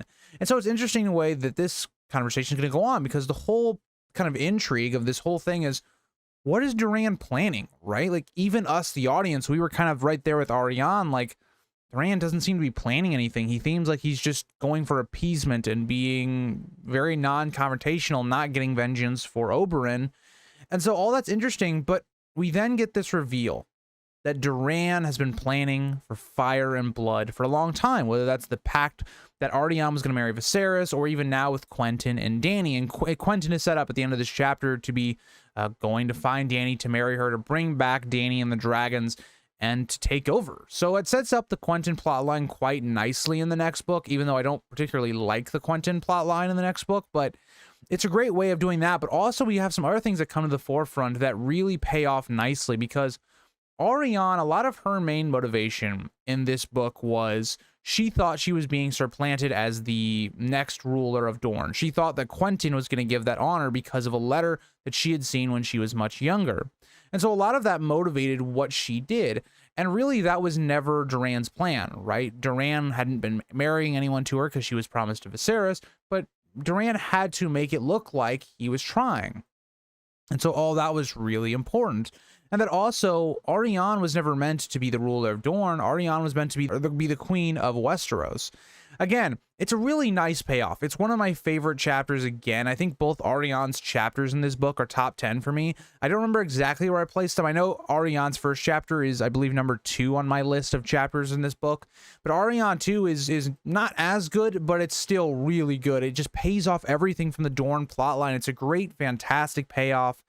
And you really appreciate this chapter more in your rereads. It's kind of similar to the Iron Islands. Like, I think Arianne 1, I think most people will appreciate even on their first read, but this second chapter with Arianne, I think, is better on a reread, and I really do enjoy it. But let's get into chapter 42. Now, Sansa 3 is kind of like the black sheep of the family at the end of this story, because it's definitely like the weakest of the last couple of chapters. That's maybe like Cersei 8, maybe. But when we look at Sansa 3, it's easily the weakest for me of the 3, because the first 2 were a lot about Sansa maneuvering, playing the game, watching Littlefinger play the game, how he manipulates the Lord's Declarant and the Vale as a whole. And this chapter is very much a different approach. I will compare this chapter a lot to Catelyn's chapter going up to the Eyrie in a Game of Thrones. And again, I do recognize that there's probably a certain bias as to why I'm not as high on this chapter, because the two feel very similar, right? The only difference is Catelyn is going up to the Eyrie, and Sansa is coming back down. And so this whole chapter focuses on their descent down. And it can be very long. It's a very long chapter for her. And it's not a bad chapter. It's just there's a lot of like downtime. There's a lot of not like exactly filler, but it almost feels like that. Like Sansa doing the crossing that we've seen Catelyn already do. Again, they mirror each other really well. It's like, I just don't feel like maybe we needed that exactly, but it's just one of those things where I think this chapter could have been edited down to be much shorter, and it could have been a lot better, but who knows? I mean, I have some things that I really like about this chapter, right? I like that Sansa, it seems to have a complete hold over Robin that no one else has. That gains her a lot of power, and it makes her very valuable. But we also see her interacting with a character like Miranda Royce, and that's interesting because Sansa has to protect her identity even more now, right? So Sansa is in this point where she kind of has to overcome her fear. She's going from the Eyrie, which is kind of this isolated castle with not a lot of people, down below where there's going to be much more people. She has to keep up her identity even more down there, and all of that is very relevant. And that even starts with Miranda Royce, a character that's very good at kind of figuring out your secrets and your rumors, and that's hinted at quite a lot in this chapter. But again, we get some nice tidbits here and there over the happenings in the Vale and some rumors and our characters here. But this chapter does not really pick up again until the last couple pages with Littlefinger, as he tells her his plans for gaining the Vale and the North in her name. Again, this is what we basically theorize everything off of for Winds of Winter with these two characters, and it's a great place to leave Sansa for this book, because it gives Sansa, you know, this big moment, what she's going to be doing in the future, and it really picks up the heights there. My reasoning as to why this is a lower chapter for Sansa in this book specifically is, again, bulk majority of this chapter is not exactly that important outside of the ending.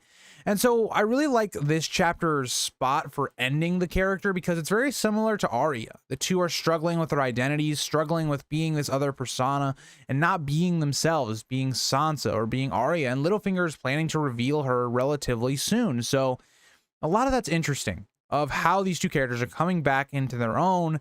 And yeah, so I think, again, great place to leave Sansa and Arya. And I think for the most part, all of these characters get concluded really, really well. And we get to chapter 43, Brienne 8. This is her final POV of the book. And I just wanted to take a second to just look at Brienne as a character and appreciate the journey that she's gone on. Because I think for me, when I look at the first half of the book, she was by far my least favorite POV. I didn't like rereading her chapters. She just takes a very long time to get going. And you finally get to, you know, the end of chapter 4, chapter 5, chapter 6, chapter 7, now chapter 8. And she becomes, in my opinion, one of my favorites. I would say her and Jaime are up there at the top. Their storylines are really good at the end. And Jaime's is good throughout the entire book, which is why he is probably the best POV of this book. But Brienne is no slouch, especially towards the end. We follow up directly with Brienne after her encounter with Rorge and Biter as she is fading in and out of consciousness. And all of this is great because we see her shouting for Jaime and thinking of Jaime in her time of need. And she's thinking about all of these moments, all of the speeches she heard and how she's dying, more or less, is what she believes. But eventually they make it to the Brotherhood hideout, and she has a brief conversation with Thoros, filling in the gaps of what happened after the Red Wedding and the Brotherhood after we last saw them with Arya. Again, just this is a major reveal. Again, remember, we don't really know anything about Lady Stoneheart until this chapter specifically. So as an audience, this is a really awesome chapter. Because as an audience, yes, you would have been speculating as to what happened, right? When we get the last chapter of A Storm of Swords, we're all thinking, wait a second, Lady Stoneheart has come back, or Catelyn has come back. How did this happen? We can speculate from Arya's chapter. So again, we know that Catelyn came back, but this really fills in all the gaps. We know exactly what happened. We know exactly what the Brotherhood has become and what they've started doing. We find out exactly what has happened, or with this hound mask and what has been going on, or the helmet, I should say, and it fills in all these gaps. All the mysteries that we had with Brienne's storyline, all the things that have been represented are really filled in the gap really nicely here with this conversation with Thoros, and it paints a really nice picture as well. But he explains, again, how war has changed them. Think about everything that Brienne's story has been about. And that whole conflict is summarized right then and there. Right then and there, that war has changed them. Whereas at one point they were fighting for something, for justice or this or that, and now it's about revenge. It's about brutality. And it's just a nice wink to earlier speeches with Brienne and how war makes men desperate and beasts. Again, ties that bow really nicely. She then meets Stoneheart, and again we see Brienne tested on her oaths, her loyalty, honor, and personal love.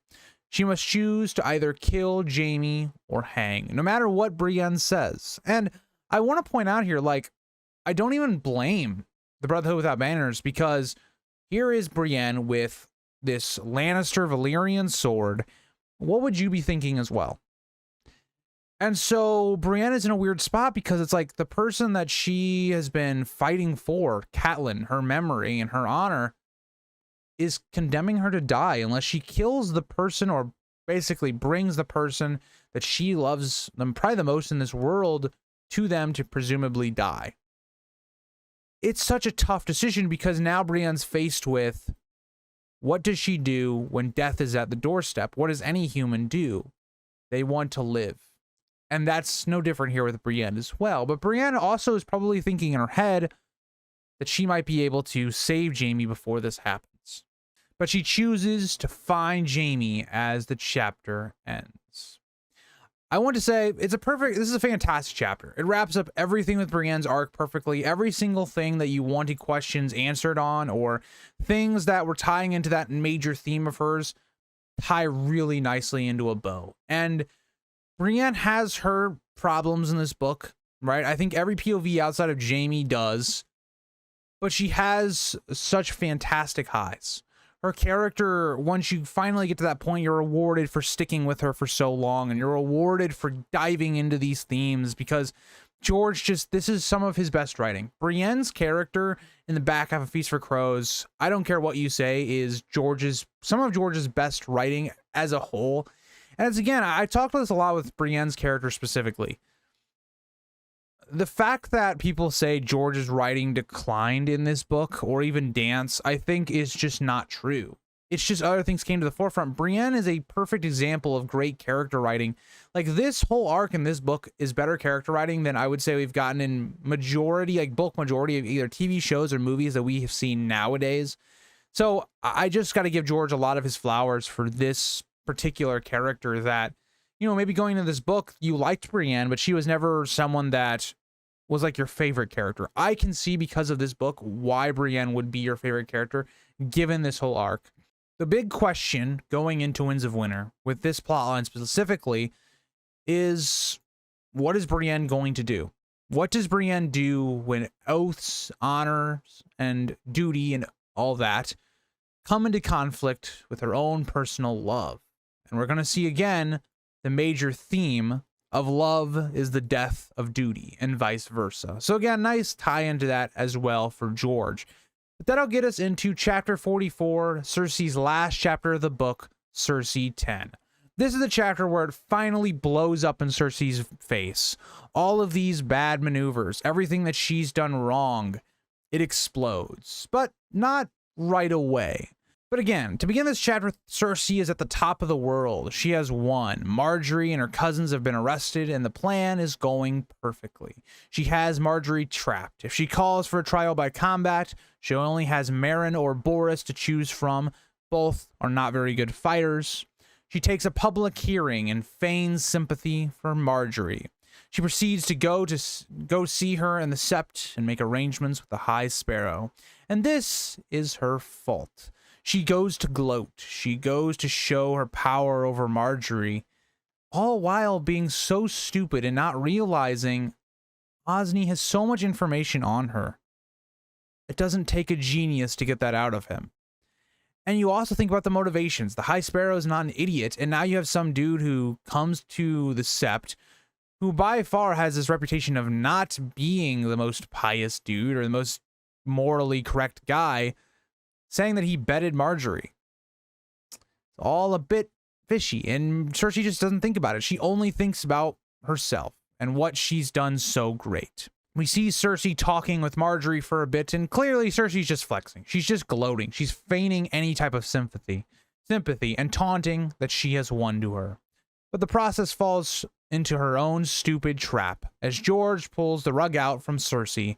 And again, I want to point this out because this chapter reminds me a lot of the Red Wedding. I think the Red Wedding's more of a surprise than like this, for instance, but you see it coming, right? You see Cersei's downfall coming. Even on my first read, and even when I was watching like season 5, for instance, I could tell this was coming. Cersei was just making way too many stupid decisions, giving the Faith too much power, and she was just putting herself basically in her own prison. But the way George writes it, where it's you see Cersei slowly understand what's happening and how the High Sparrow has figured her game out. And Cersei being the lion, she plays on this I am the queen and that she's a Lannister, but it doesn't matter. These people don't care about titles. All those things that she liked about the Faith and the High Sparrow to get Marjorie imprisoned backfire on her as well. And it's such a nice irony because Cersei gave these people all this power and then they just used that power against her because obviously they were going to. Because she, I guess, hasn't read a single history book about the Targaryen reign and why it was so important that Maegor took away their power, or a lot of their power. Just saying, Maegor was kind of, he did some good things, even though they were kind of, it was very cruel the way he got there. But I'm just saying, gotta give Maegor a little bit of support when we're talking about Cersei there, because he, she undoes all of his good work. But, let's move on. And slowly, Cersei is becoming more tamed. She is someone at the beginning that doesn't want any of these comforts. She wants to be freed. Slowly, she breaks down. Slowly, she eats the food. Slowly, she takes this blanket. Slowly, she becomes tamed. Until Qyburn arrives, confirming her hopelessness, as the council has handed the realm to Kevan Lannister. And she falls into the same trap Marjorie has with her champions. Again, Cersei's just an idiot. She thought, oh yeah, I'll just give Marjorie all these bad companions, so she's going to lose. 100% going to lose. Cersei has done that to herself now as well. Even to build on this and make it even worse, she finds out that as soon as she had been imprisoned, Aeron had abandoned her. And Cersei has one last plea, asking Qyburn to write a letter and send it to Jaime. A plea that she needs his help and that she loves him quite a lot. And again, it's one last manipulation. Cersei hasn't thought about Jaime up until this point, hasn't thought about him well, and now she's trying to play on Jaime's emotions and all of that just to get her out of this bad situation. And this is our last Cersei chapter of the book. But Cersei is such a weird character because at times she's fantastic. I think her opening chapters, like the first 3 or 4 chapters for Cersei, are great. I think her last 2 chapters are pretty good, especially the last one. But it's really the problem with Cersei is that middle, like the middle portion, that 5 through 8 chapters where I struggle with Cersei because all those chapters really blend together. There's not a lot of significance in that part of the book. It's a lot about maybe setting up mini plot lines or foreshadowing things to come, or even kind of expanding on Maggie the Frog, which is kind of the best parts of Cersei's chapters in those middle portion. And so it's a really great spot to end Cersei. Right? It's a good, satisfying conclusion to the book for all of her plot points, but for me, it doesn't exactly finish this arc. Dance has a huge benefit because it ends her arc with this Walk of Atonement. That is really the end point of this arc specifically, and so I really do think this is a good spot to end it, but I do wonder why George didn't seem to want to put that part of Cersei's plot into this book as well. I do think maybe he ran out of pages, or maybe he wanted to save it for a little bit later and make the timings work out a little bit better. And we get to our second to last chapter of the book, chapter 45, with Jaime 7. And again, I want to point out, Jaime is by far, for me, the best character of this book. He does not have a bad chapter. And actually, on the flip side of that, a lot of his chapters are ranked inside my top 15 of the book. And so he is just a great arc. And this is by no means the best chapter for him, but it's more or less resolving everything that happened, right? We see that Edmure has surrendered Riverrun, but in the process, the Blackfish has escaped because of Edmure helping him. Even with this, Jaime is quite pleased, right? His plan has gone pretty flawlessly outside the Blackfish stuff. he is able to not take up arms and have to fight the Tullys or the Starks. Everything kind of went really, really well for Jaime.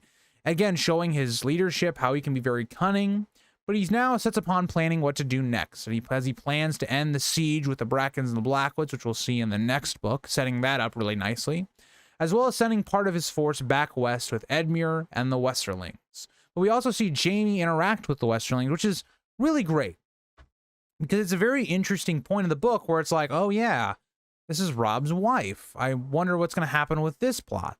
But we get some really crazy reveals that the Westerlings, or at least part of Jane's family, had actually been conspiring with Tywin the entire time, and that she had actually been manipulating Jane into having moon tea. So, very interesting little reveal here is that, again, we see another element of people betraying Robb before it was even over. But again, it's always nice to watch Jaime put people in place like he does in this moment as well. But that kind of leads us into Emmon Frey establishing his new rule on Riverrun as Jaime runs into Tom the Singer he had met in the last chapter, but maybe some foreshadowing to the Revenge Red Wedding, as again, Tom is an informant to Lady Stoneheart. But he also at this moment finds out that Ryman Frey has been killed and ambushed on his way back to the Twins, leaving a power vacuum between Blackwalder and Edwin Frey. But again, the chapter ends on quite literally the perfect note for me, because we've seen Jaime having this idea of getting away from Cersei. He loves and hates Cersei, and this is the moment where he's confronted with his biggest character weakness. Cersei, again, has sent him this letter that we saw in the last chapter to come help her, and Jaime burns the letter, burning that tie with her and not being the person that comes to save the day all of these times, not letting himself be manipulated by her. It's a great end to this kind of character arc and ending for Jaime. Because again, I do think this is a good point to end him on. I think you could have actually chose the next chapter as well. I think Dance is as a book as a whole that is blessed with having a lot of the resolutions for our characters in this book, or at least more of those resolutions. And this is a great, fine way to end Jaime. I do think that like maybe George should have given us the next chapter as well with Jaime, but again, I think this is a great point for Jaime to end on, and getting into Dance and then into Winds of Winter as well. So that gets us to our final chapter of the book, and this is a very weird character. This, by far, for the entire book, consistently has been my least favorite POV. Sam does not have a chapter in which I look at and go, wow, this is a fantastic chapter. It's ranked in my top 10. He is a character that's constantly either middle of the pack or bad. But we finally, in this chapter, have reached our end goal of Old Town. And it's really weird that George decided to make this the last chapter. I honestly get it. I understand why he did it, because it connects with the prologue really, really well. But I'm going to be honest. When it comes to the pacing of this book, I actually believe Brienne's last chapter should have been the end, because it ties in really nicely to a lot of the different themes of the book. It ties in well with the conflict with Jaime and Brienne. Maybe the timing would be kind of different, I guess, but I really think Brienne would have made the best sense for this book to be the conclusion, but I also understand why George did it with Sam as well. But Sam is finally making it into Old Town with a little difficulty because of the Ironborn. Much of this is, again, updating the viewers in the current situation and how Old Town is being threatened with a possible assault by Euron. Sam deals with where to send Gilly and eventually settles on having it be his home of Hornhill. But regardless, Sam goes to the Citadel, and after waiting for most of the day, he runs into Laris, or probably Sorella. Again, Sam ends up telling all of his story and eventually is led to Marwyn. Marwyn, a really interesting character, someone that we will hopefully see a lot more of in Winds of Winter. And this is by far the most interesting part of Sam's entire POV in this book, right? I have a lot of actual love for this chapter because it introduces one of the best theories in the entire community, in my opinion. But before we get to that, Sam basically ends up telling Marwyn his entire POV of this book, and even before that as well, as he tells Marwyn of what Aemon had told him to say, and his journey thus far. Marwyn notes how the Citadel is no place for magic and dragons, and that they killed them before. Again, this is one of my favorite parts of this book, of any theory that's ever been brought up. I love the Grand Maester conspiracy, so I have a hidden love for this chapter, but Marwyn says he will go to Dany and that magic still works, as he knew Sam was coming before he was even there. Again, adding another this magical element, like what does Marwyn know? Who is Marwyn? Why does he know the abilities to do this? But Marwyn tells him to play the part and forge his chain as he will be needed at the wall, but mention nothing of the dragons. Again, it builds up so much intrigue with Old Town of this being this corrupt like school or citadel or a place of learning that on the face value seems good, but it's not. And that really actually builds upon what we learned in the first chapter, how there's this hierarchy at the Citadel, how there's more going on than just, say, you trying to get a chain. There's a lot of favoritism. There's other things going on that really rely itself well with this chapter. But the chapter kind of ends with Marwyn exiting and Sam meeting Pate. If you guys remember, Pate died in the first chapter to a faceless man.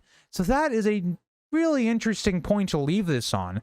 And that is the way this book ends. A really big cliffhanger to end it on, where it's like, okay, Sam has run into a faceless man. What's that going to imply for the story? But that may be the end of the book, and I'm glad that we got through all of it. Thank you for everyone that stuck by, and we went through this whole process together.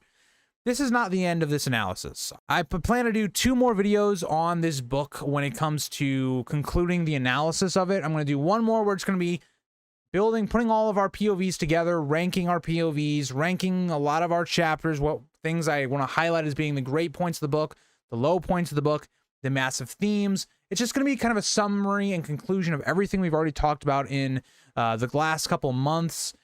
With that being said, these are my final thoughts. Everything I want to talk about with The Feast for Crows, some of the things I took away from the book, why I think it's, again, not seen very positively from what I would say the casual community, the people that maybe have read the books once or twice. I would say the media at large, if you look up rankings of the books, Feast for Crows is almost always last. So I want to talk about why that would be for that audience specifically, and why I think when you look at the community on, like, my community on YouTube, Feast for Crows is actually given a lot more love. So we're going to talk about those things. We're going to talk about a lot of the themes, some of the things I took away from this book, some of the things I think George was trying to show us, the readers, and to really get us to think about critically. So I want to start with the themes, because we haven't talked about the themes nearly as much as we've talked about other things throughout this entire retrospective, but the first theme that I think really comes to fruition, it's throughout all of the books, but it's even more in this book specifically, is the anti-war themes. We get this really heavily with Brienne, and especially in her 5th and 6th chapters. And looking at what war does to a man, specifically, one of the best speeches is talking about that exact idea, how a man can become something that isn't even like a man anymore, right? Talking about how war changes you. You know, you start off going in this war fighting for who knows what reason, for people you don't even know, and what's happening during that battle or the war to come. You know, you're seeing all your friends die, all the people you know are dead. You feel isolated, alone. You're maybe some common poor person, and you're trying to loot, you know, people to get something out of this war. And so all of that is really great, and it's some of my favorite parts of Brienne's storyline, because in a lot of ways, and something I'll talk about a lot with Brienne's POV further into this analysis, is I really think Brienne is someone that took on the mantle of Arya on, you know, exploring the Riverlands, exploring some of these anti-war themes, showing how it affects the common person. And Brienne is really, it takes her a while to get going, but she does a fantastic job of being able to show us what George is trying to tell us. And I think of all the themes, this is the one that really sticks out to me the most. I think it's the one that's heavily looked at, right? There's a reason we get so many Brienne chapters. Jaime as well. Jaime's second half of his story kind of focuses on this a lot as well, because he's going through the war-torn Riverlands as well, seeing what's come of this War of the Five Kings. And so I think all of that is really great to understand. It's great to read. I think it's something that the other books are not focused on it, right? Because you're in the middle of the war. You're with all of our characters. You're wanting them to win those wars. So, for instance, Davos, Catelyn, Tyrion, early on when it comes to, like, the Battle of the Blackwater, when it comes to being with Tywin in Book 1. So you're kind of seeing war actually play out. You're not seeing a lot of the effects. And so this book specifically takes the time to really have this be at the forefront. And that's something we're also going to see kind of with Dance as well. So the next theme that I really picked out, and again, I'm really kind of hitting, I think, the main couple POVs, mainly because I think each one has something they're trying to tell. And one of those is the idea of power corrupts. This is something we've seen throughout all of the books, but I think Cersei, more than any character, kind of amplifies that, right? Cersei is someone that's power hungry. It amplifies how she makes decisions. It's something that we see she's trying to garner power, right? Tommen's coming to him to rule, but in reality, it's Cersei coming to rule. It's something that she's wanted her entire life. It's something that she's not willing to give up her crown for Tommen until he comes of age. And so it's really interesting to watch how she makes these decisions, because all the decisions are basically on her, right? Rearming the faith. Something we want to talk about. Another theme is basically the religion. And so I think Cersei goes in this downward spiral, right? Of how all of this wealth goes to her head, how, having, absolute power, and how she deals with that, I think is another thing that George is really going to be putting on here. I think also, I didn't put it on this one specifically because I think it's more heavily in the next book, but I think the idea of ruling and its difficulties, right? It's not an easy thing to do. You can't please everybody all the time. And so you've got to make decisions that are in your best interests, as well as something that can help, whether that be the common people or the people that are keeping you in power. And so that's really interesting. I think that's much more present in Jon and Dany's POVs in the next book, but it's still present here with Cersei as well. And so that's a major theme of her arc. But there's some other ones as well. We'll kind of talk about her. She's involved in a lot because she is the main POV of the book. She has a lot of themes, but I think this is the one that I think amplifies it. We'll talk a little bit more about her as we go forward and with themes. Again, I think a very common theme, it's probably one of the most common, if not the most common, is the idea of internal struggle of the heart. This is present in almost every single POV, if not every POV, right? Think about the opening prologue. It's really the heart at conflict, right? Pate wants to win over this girl, so he's willing to do some things that aren't so great, right? It's putting his morals, to the test for love. And so that is, again, one of those things that's amplified throughout the entire story, right? Brienne, she is someone that really plays into this quite heavily, right? She's struggling with, should she go on with this quest? Or, for instance, the love of her father, right? There's this part of this I think is really interesting in her time in chapter 5 and 6, where it's like, the end of chapter 6 is mainly like, should Brienne still be a soldier, keep following orders, follow these oaths, or go back to her father? Because her father wants to have her daughter back, not, her shield, her whatever, her belongings after she could possibly die. And that's what we see end up playing out with Brienne anyway. So there's that there. We also see the internal struggle of, again, she was basically had a crush on Renly, or had a love for Renly. Also, that's very present with her love for Jaime currently as well. Think about the end of the book, right? The end of the book for Brienne is she's faced with the choice, die or bring them Jaime. The Brotherhood Without Banners, by that. And so it's present pretty much in every single thing, right? Cersei, right? She's trying to protect her children. That's kind of her internal struggle of the heart, more or less, because she's trying to protect her children because of whatever happens, because Joffrey died, because she believes the Tyrells are trying to take them away from her, whatever. Jaime trying to get away from Cersei. It's present everywhere. There's no reason to keep going with it because it's present every single area. And so I think that is something we've seen very much presently throughout the story. It wasn't the one I put at 1 as in the first theme I listed out, because I don't think it's as present as it is in other books. It's definitely here. I mean, I didn't even mention the Dornish plot, right? Like Aerys Oakheart with Arya. Like, there's just so many points you could point at, but I think it's not nearly at the forefront as, say, like in Storm of Swords or Clash of Kings or Game of Thrones. Now, another one I noted was death, and I thought this was an interesting theme given about how prevalent it really is with, I think, specifically Arya's POV, given, what she's going through right now. But what does death mean, right? Like, what happens when you die? Like, what happens after you die? Like, your legacy, things like that. But also, who should be able to give death? I mean, I really like that theme for Arya specifically, because It's something where the Faceless Men are telling her she does not have the power to give death. And Arya is struggling with that quite a lot. So I think that's a very interesting one as well. But if you even look at other characters, right? The death of Joffrey, what does that mean for Cersei as a character? What does impending death upon her other children motivate Cersei to do? Even look at Brienne's storyline once again. When we talk about the idea of death, of needless war and conflict causing death, and it almost seems for no reason because the cycle just continues over and over again. So many interesting ideas when it comes to death, right? Tywin's death and his legacy and how it's kind of been stained by his kids. All that's really interesting. Lysa's death, how does that affect someone like Sansa in the Vale plot? The death of Balon Greyjoy, how that changes the Ironborn culture, right? And they're going to Euron now, someone that is being progressive but also staying conservative. Very interesting. Like, death is just a very prevalent of this entire book as well, and how we handle that moving forward.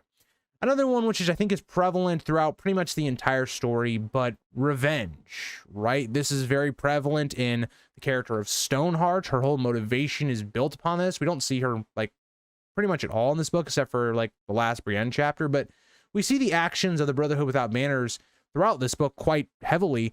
And so revenge is kind of one of the main things that motivates you. And so we see how revenge can corrupt a person, how it can make them not the same individual. Think about Cersei as a character. She is someone that's looking for revenge because she believes the Tyrells are possibly involved in maybe Tywin's murder because of some things that Varys laid out. We're getting revenge on Marjorie because she's trying to steal away Tommen. All those things are very prevalent, right? Her trying to get revenge on Bronn, for instance, wanting him dead. Arya, it's a huge, huge part of her arc. How she believes that, again, she should be able to deal out revenge, right? She has a whole list, but specifically, if we even go back up to death, right? She is someone that believes that she should wield the power to kill Daeron because he has deserted from the wall. That's something we also see with when it comes to, in revenge, leaving Sam out to dry. Arya feels responsible for that. So again, all of that's very prevalent. I think another one I kind of skipped over when it comes to death that I think is important to talk about as well is Sam, right? There's a whole chapter kind of dedicated to this exact thing. When Maester Aemon dies, what does that mean for Sam, right? And Sam and Gilly having sex for the first time in that chapter is interesting because death can always also bring about life. And so that's also another interesting like point to bring along on that idea of that theme. So I want to move on as well. So moving on to identity. Identity is a very strong one in this book. And I specifically put a lot for heavy on the female POVs because in a lot of ways, this book is similar to a Game of Thrones. I'm going to talk a lot about that in this final conclusion. And the one thing I noticed quite heavily is this is really a book of figuring out who you are as a person. Sansa is this character that has to play the Elaine role and trying to figure out who she is as a person. And trying to also keep alive this Sansa per side of her and trying to understand how to play the Game of Thrones, right? All of that's interesting into the identity of her as a character. It feels somewhat a little bit interesting to kind of the start of Sansa, where she has to learn that this isn't a fairy tale when her father dies. Arya, a character that's being told to be no one, but she's a character that's not possible. She will always be Arya, and that's made very apparent every single chapter that Arya is in. We see her grow, again, being able to blend in, being able to, find out information, to assassinate people. All of that is very interesting, and it builds on her identity as a character. This is the same with other characters, like Asha, like Ariane. Identity is another huge idea that this story is trying to tell, whether that be old characters or new characters. Even Cersei kind of goes through a little bit of identity, trying to figure out what she is as a person. Like, how is she going to about doing certain things? And yes, she's an older character, an older person, so she's got a lot of that figured out, but she does have a little bit. Like, how is she going to be as a ruler, right? That's a bit of her identity. But also we have the next one moving on. Speaking of Cersei, by the way, we have the lust and the meaning of sex. And I think this is very interesting given how prevalent sex is in this world, specifically, and how much George loves to write it. Sometimes I wish he wouldn't write it as much, but still, when you look at this story, we see how characters like Arya and Cersei and some of our more feminine characters use sex to get things, right? Arya is trying to manipulate Aerys to help her, right? To crown Myrcella. We see Cersei using, sex to try and get people to do what she wants them to do. But we also see how that kind of backfires as well. How sex is used as this, it almost dehumanizes a person, right? In this world, if a woman sleeps with a man outside of being married, they are a whore, basically, in this world. That's what they get called. And so there's a lot of that double standard where it's like men don't have that, right? Like men, think about Robert Baratheon.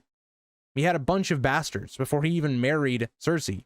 There wasn't that stigma around Robert, where if Cersei did the same thing and people knew about it, it would be a different thing. So there's a lot of that as well in this book, a lot of that kind of meaning of sex and what does it mean for the world. And so that kind of leads us into the next one, but power struggles. I talked about this kind of with Cersei a little bit earlier on, but I think when you look at just struggling for power, this is mainly seen through probably my favorite two plots of this book, like from the beginning to end. Other ones have better parts of it, like within, but I love the Ironborn and Dorne plots. And what are they really about? Trying to take control of Dorne and crown Myrcella for Arya. And on the other side of it, you have the Ironborn. You have all of these different types of characters trying to take the Seastone chair. And so all of that's prevalent there, right? How do people attain power? How do people get people to come to their side? All of that is interesting to study as well, specifically with those two plots. Another one we've kind of talked about here a little bit, it's kind of a sub class of lust and also identity, but women's role in society, right? Think about how Sansa has to play her role, how Asha is not allowed to be the ruler of the Iron Islands because she's a woman, even though she has like the best claim, given that she is the daughter of the last king. By best claim, I mean like if you were giving off of like inheritance, like nowadays standards, not Westeros standards.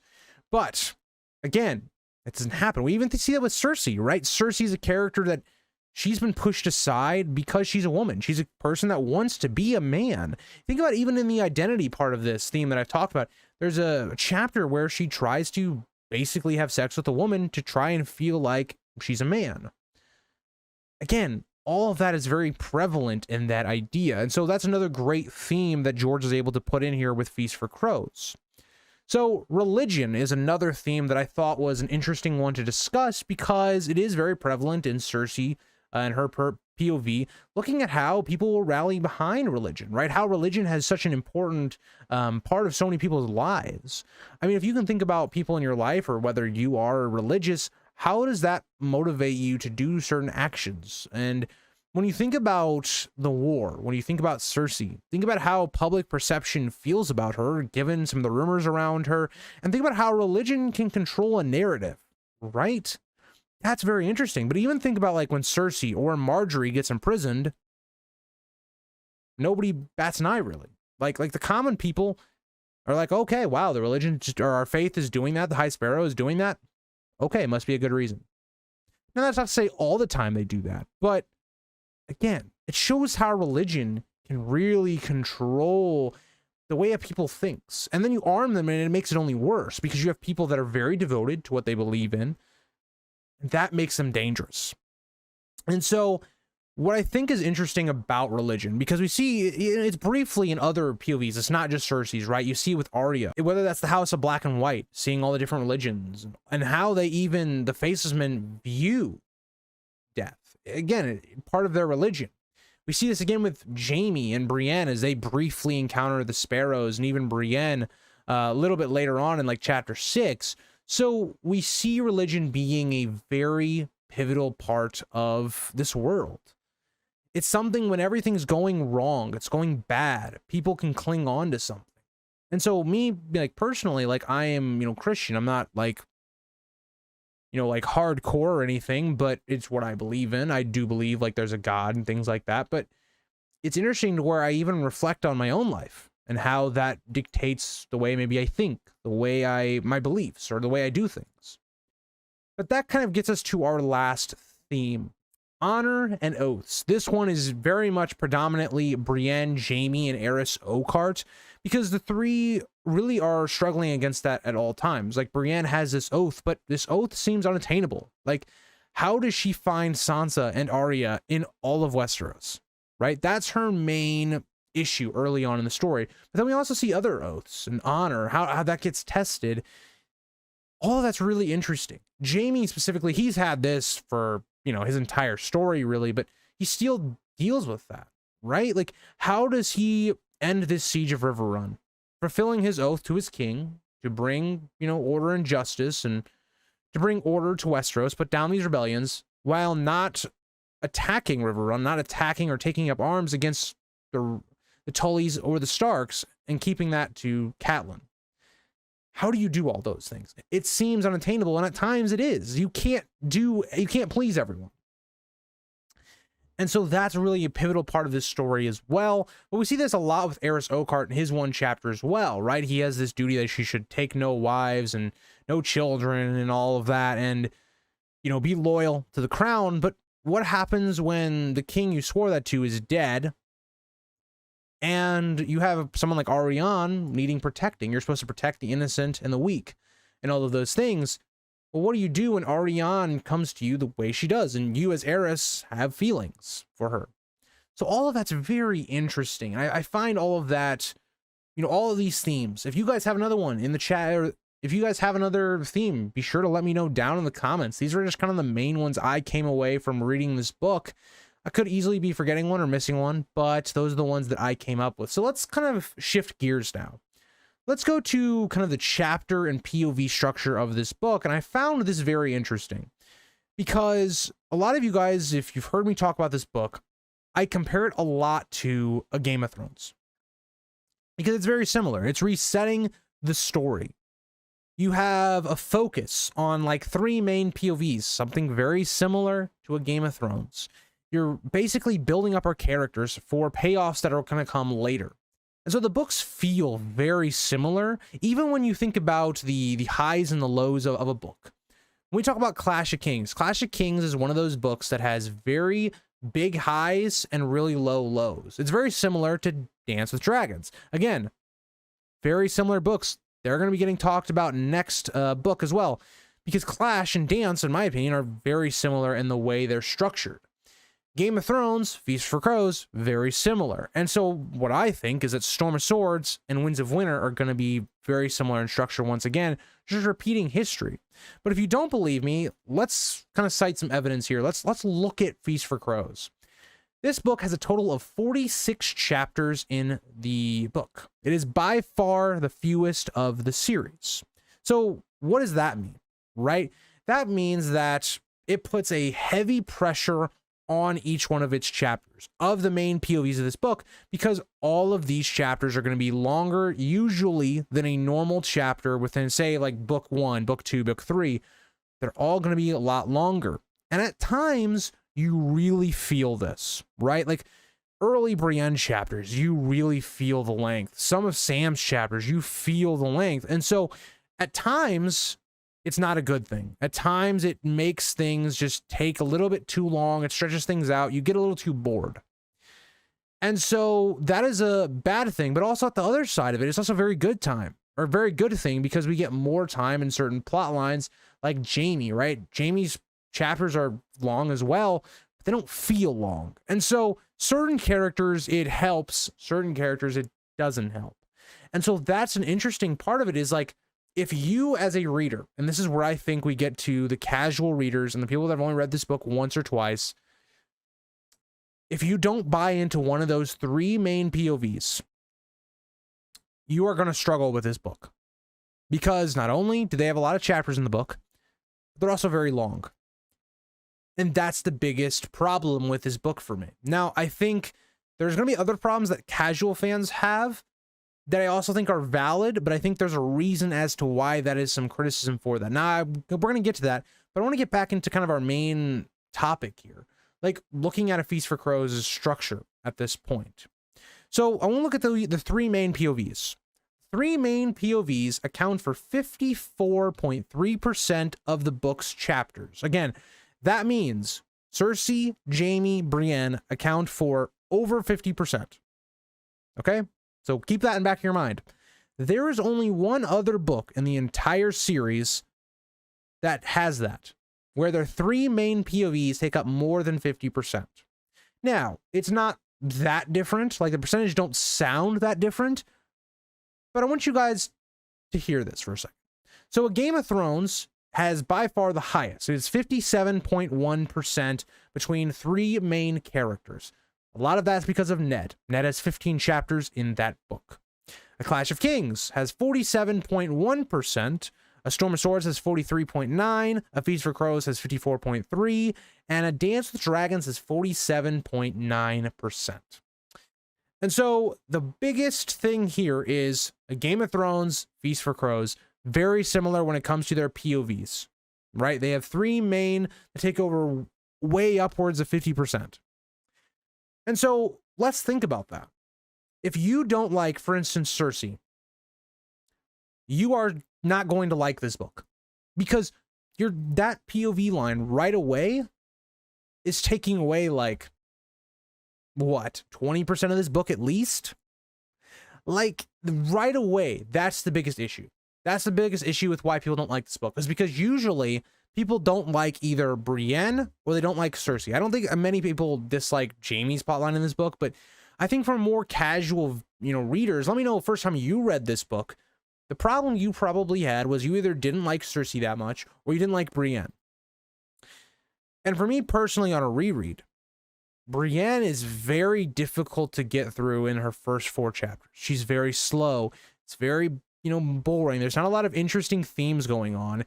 It's a lot of just wandering around, and there's no aim to her plotline. She doesn't really get an aim to her plot until like the end of her 4th chapter. So like, that's the biggest problem, right? Is that when you have your main 3 POVs and one of them is lacking until midway through the story, you're gonna feel it. And so that's one thing I really noticed from this book and why people don't like it nearly as much as maybe some of the others. And I think the other part of this, right, is like right when Brienne starts getting good, right? So around the midpoint of this book, around the end of chapter 4, chapter 5. Chapter 5 is when Brienne becomes one of the worst POVs in the book to by far like top 2 POVs of the book.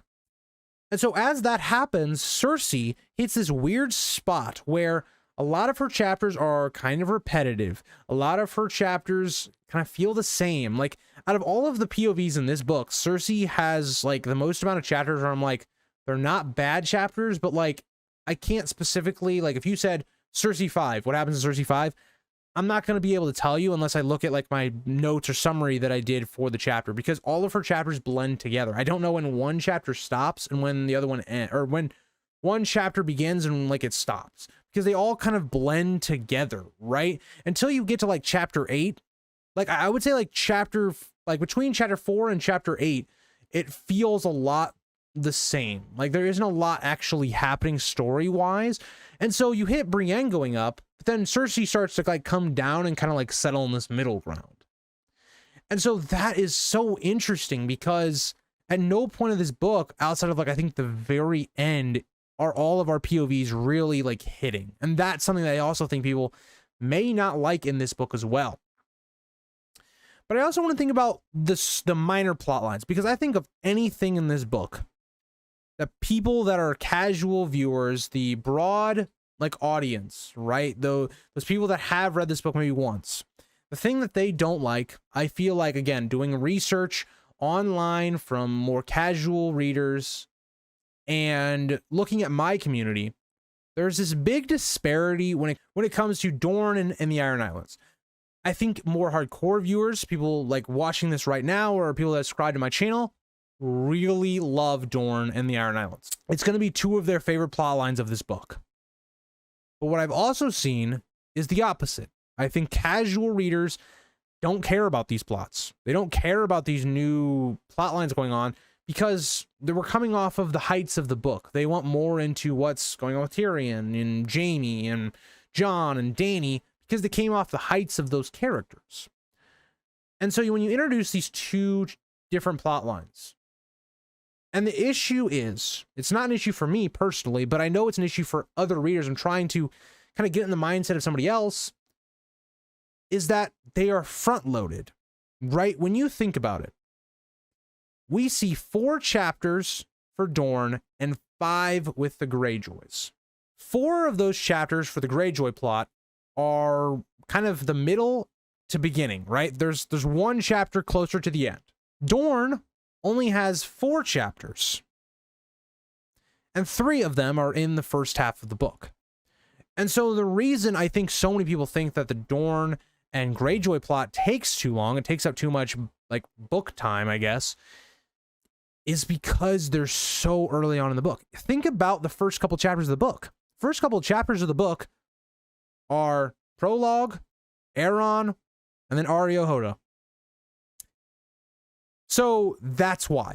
Because initially, right off the bat, you start out with 2 different plots that maybe you don't have as much investment in. And that's a big part of it. And why people are like, oh, well, there's a lot of it in here. It's like, not really. I did the math to calculate like actual chapter count wise. Both of these combined in their own plots are only about 20% of the book. Think about that. Like, that's basically on par with Cersei's plotline. That's 2 different plots are basically Cersei plot in this book. It's actually less. It's 1 less. That's kind of insane that that's a complaint, given that there's not that many chapters for each one of the different plots. It's also a shame as well because, in my opinion, as a rereader and someone that's doing a retrospective, the 2 best chapters of this book are in those plot lines. Very interesting. This is a book that I think is just very polarizing. I think it's a book that either you like it or you don't like it. There's not really a lot of in between, I feel like. And I think that's very apparent where I think this book is very similar to like The Last Jedi. The Last Jedi is a book, The Last Jedi is a movie that a lot of people didn't like. There's also some people that really liked it. I think Feast for Crows is almost the same way. It's not as divisive or polarizing as The Last Jedi, but it's almost very similar because there's very much a disconnect between casual readers and hardcore readers. And so I'd love to hear your guys' thoughts when you first read this book, but that's kind of the thing I came away with. And you even look at, okay, why is another reason that people think the Dorne and Ironborn plot was so long? Well, think about some of our other major characters. Sansa and Arya, 2 characters that have had a lot of POVs in the last 2 books. They are nowhere really to be found in this book, only 3 each. And for me personally, that makes sense. That's where they should be. But from a casual reader's point of view, you want more of them because they're main characters. They're coming off some very interesting plots in Storm of Swords, and George doesn't give you that. Right? Arya and Sansa have only 6 chapters. They combined have less than Brienne. They have 1 more than Sam as a whole. And we'll talk about Sam and his POV later, but it's interesting because when you're sitting here, you're going, okay, well, Dorne and the Ironborn have 3 more POVs than both Sansa and Arya. It's interesting because it doesn't help the slack of the book early on. Because I think the early part of the book really hinges on if you enjoy the Ironborn and Dornish plot. Because Sam early on is not good. Sam is not really good at any point of this book. Like, his first chapter is solid, and then his last chapter is solid. His in-between is bad. It's the worst of this book by far. And so Sam doesn't help it, and he's one of the most prevalent POVs. He's number 4. Brienne's not good early on. So Cersei and Jaime are like your 2 strong ones early, and then you get an Arya Sansa chapter like every third of the book. So if you don't subscribe to the Ironborn and the Dornish plots, this book's going to feel very long.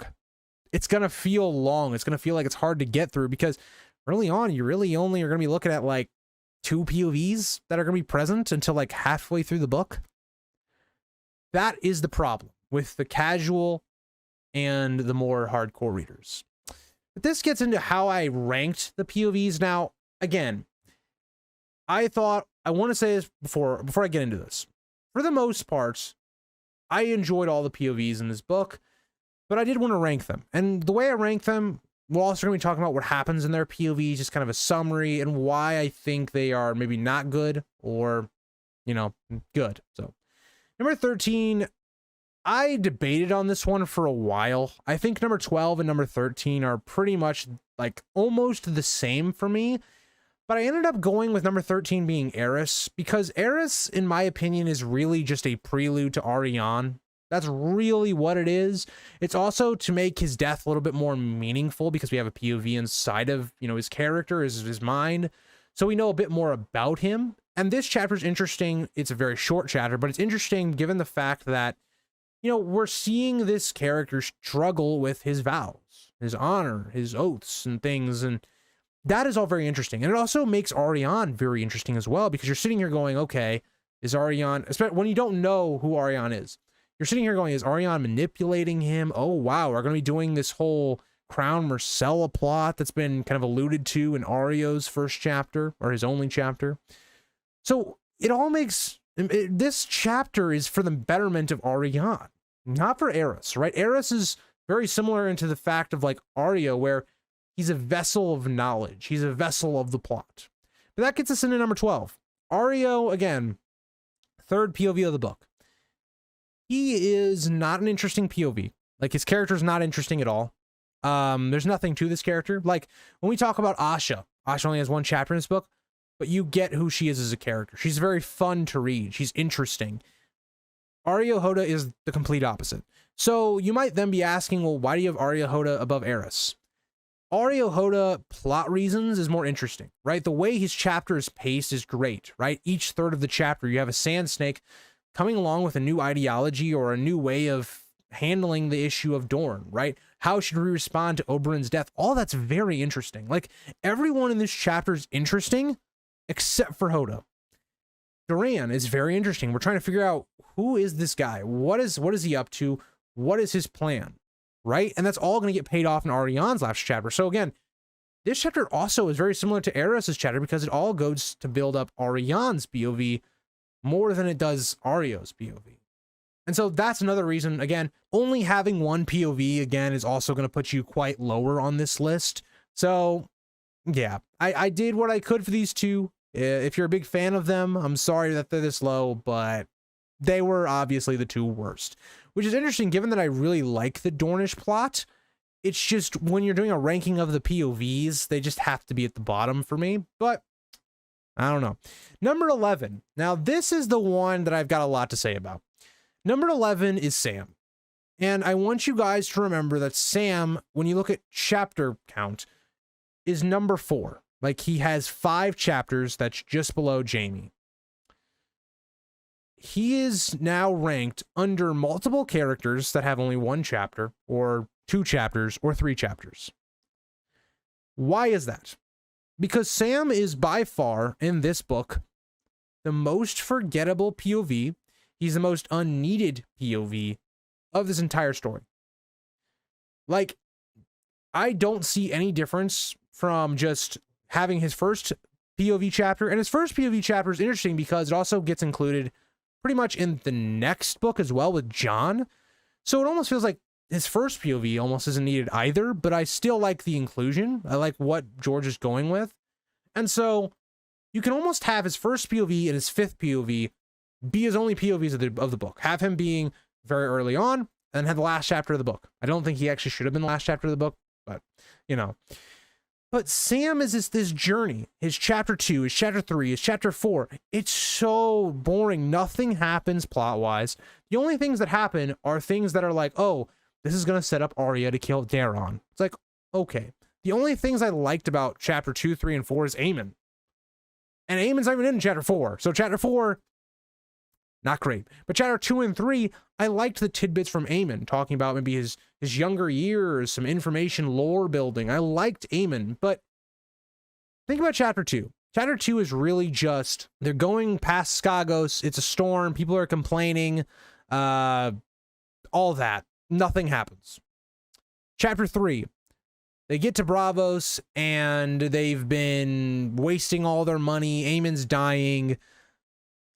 Sam has to go find Aeron, he gets in a fight, and he's just thrown out. And then they find a ship. That's it. It's like, it feels like a side quest that you could have just explained in Sam's last chapter. Sam literally recounts their adventure to Marwyn. Or to Alaris as well. We could have just gotten all the information then, or we could have had a longer Sam chapter, like thinking about what happened, Aemon's death, whatever.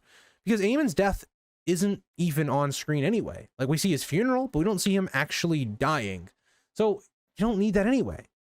Like, his POV is not a strong point of this book. It's in my opinion probably the weakest point of this book, because there's nothing interesting about his POV, in my opinion. Like, there's outside of like his last POV, there's nothing that's new or interesting that he really builds, because he goes to Braavos and it's like, we already have a better Braavos POV in Arya. Arya is better than Sam in pretty much every single way possible. And maybe I'm being harsh. Let me know what you guys think about Sam in this book, but I personally hate this book for Sam. It doesn't do anything for Sam as a character. It doesn't do anything for really Gilly as a character. Aemon dies. Like, it really is just to get Sam to Old Town. But we didn't need the chapters in between to get there, is what I'm saying, right? So, I don't know. Sam is not a favorite of mine for this book, which is why he's at 11. Number 10 is Asha. Again, the only reason she's like lower down here is because she only had one POV. She has a great POV, even though it is one POV though. She comes off as very charismatic. We see her being, a woman leader, of a group of men, which is something you don't very often see in this world. So she's very unique in that way. It's interesting seeing how she's devoted to trying to take her father's throne after he's passed, and how she reacts to that.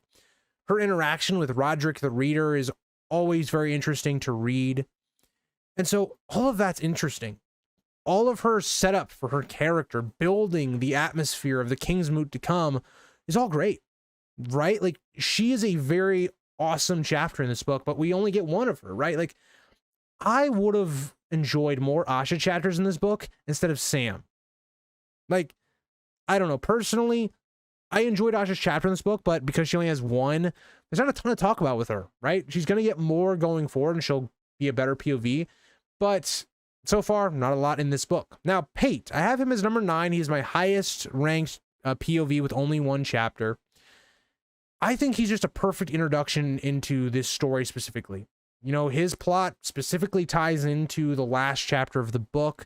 He is someone that really takes all the conflicts of how the hardships of the common person, the struggle of love, all of that's fantastic. The way the common people view events that have been happening, especially with like Daenerys, for instance, it's really awesome. Getting to see Old Town really for the first time. We don't get to see a lot of it, but like, it's our first real introduction into Old Town, is fantastic. But unfortunately, he only has one chapter, so this is the highest I could really bring myself to put him. And that leads us to number 8, Victarion. Victarion has 2 very good chapters. Neither one is like top 10 of the book, but his first chapter is, again, arriving for the Kingsmoot. It's not the actual Kingsmoot, but arriving there, right? And we see the atmosphere, the tension build between him and Euron, even kind of the reflection of we saw with Renly and Stannis, how they should have come together and beaten the Lannisters, but they didn't. Similar here, where you have Victarion and Asha is saying, I will support you if you basically make me your hand. That doesn't happen. Victarion won't allow that. Victarion is too conservative, while Asha is too progressive. I love the way that we build up everyone's ideologies in this chapter. Euron's introduction into this chapter is one of the best of any character, of building any character in the entire story. His second chapter, right, following the Kingsmoot, how we get this awesome battle scene to begin, but we also see how Euron is trying to work some of his manipulation, how Euron is struggling with the Ironborn and their ways, and sending Victarion on this mission to get Daenerys and dragons. All of it's really good, right? Victarion doesn't have a bad chapter. I think there's other POVs because they have more POVs than him, like more chapters, and also because maybe they have a better chapter than he does. But he's still a very good addition. Again, all of the Greyjoy POVs are fantastic in this book. But that gets us to 7. I'm going to talk about 6 and 7 because they're right next to each other. But Arya's 7 and 6 is Sansa. The two are very similar. I think Arya is very consistent. She is very good. She is like top, probably like 20. She probably has all 3 of her chapters around like that top 25, 20 area of the book. And so all of her POVs are good. They're all interesting. They're really, her big things is about identity and death. All that's very interesting, right? Or seeing Arya come to Braavos is really awesome. Her introduction is way better than Sam's when it comes to getting to Braavos. We see her exploring it, and we see her learning. Her second chapter, again, taking more lessons, learning more, getting more in depth into the Faceless Men and their history is very interesting. And then by the end of the chapter, in that chapter, having to get rid of all of her belongings of Arya, but hiding, needled, for us as a wink of the audience, to be like, this is still Arya. By her third chapter, again, it's her, killing Daeron, and she wakes up blind. All that's really interesting. It's a great setup for the next book. There's nothing in here that's like, fantastic. One of the top 5 chapters of the book, which is what we're going to see a lot with the upcoming POVs. But to me, the reason she's below Sansa at 6 is because Sansa does have one of those really good chapters. I don't think I had it top 5. We're going to talk about it in this video, but her chapter with, again, Littlefinger playing all these lords and ladies of the Vale is fantastic. It's one of my favorite chapters of the book. The way we see him manipulate people, things that Sansa will have to develop. But even in the first chapter, the way we see Littlefinger mess with Nestor Royce and make him a loyal person to him, all of that is fantastic in the way that he does that. And it makes Sansa so interesting as a POV, the way she's able to then take some of those teachings and apply that to how she deals with Robin, how she is using this identity of Elaine. Now, the one argument I would say for why maybe you would put Sansa below Arya is because Sansa's third chapter, it's not really that good until the end. It's similar to like Catelyn's chapter when she's going up to the Eyrie, where there's not a lot happening. It's just this journey we've now seen again. And it doesn't get interesting until the end when Littlefinger tells her what his plan is, right? Going through the lineage of who the next heir is and how it's Harry the heir if Robin Aeron was to die. Setting up Winds of Winter perfectly. And it's a great end, but how we got there was, it kind of seems like a big problem George had in this book quite a lot, was like, he just explains a lot of the journey, right? We have a lot of journeying to do. And so I can see that argument. I think the reason I put Sansa above Arya is I think Sansa's first 2 chapters are probably better than all of Arya's chapters in this book. So that's kind of why I chose it. Like, Sansa just has 2 big highs and 1 low. That's how I look at him. But that gets us to our top 5.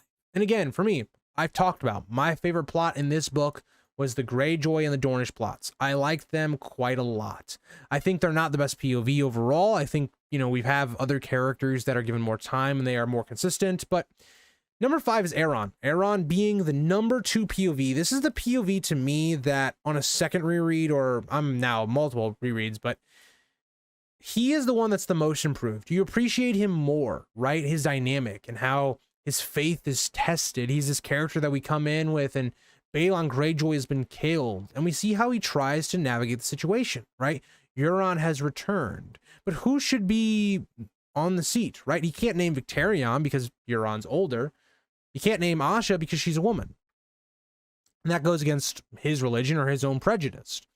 So we see how he has to come to this decision to do the King's Moot, which is interesting, right? It's a great setup for that. And right, we'll get more POVs to set up the King's Moot as a whole with Asha and Victarion, but it's a great introduction into this. And it's really interesting to learn about the Ironborn ways, right? The drowned god religion as a whole, because we haven't seen it much, right? We've only seen it with tidbits of Theon. This is really our first real introduction into this religion. And I think it's very interesting, and learning more about the Ironborn, even though they are morons, it's interesting the way we learn about them. It's a great setup. One of the better chapters of the book. It's not like a crazy chapter or anything, but then you get to his second chapter. His second chapter is the best chapter of this book. You could debate me on it. You're not going to change my mind. The King's Moot is the best chapter of this book. It just, seeing all the different players, how they maneuver this meeting of who is going to be the king / the queen of the Iron Islands, all the different philosophies, and how it's a waiting game, right? If Victarion waits to go last, maybe he beats Euron at this King's Moot. Seeing how Aeron is seeing through all of this, he's the one that set up this meeting. He knows what he wants to happen. He even is trying to prompt Victarion to win. He has a clear bias. And seeing Euron as this character that just takes over, right? He takes this book over, or takes over this chapter.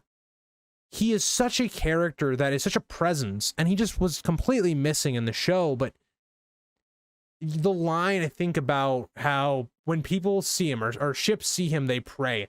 That whole thing is just insanely good. The whole thing with Dragonbinder and introducing this into this world is interesting. The different politics going on, right?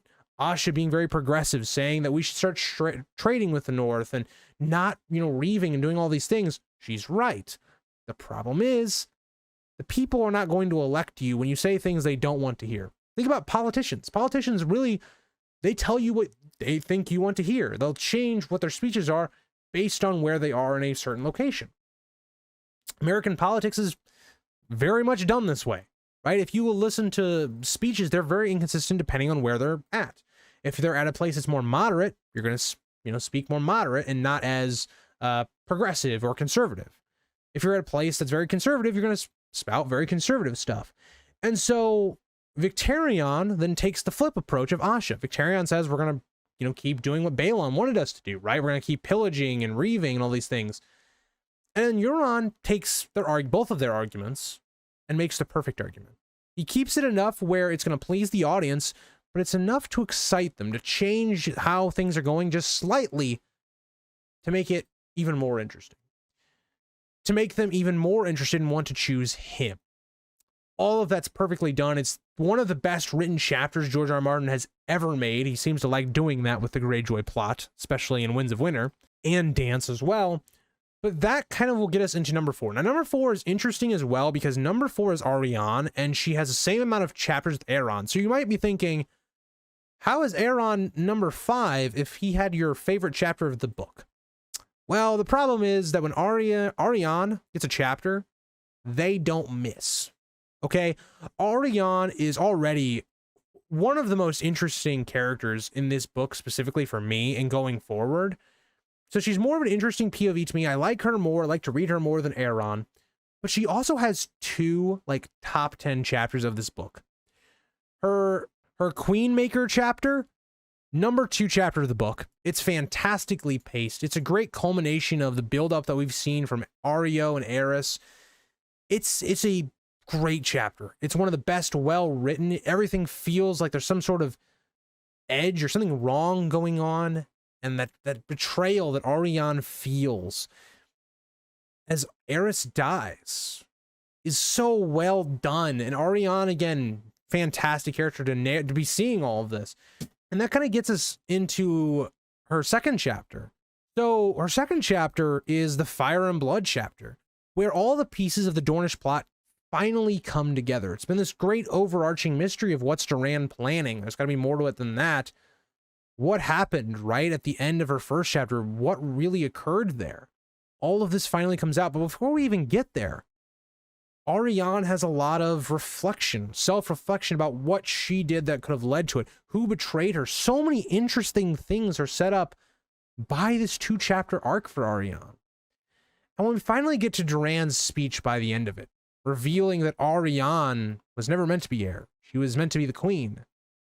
It has ripple effects because it recontextualizes how we think about, for instance, Viserys or the early Targaryen plot in book 1.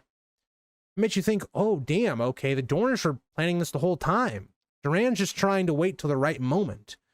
It also sets up Quentyn for the next book, which I'm not exactly thrilled about because I don't like Quentyn, but, it's so well done. And then just to have it at the end that, to bring fire and blood, it's just so well written for me. And Arianne, she's a perfect POV. If she had gotten more in this book, I would have loved that. I don't think casual viewers would have loved that, but she is by far one of my favorite POVs. She is, I think, my favorite POV going into the next book, right up there with John Con. So again, love Arion, a staple of this book. And yeah, moving on, we have 3 being Cersei. So again, the top 3 are all going to be the main 3 POVs. I really enjoyed all 3 of them. I just think I enjoyed a lot of them at different times. Cersei has the most chapters of this book, and I've talked about already why she is a little lower than the other 2. And it's just because she starts out really strong. Everything is really strong about Cersei, building on this mystique of her reaction to Tywin's death, Tyrion escaping, the entire prophecy that she's been giving, because it recontextualizes her character. Why does she make certain actions? Why does she blindly hate Tyrion? Because she thinks Tyrion's going to kill her one day. Her children are going to die. All these things makes you recontextualize, think about Cersei and go, wow, okay, now I understand why she made that decision in like book 3 or book 2. Okay, that makes sense. We may not agree with her, but that makes sense. We see what she's motivated by. All of that's really good. The problem is when we get to like chapter 5 to like 7, those 3 middle chapters, maybe even a little bit of chapter 4, I would say as well, and not a lot happens. It's a lot of Cersei complaining, a lot of Cersei just being an awful human being with very minor subplots, right? Like the Bronze subplot. It's interesting, but it doesn't really like matter too much in the whole scope of everything. We get her like reacting to like the Greyjoy plot. Okay, interesting. But not a lot happens. Like they all kind of blend together. Then you come back at the very, very end of the book. So like chapter 8 to chapter 10, really good once again, right? Seeing Cersei, how she believes in her mind, she's rising to power, but for us, the readers, we know she's actually at the bottom. She's at her lowest. And seeing all this blow up in her face when she's captured by the Faith, it's so ironic. It's so well done because you're sitting here as a reader thinking, yeah, obviously this is going to happen, you idiot. But it's just so well done. It's similar to the Red Wedding. It's not as similar because I think her Cersei getting captured is more obvious. I think the Red Wedding, there's a lot more foreshadowing. There's a little more to it. But I think you as a reader understand what's probably going to happen more with Cersei than you could predict something like the Red Wedding. So Cersei, again, she's good at the beginning, really good at the end. She struggles in the middle. And that's why she's number 3. Number 2, Brienne. Brienne is similar to Cersei when it comes to she has her good or bad. But when I say Brienne, when you get to chapter 5, she is the best POV of the book. I mean, the problem, the reason she's not number 1 is because she's very inconsistent. First 4 chapters can be very slow, very long to get through because they're all long chapters. Not much really starts happening until like chapter 4, but then still not like one of the best POVs until chapter 5 when we start getting into more of an aim for Brienne's character. Brienne doesn't have really a goal. She doesn't have any type of mystery around her character until like chapter 5. Because we start to realize, okay, she's going to go after hunting Arya because Arya is now alive. We know that from Brienne's POV, and she was spotted with the Hound. Well, wait a minute. There's somebody that did this attack on the salt pans who was the Hound, but we know the Hound's on the brink of death. So it adds mystery, it adds focus, it adds what can Brienne be doing? Because up to that point, it was like Brienne's trying to find Sansa. We know that's not going to happen. We know where Sansa is. So this all feels pointless. So all of that's really good. And so when we get to Brienne, we finally have that purpose. And we go through all these massive themes that I've talked about already. Some of the best writing, right? I love Brienne as a character, you know, seeing her progression through, you know, those last chapters. Because the first half of her arc is really about building. It's just that building is very slow. And so I think if George had found a better way of doing that, but in fewer pages or making it not feel as long, that would have really helped her. But I think number 2 is a good place because number 1 is Jaime. Jaime is by far the most consistent POV of the book for the amount of chapters he has. There's not a bad Jaime chapter. Jaime has some really good chapters in this book. Namely, I love Jaime 1. I love Jaime, I believe it's 6. Those 2 chapters are really good. They're in my top 10. But Jaime 1, it's such a simple chapter. Jaime 1 is quite literally Jaime sitting over Tywin's body, but there's so much interesting things going on there because it's him thinking on his choices, letting Tyrion go, everything that comes with that, right? And so I love Jaime as a character because he goes on this journey of how does he deal with Cersei, right? Cersei's treating him like garbage. He's realizing Cersei's not a good person now. He's trying to disconnect away from Cersei, and so that happens literally physically. Cersei sends him away. We go on this journey through the Riverlands where Jaime himself as a character is allowed to grow, become that general, become the face of House Lannister, right? Using their armies to show their power, putting houses into their place. And then the Riverrun plot. I mean, Riverrun to me, when they get there, I've already talked about the vows, oath stuff that comes around with Riverrun, but seeing the Blackfish again, seeing the remnants of Robb's kingdom, all of it's awesome. The way Jaime finishes that plot, right, with his stuff with Edmure is fantastic. The way it's all that plot sets up for later in Winds of Winter. And we see Jaime become this man that, yeah, he's very much changed, right? But he's also willing to still be that villainous character like Tywin, right?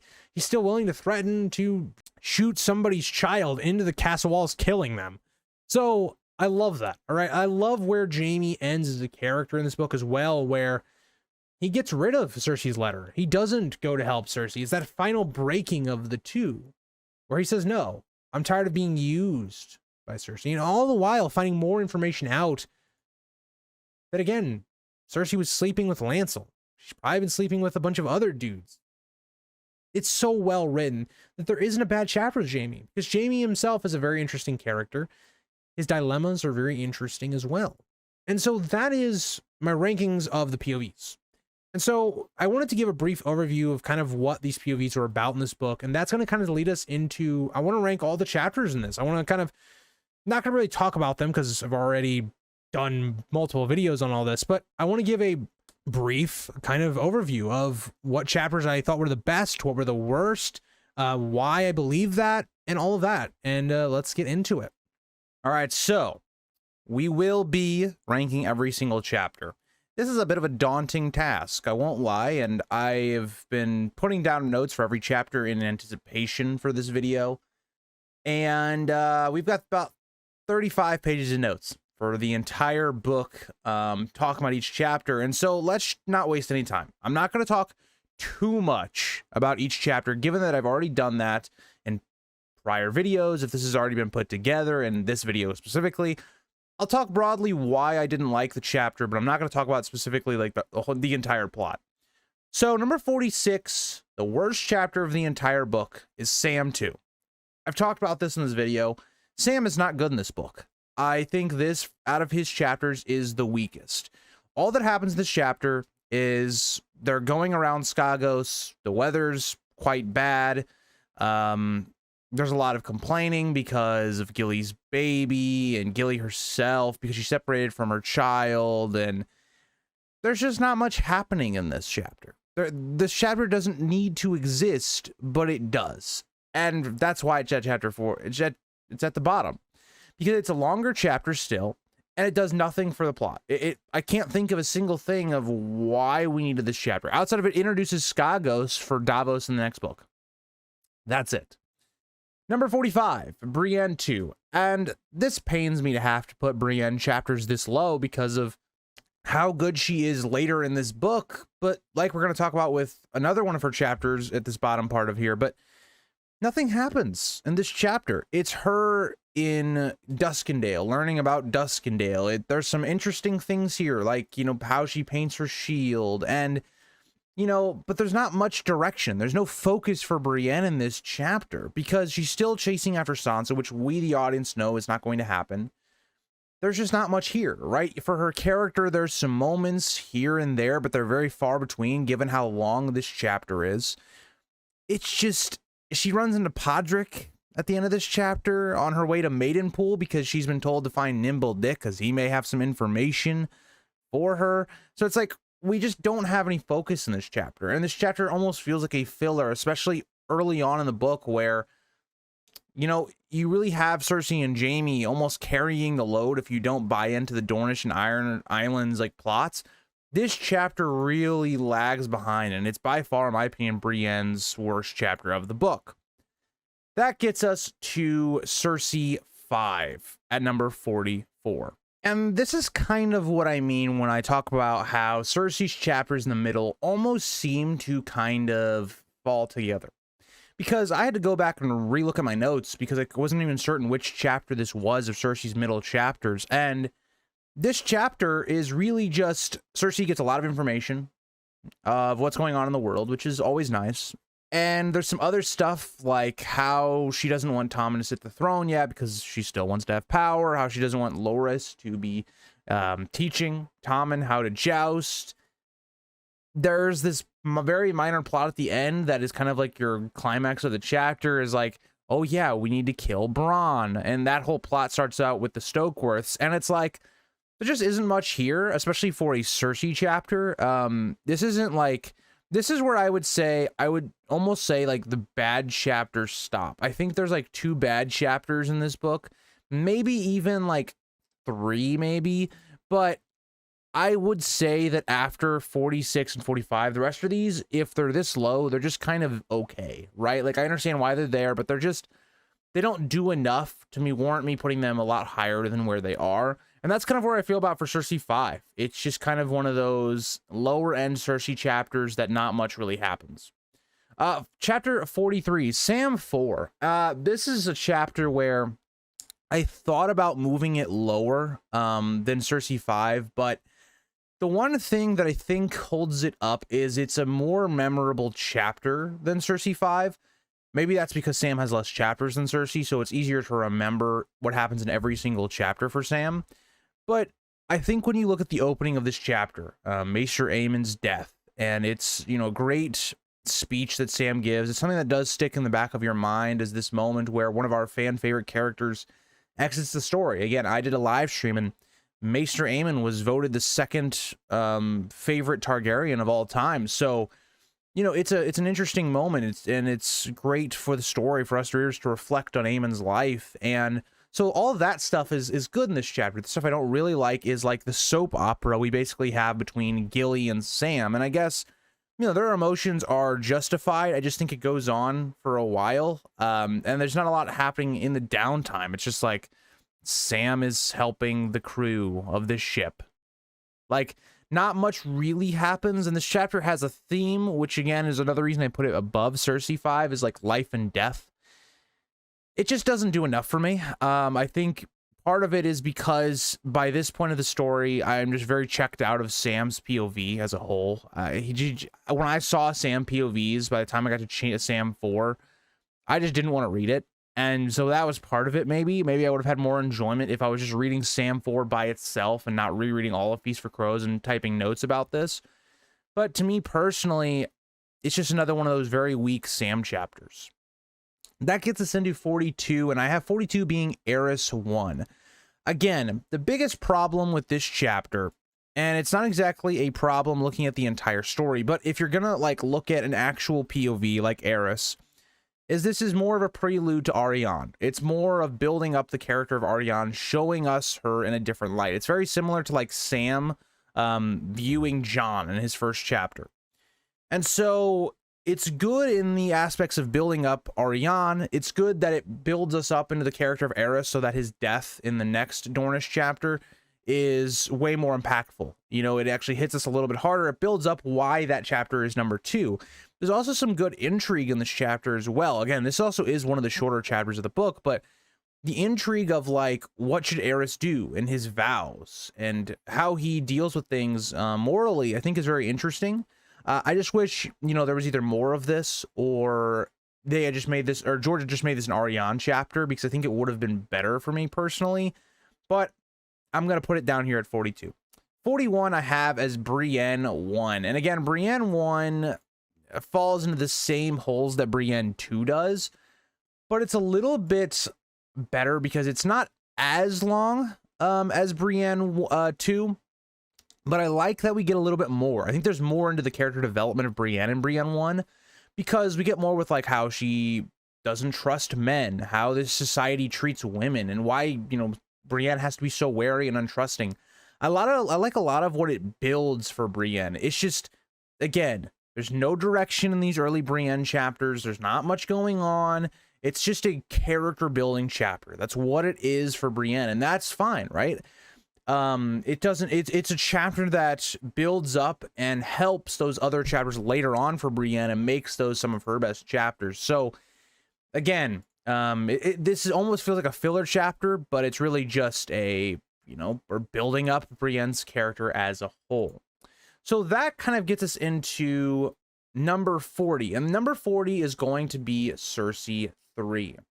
Cersei 3 is another weird one because it's a shorter chapter for Cersei, and so I don't think it's a bad chapter, but again, it's a very minor chapter. It follows the wedding day of Tommen and Marjorie, and it's good for like showing Cersei's mistrust in everyone, right? Seeing that someone has betrayed her.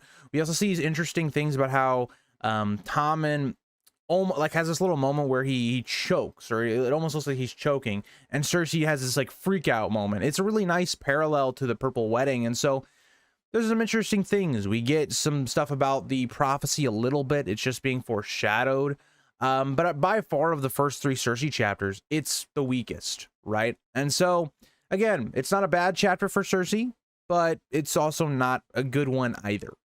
Just again, lower of the middle of the pack. 39 I had was Sansa 3. Now you guys might be questioning, why did I do Sansa 3?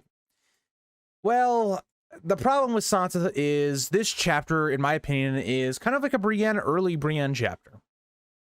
It's a lot of journeying. It's a lot of not much is happening. And so I sit there and I look at this chapter and I go, compared to other chapters, I mean, I just can't put this above some of the other chapters going forward, because the ending is really great. It's awesome, right? But how we get there takes so long. It's not particularly interesting. I mean, it can be. Some of her stuff with Miranda could be very interesting, but it's like we've seen this journey already. We've seen Catelyn do this. And so in a way, it's like a nice mirror to her mother. But at the same time, it's just not anything that captivates me. It's anything new. And again, I recognize the ending is really good in this chapter, but I just think a lot of the stuff to get there holds it back for me personally. 38 is Areo 1. Again, I think as a structured chapter, and what we get in this chapter is actually really well done. I think it's a greatly written chapter by George, because he breaks this chapter down into thirds, right? Where you have one sand snake, the next sand snake, and then the sand snake after that. And it works really well on that journey and eventually getting to Sunspear. All of that is really well done. It keeps you on your toes, and also we're introducing the new ways that people are thinking about how Dorne should react to the threat of the Lannisters, Oberyn's death, how all that should go down. So it's really well done because you're not overwhelming the reader. You're bringing it, more in and more in. And the one reason I think this chapter is further down is because of the main POV. Arya Hotah is just not an interesting POV. I don't enjoy reading him as a POV. I like the things going on around him, and so that's what keeps it up from being lower on this list. But for him as a POV as a whole and the chapter, it has to be a little lower for me personally, down here at number 38. Brienne 3. Again, I think Brienne 3 is, of her first 3, it's the best. This is one, again, it tackles much more of her past, which is what makes it better of the 3, because out of the 3, when it comes to actual character building, things we want to learn about Brienne, we get more here, right? We get how Brienne was bullied in Renly's camp, and cruel games were played for her maidenhead, but we also get to see her dynamic with Randall Tarley. Again, there's a great importance on Brienne as a character and her role as a woman, and so I like we find the stinking goose and nimble Dick Crab. But we finally have something to kind of work with here. Because yes, we know that Nimble Dick did not find Sansa, or did not have any dealings with Sansa or Littlefinger. But what we do know is that someone did. And so that at least introduces some sort of mystery or some sort of element for us to discover. So Brienne 3 starts to get the ball rolling, but it is still not, there yet, right? It's still lower down and it's still working its way up. But notice, like, if you look at this, right, Brienne 1 and 2 lower, and then Brienne 3, like, we're only going to get better as we go forward in the story. At this, we get to another middle chapter for Cersei. For number 36, I have Cersei 7, another middle of the pack Cersei chapter. And this chapter, again, is one where it's just a reactionary chapter. It's her reacting to the news of what the Ironborn are doing in the West and the Reach specifically. And it's her basically playing this game of Loras is going to go to Dragonstone to flee up the Red Wine Fleet, and he's either going to die or they're going to get Dragonstone. Regardless, it's a win for Cersei in her mind. And so there's that, you know, and that part of it can be kind of interesting. But then we also get this idea of the whole Bronn plot has failed, which is like, it's not that big of significance at this point of the story, given everything else going on. We then also get this idea of Cersei trying to assert like dominance, more or less, or being a man with Tyanna. And it's a very weird like scene to read, in my opinion. But again, like, think about that. I said basically 3 things, and that's more or less what happens in this entire chapter. So it's a good chapter as in it gives us more to get the plot going and how the crown is going to react to Euron. And it gives us a little bit more into Cersei's character. It completes a minor arc from a couple chapters ago. So again, just another like almost forgettable Cersei chapter. But yeah, so let's move on. Number 35 I have is Sam 3. Again, Sam 3 is slightly higher than Sam 2 and Sam 4, just because there's a bit more going on, at least, right? Like, they're in Braavos, which is a very interesting setting. Sam runs into Arya, which is really cool. We see Sam's finally standing up for himself against Aeron, which is really cool. We see kind of our last chapter with Aemon, and everything with Aemon in this book is very good. So we get a lot of that, which is really interesting, but there's a lot of downtime in this chapter where Sam is like talking about how they lost all their money and him just wandering around Braavos, and all of this is just, at times, it's so slow. There's just no moment in Sam's arc where you feel like, oh wow, that was a big reveal, or this was a very good chapter for Sam's character. It just never feels like that. And so this is a better chapter for Sam, don't get me wrong, but it's still not good. I mean, 3 out of Sam's 5 chapters I have ranked in my bottom 11 chapters of the book. That should tell you a lot about how I feel about Sam in this book. 34 is Asha 1. This pains me to put Asha so low, but the problem is, again, it's her only chapter of the book, and it really is just an introduction into her, right? This is basically a prelude chapter for the next book, and also the Kingsmoon, just introducing all of our players. And whereas it does succeed in doing that, I can't put it as a better chapter than a lot of the other chapters in this book, because it's a prelude. It is just a, you know, establish who Asha is. There isn't anything that groundbreakingly happens in this book, or there isn't anything groundbreaking that happens in this chapter. It's just a good foreshadow. It's a good setup, and that's what it is. It's a setup chapter. And that gets us into 33 with Cersei 4. Again, in my notes, I noted this is a pretty long chapter, but it was a good chapter. It's really just almost a catch-up to the audience, where we're discussing a lot of the information going on in the world right now, whether that be in the North, whether that be the Dorne situation, whether that be the Vale situation, whether that's the High Septon dying and Sparrows coming to the capital. It's a nice, informative chapter, but it also does something else. We see in this chapter how Cersei is surrounding herself with yes men, people that are not going to give her actual good advice, and how she's basically so egotistical that she's changing things like Aegon's system for the small council. She's changing the names. So a lot of this is good when it comes to the idea of, okay, Cersei is basically trying to cement her power. So that part of it's really interesting, but also there's a mission here at the end where Cersei tries to entice Osney to basically sleep with Marjorie and kill Jon Snow, which gets the ball rolling, right? Like, this gets kind of the plot, which is going to get paid off a lot later on in the book, but at least we get it rolling. So that's why I give this Cersei chapter a bit more favoritism than some of the other ones that we've gotten in this book. 32 is going to be Jaime 2. And this is my lowest rated chapter for Jaime specifically, but I still think this is a very good chapter for Jaime. Again, his weakest chapter is higher than multiple Cersei chapters, multiple Brienne chapters, multiple Sam chapters. Like, it just shows you how well and consistently he's written through the entire story. But The reason I have this being his lowest is that plot reasons, and for him personally, the least amount happens here. Now, we do get some good stuff with his interactions with Cersei, how he really is starting to realize how she's not a good person whatsoever and starting to become more and more withdrawn from her. All of that's really good. We see at the end of this chapter how he's quizzing Loras because he sees a lot of himself in Loras.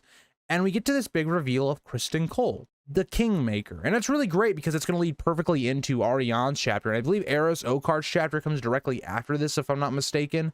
No, okay, I was wrong on that, but it's coming soon.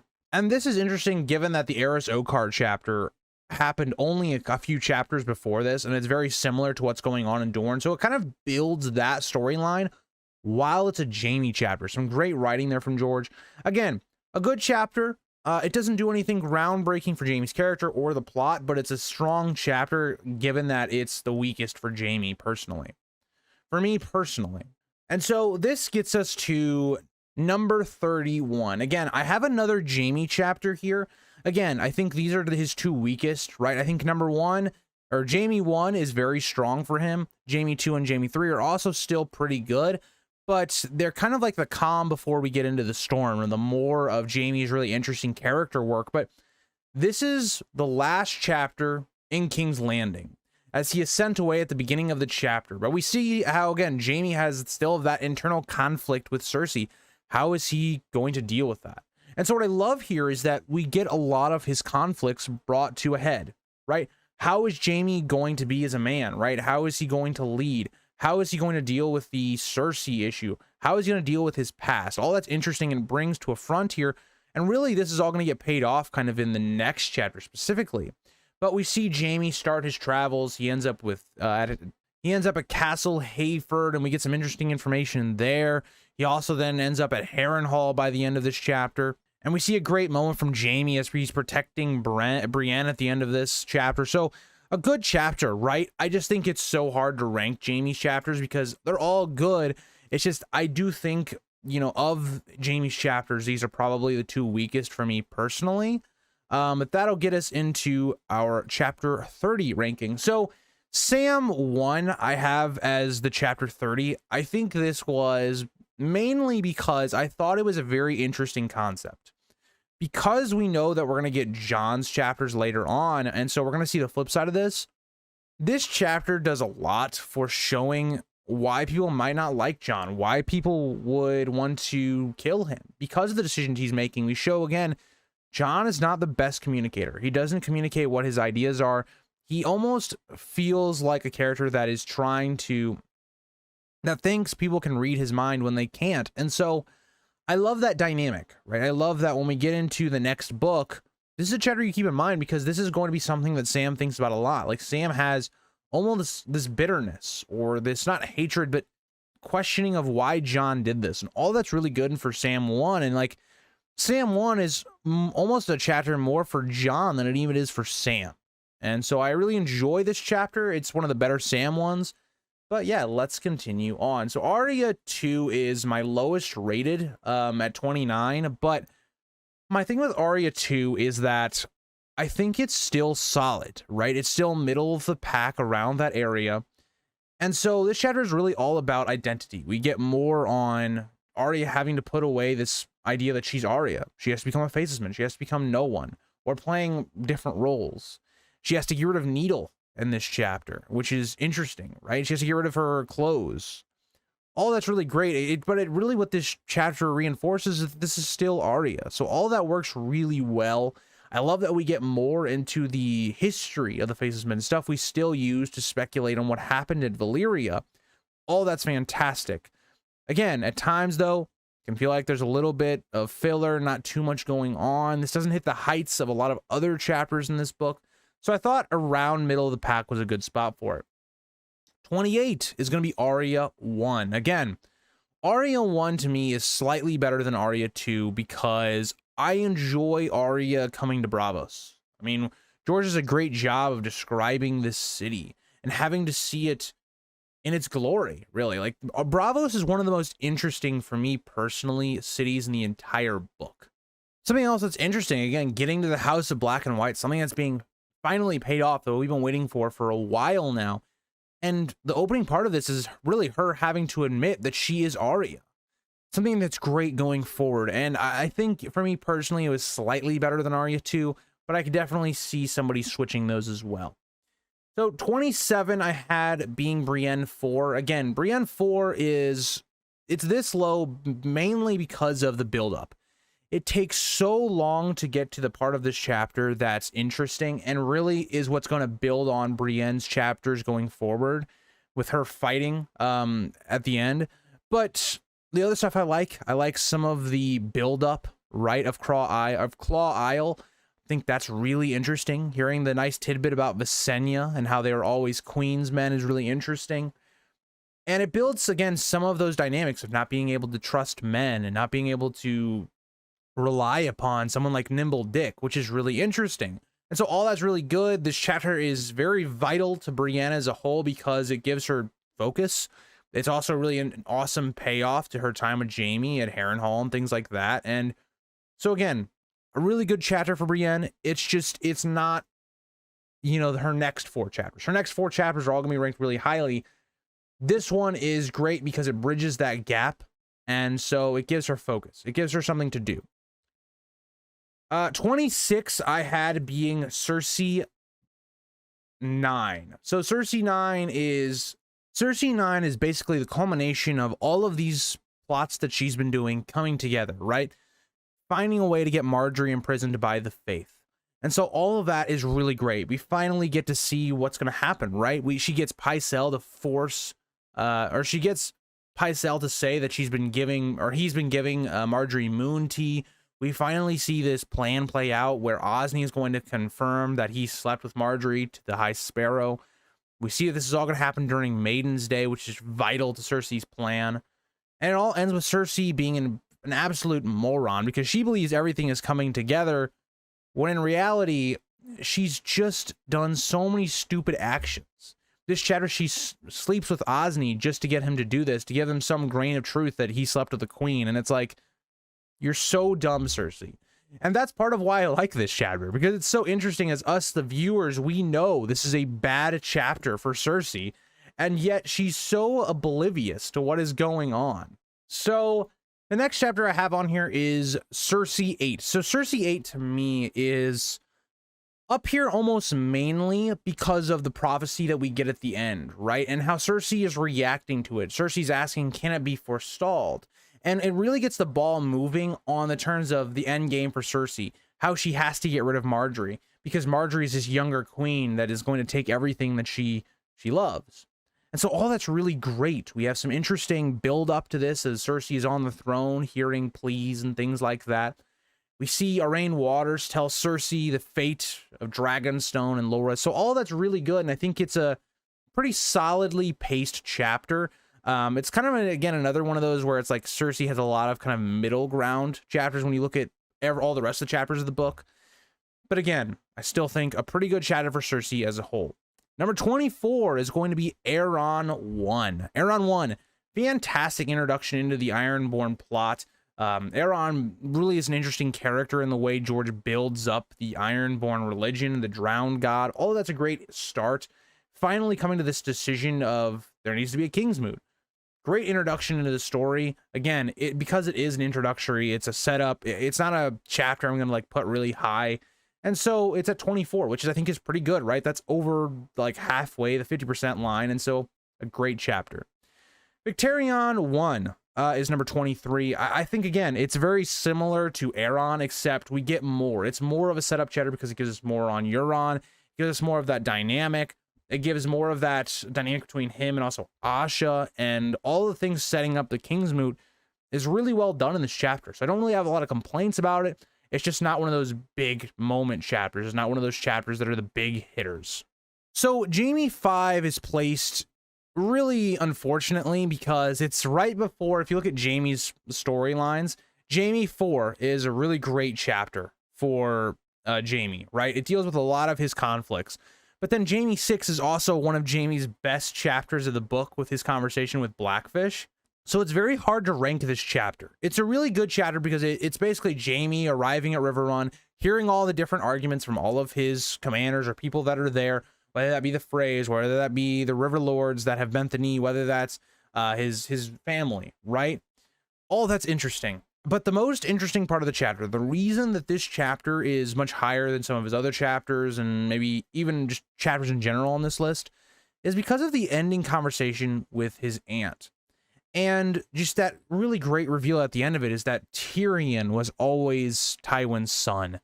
It's such an interesting just line. It recontextualizes everything we think about, because I think all of us as readers knew that already, but it's someone else realizing that within the story and telling Jaime that. Like, Jaime, you have all these qualities of all of your uncles, but Tywin, not so much, which is interesting for Jaime to understand, because Jaime is going to get into his inner Tywin in the next chapter anyway. So very interesting chapter, and I really like it for Jaime. I think it does a lot for him. Number 21, I have as being Pate 1, so the prologue. Again, I've talked about the prologue quite a bit, but the prologue does a great job of introducing us into the story. What is this story about? You know, whether that's, you know, people that are doing actions because of love or reasons like that, or whether it's the common folk and how they are constantly done injustices in this world. All of that's really great. I love the character of Pate, right? Pate himself is such an interesting character that I think you can kind of relate with when it comes to like your first crush or something like that. All of that's really great. I enjoy Pate as being the prologue of this book, and so I think a really great job from George to establish this book. Number 20 is going to be Jaime 4. I really like Jaime 4. I think it's an underrated chapter in this book because it's Jaime kind of confronting the past, confronting Lancel about what happened when Jaime was gone in A Clash of Kings, right? Like, what happened? We find out, again, that Lancel was sleeping with Cersei, which us, the audience, already knew, but this is new for Jaime. This is stuff that's confirming what Tyrion had told him. All that's really interesting. And so that is, to me, the main focus of this. We're seeing the Sparrows take hold, gaining more influence even over a character like Lancel. All that's really great. I really enjoy that part of it. But when you also see things like how Kevin, right, he has quarreled with Lancel, interesting, because what is Lancel going to do, or what is Kevin going to do moving forward? Even when you look at the Castle of Derry, it has a lot of significance when it comes to Jaime as a whole and his past with Cersei, and how Cersei was always trying to manipulate him, even during when they were having sex. So all that's really great. It's really where Jaime has to face his past, and that's something we see throughout all of Jaime's storyline. 19 is Victarion 2. There's two main reasons I like this chapter a lot over some other chapters in this book. One, it's a heavy action scene. One thing we really don't see in this book at all, unless it's like Brienne. So you see a lot of action, a nice little mini battle at the beginning of the chapter. And then in the second half of the chapter, we get more into who Euron is. Some of Euron's going to be uncertainties, and getting the ball rolling for Victarion going into the next book and Winds of Winter. All that's really awesome. And so I enjoy that part of it for Victarion, and the story as a whole. I think it's a vital chapter for the Greyjoy plot, and I enjoy it going forward. And I enjoy it for the things it does going forward. 18, this is going to be Sam's highest ranked chapter of the book at number 18, which is kind of sad given that he has 5 chapters and he's not even close to the top 10. So, Sam 5. What do I like about Sam 5? I like the introduction into Old Town, right? I like getting more into Old Town. We got a little bit with Pate. We get a bit more here with Sam. I really enjoy the setting of Old Town, learning more about it. It's so mysterious. But the reason I like this chapter, let's be honest, it's because of Marwyn and the intrigue there, and because of this idea of the Maesters killed the dragons the first time. It's something that is completely transformed how we think about the Maesters. Think about theories that have come out, whether it be my own, whether that be Preston Jacobs, whether that be anybody. All of that's really interesting, and it's one of the biggest reasons it holds up Sam, because if this chapter had not happened for Sam, and say it just been Sam arrives at Old Town and he's just he's inducted into the school basically, I would have hated Sam. Sam would have been unnecessary in this book, but this chapter helps Sam a lot, and it's because of other characters, right? Sam being around other characters that are very interesting helps him a ton in this chapter, and I think it's a decent end to the story. I think there are better chapters you could have put at the end, but it's decent. 17 is Arya 3. Now, Arya 3 has the benefit of resolving Sam's conflict with Daeron in Sam 3, but it also does a lot for showing us who Arya is becoming. Arya is becoming this master of blending in, of assassinating people as she kills Daeron in this chapter. But she also is waking up blind. It really gets the ball moving for her going forward in this series, but it also like builds up this character, shows how much she's learned in this book, even though we've only seen her in 3 chapters. All that's really good. I think it's a greatly paced chapter. It's not too long, not too short. Really enjoy this chapter for Arya, and that gets us into chapter 16 with Cersei 2. Cersei 2 is another great chapter because I think it's important for her as a character, but it's also important for other characters in this plot because this is going to take place at her father's funeral. And so we see this chapter is almost as much for Tywin as it is for Cersei, because Cersei is basically seeing her father's rotting corpse. It kind of feels like Tywin's legacy is stained. It's really interesting. And even the events playing after Tywin's funeral, where she's sliding Mace Tyrell, her interactions with other characters like Lancel and Lady Merryweather and Falsey Stokeworth and Mace Tyrell. Again, it shows how Cersei is as a person, and I really enjoy that, right?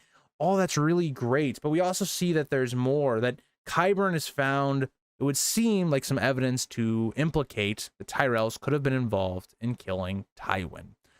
So all of that is really great. I love that. But also the best part of the chapter is Kevin and Cersei's dinner at the end, where Kevin basically throws everything in her face.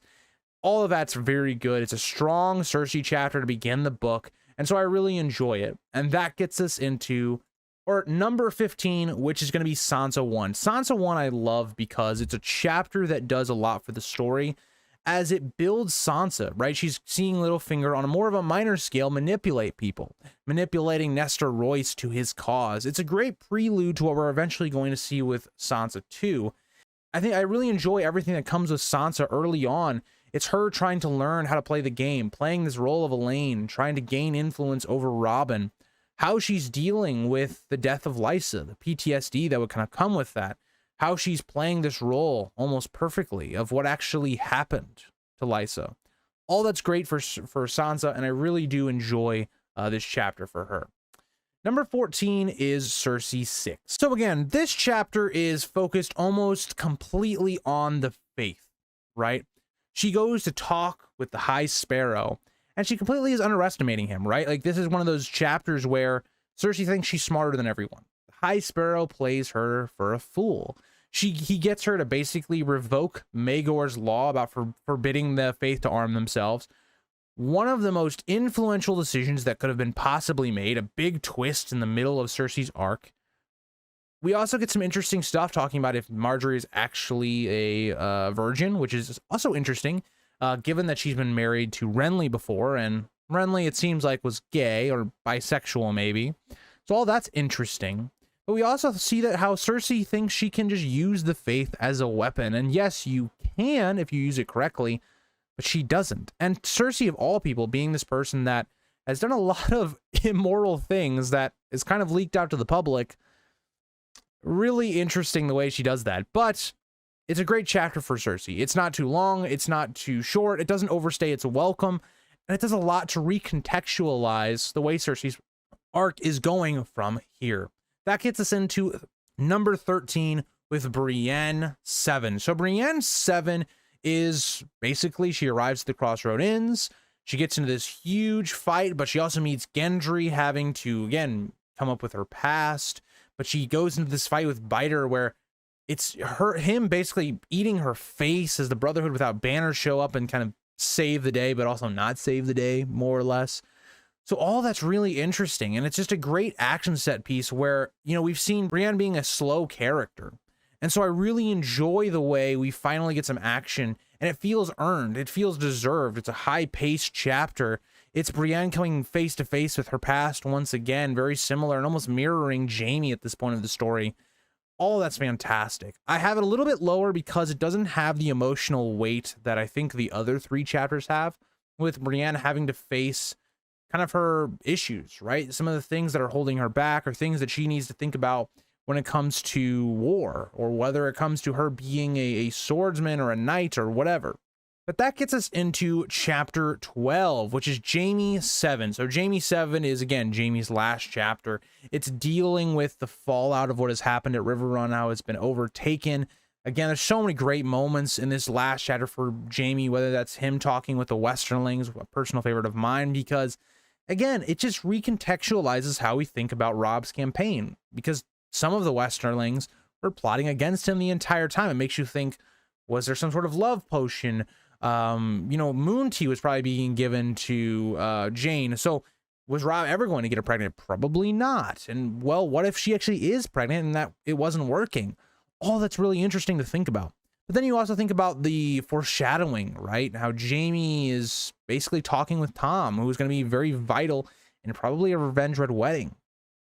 And then even the end where he burns Cersei's letter telling him to come help her, and he denies it. It's that final breaking of the two characters. And it's that great payoff that's been building from chapter to chapter. That gets us to 11, being Brienne 5. A lot of you might be disappointed by this because this is Septon Maribald's big speech chapter. I think for me personally, it's a good moment, right? It is a very good moment. I just don't know how high I could put it given how good the rest of the chapters are in the top 10. But it's a moment that I think if you look at just taking moments, right, of this book, it would be close to that top 5. But, outside of that, like, there is a lot of downtime in between it. But again, it's reconceptualizing what is Brienne's arc about. And that's why it's placed so highly, because of that and because of the speech. I just think there's a better speech that comes later on in this book that I think is a little bit more important to Brienne as a whole. Number 10 is Jaime 1. I cannot sing George's praises enough for this chapter, because this chapter is a very simple chapter. It's Jaime watching over his father's body. And all it is, it's him thinking about his past. It's him thinking about the decisions he's made, things that he could have done or should have done better. It's him thinking about releasing Tyrion and that relationship that's fractured. It's him thinking about his relationship with Cersei and all of those things. It's him having to realize who is he going to be now that his father is dead. How he will have to take that mantle of the Lannister role, the leader. All of that's fantastic, and it's so well done. Number 9 is Cersei 10. Cersei 10, it's the climax of her entire arc. It's Cersei thinking she's on top of the world, going to gloat over Marjorie after she's won, she's captured her, well, the Faith have captured her, just to have all these layers revealed back that the High Sparrow and the Faith were torturing Osney. And they know that Cersei is also guilty, and they imprison her as well. That flip, it's done so perfectly because it seems almost obvious that it's going to happen, but the way George does it makes it so interesting. The way he talks about how Cersei is a lion being basically corralled or tamed. It's very interesting the way he does it. And so I love this ending chapter for Cersei as she begs for Jaime's help to only see that be thrown back in her face. Number 8 on my list is Cersei 1. Similar to Jaime 1, but it's Cersei 1 being awoken, directly following the events of A Storm of Swords. Tywin has been killed. How does she react to this, right? Cersei trying to keep it all together, but realizing people are going to start coming after them now, right? The head of their family is gone. People that Tywin was feared for so long, but they're also coming to the realization that Tyrion has escaped. But Tywin also was with a whore, something he would never do. And I love that we try to go through and say, oh yeah, this happened because of this, because he was questioning her. But we also see how Tyrion still has this stranglehold on her. I love that. I love the way this chapter is written. I think it's a fantastic open for the book, for Cersei as a whole. I think it's paced beautifully. And yeah, that's all I can really say about it. Number 7, Sansa 2. Sansa 2 is just a Littlefinger masterclass is what it is. It's basically Littlefinger manipulating all of these lords of the Vale, and he does a fantastic job of showing Sansa how to do it. Littlefinger goes from a position of where all these people want him out to them giving him a year of power. And also it shows how Littlefinger in that time knows that a lot can happen in a year. Think about the War of the Five Kings. Think about everything that's happened in this story. Littlefinger's right. And so this chapter feels like an old school King's Landing chapter with Tyrion and Cersei and Pycelle and Varys and Littlefinger. It feels like that. It's just so well done, and I enjoy this chapter for Sansa specifically. But that gets us into number 6, Arianne 2. I love this chapter because it dives into Arianne as a character. Because we didn't have a ton of time to really dive into her character in her first chapter because, again, it was a major chapter. It was the Queenmaker chapter. This one takes a bit of time of reflection. You just had this big event where Eris, someone that you maybe not loved, but you at least lusted for, I guess, or you were sleeping with, there's going to be some connection there. He's dead, brutally, in front of you. Your whole plan failed. Your birthright, you didn't secure. All that's really interesting, and I really enjoy the way that this chapter is paced. It's a longer chapter, but it doesn't feel long. And when we get to this meeting with Doran, it's just this big revelation. We've been kind of thinking about this whole time since the first Areo chapter. What is Doran up to? Is he really just this pacifist guy? He doesn't want to avenge his brother at all? And we get it here, that he wants fire and blood, that he's trying to help the Targaryens, and that Arianne was always supposed to be the queen, not the ruler of Dorne. It puts everything into place. The pieces kind of seem to fit. And I really enjoy this chapter. It's a great way to build into the next book and Winds of Winter even more specifically. Number 5 is going to be Brienne 8. Again, great chapter for Brienne. It's her basically after the fight in Brienne 7, being drugged to the Brotherhood Without Banners and their outpost or hideout at this time. And it's just filling in the gaps, showing what the Brotherhood Without Banners has become since after Arya left, and filling in all those gaps that we maybe could have guessed that, or finally getting it in detail and realizing that Stoneheart is leading them now. Beric is no more. And so it's great to get all these reveals and learning more about them. But then when you come face to face with Stoneheart, it's chilling. It's almost a horror film or horror chapter. And seeing Brienne have to come face to face with this person she swore a vow to find and protect her daughters. And how Catelyn views her as a failure, coming back with a Lannister sword and all of this, and a letter with Tommen on it. All of that's great because it then puts Brienne to the test. Is she willing to die for her honor and things like that, or will she try and get Jaime?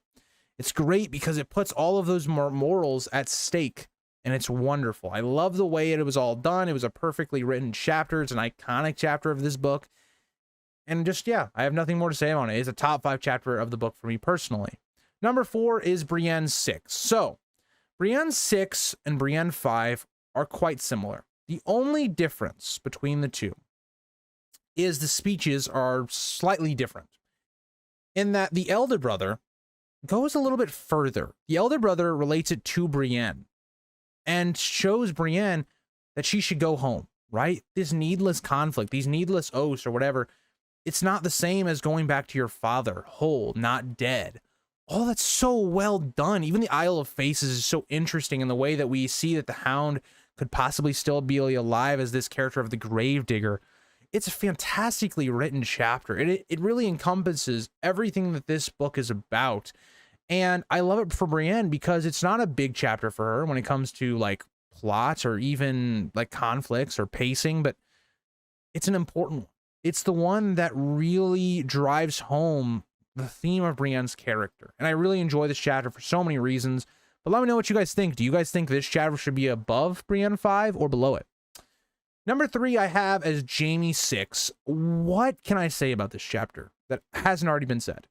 I mean, it's Jaime coming face to face with a childhood hero in the Blackfish who views him like we used to view Jaime, as this despicable character, this despicable person.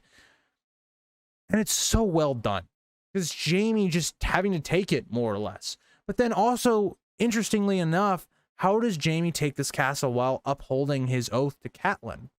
He uses Edmure. The way he does that is so perfect. We see even in this council meeting, all these people trying to take the castle in different ways. It's all fantastically done. It shows those mirrors of Tywin in maybe book 1, for instance.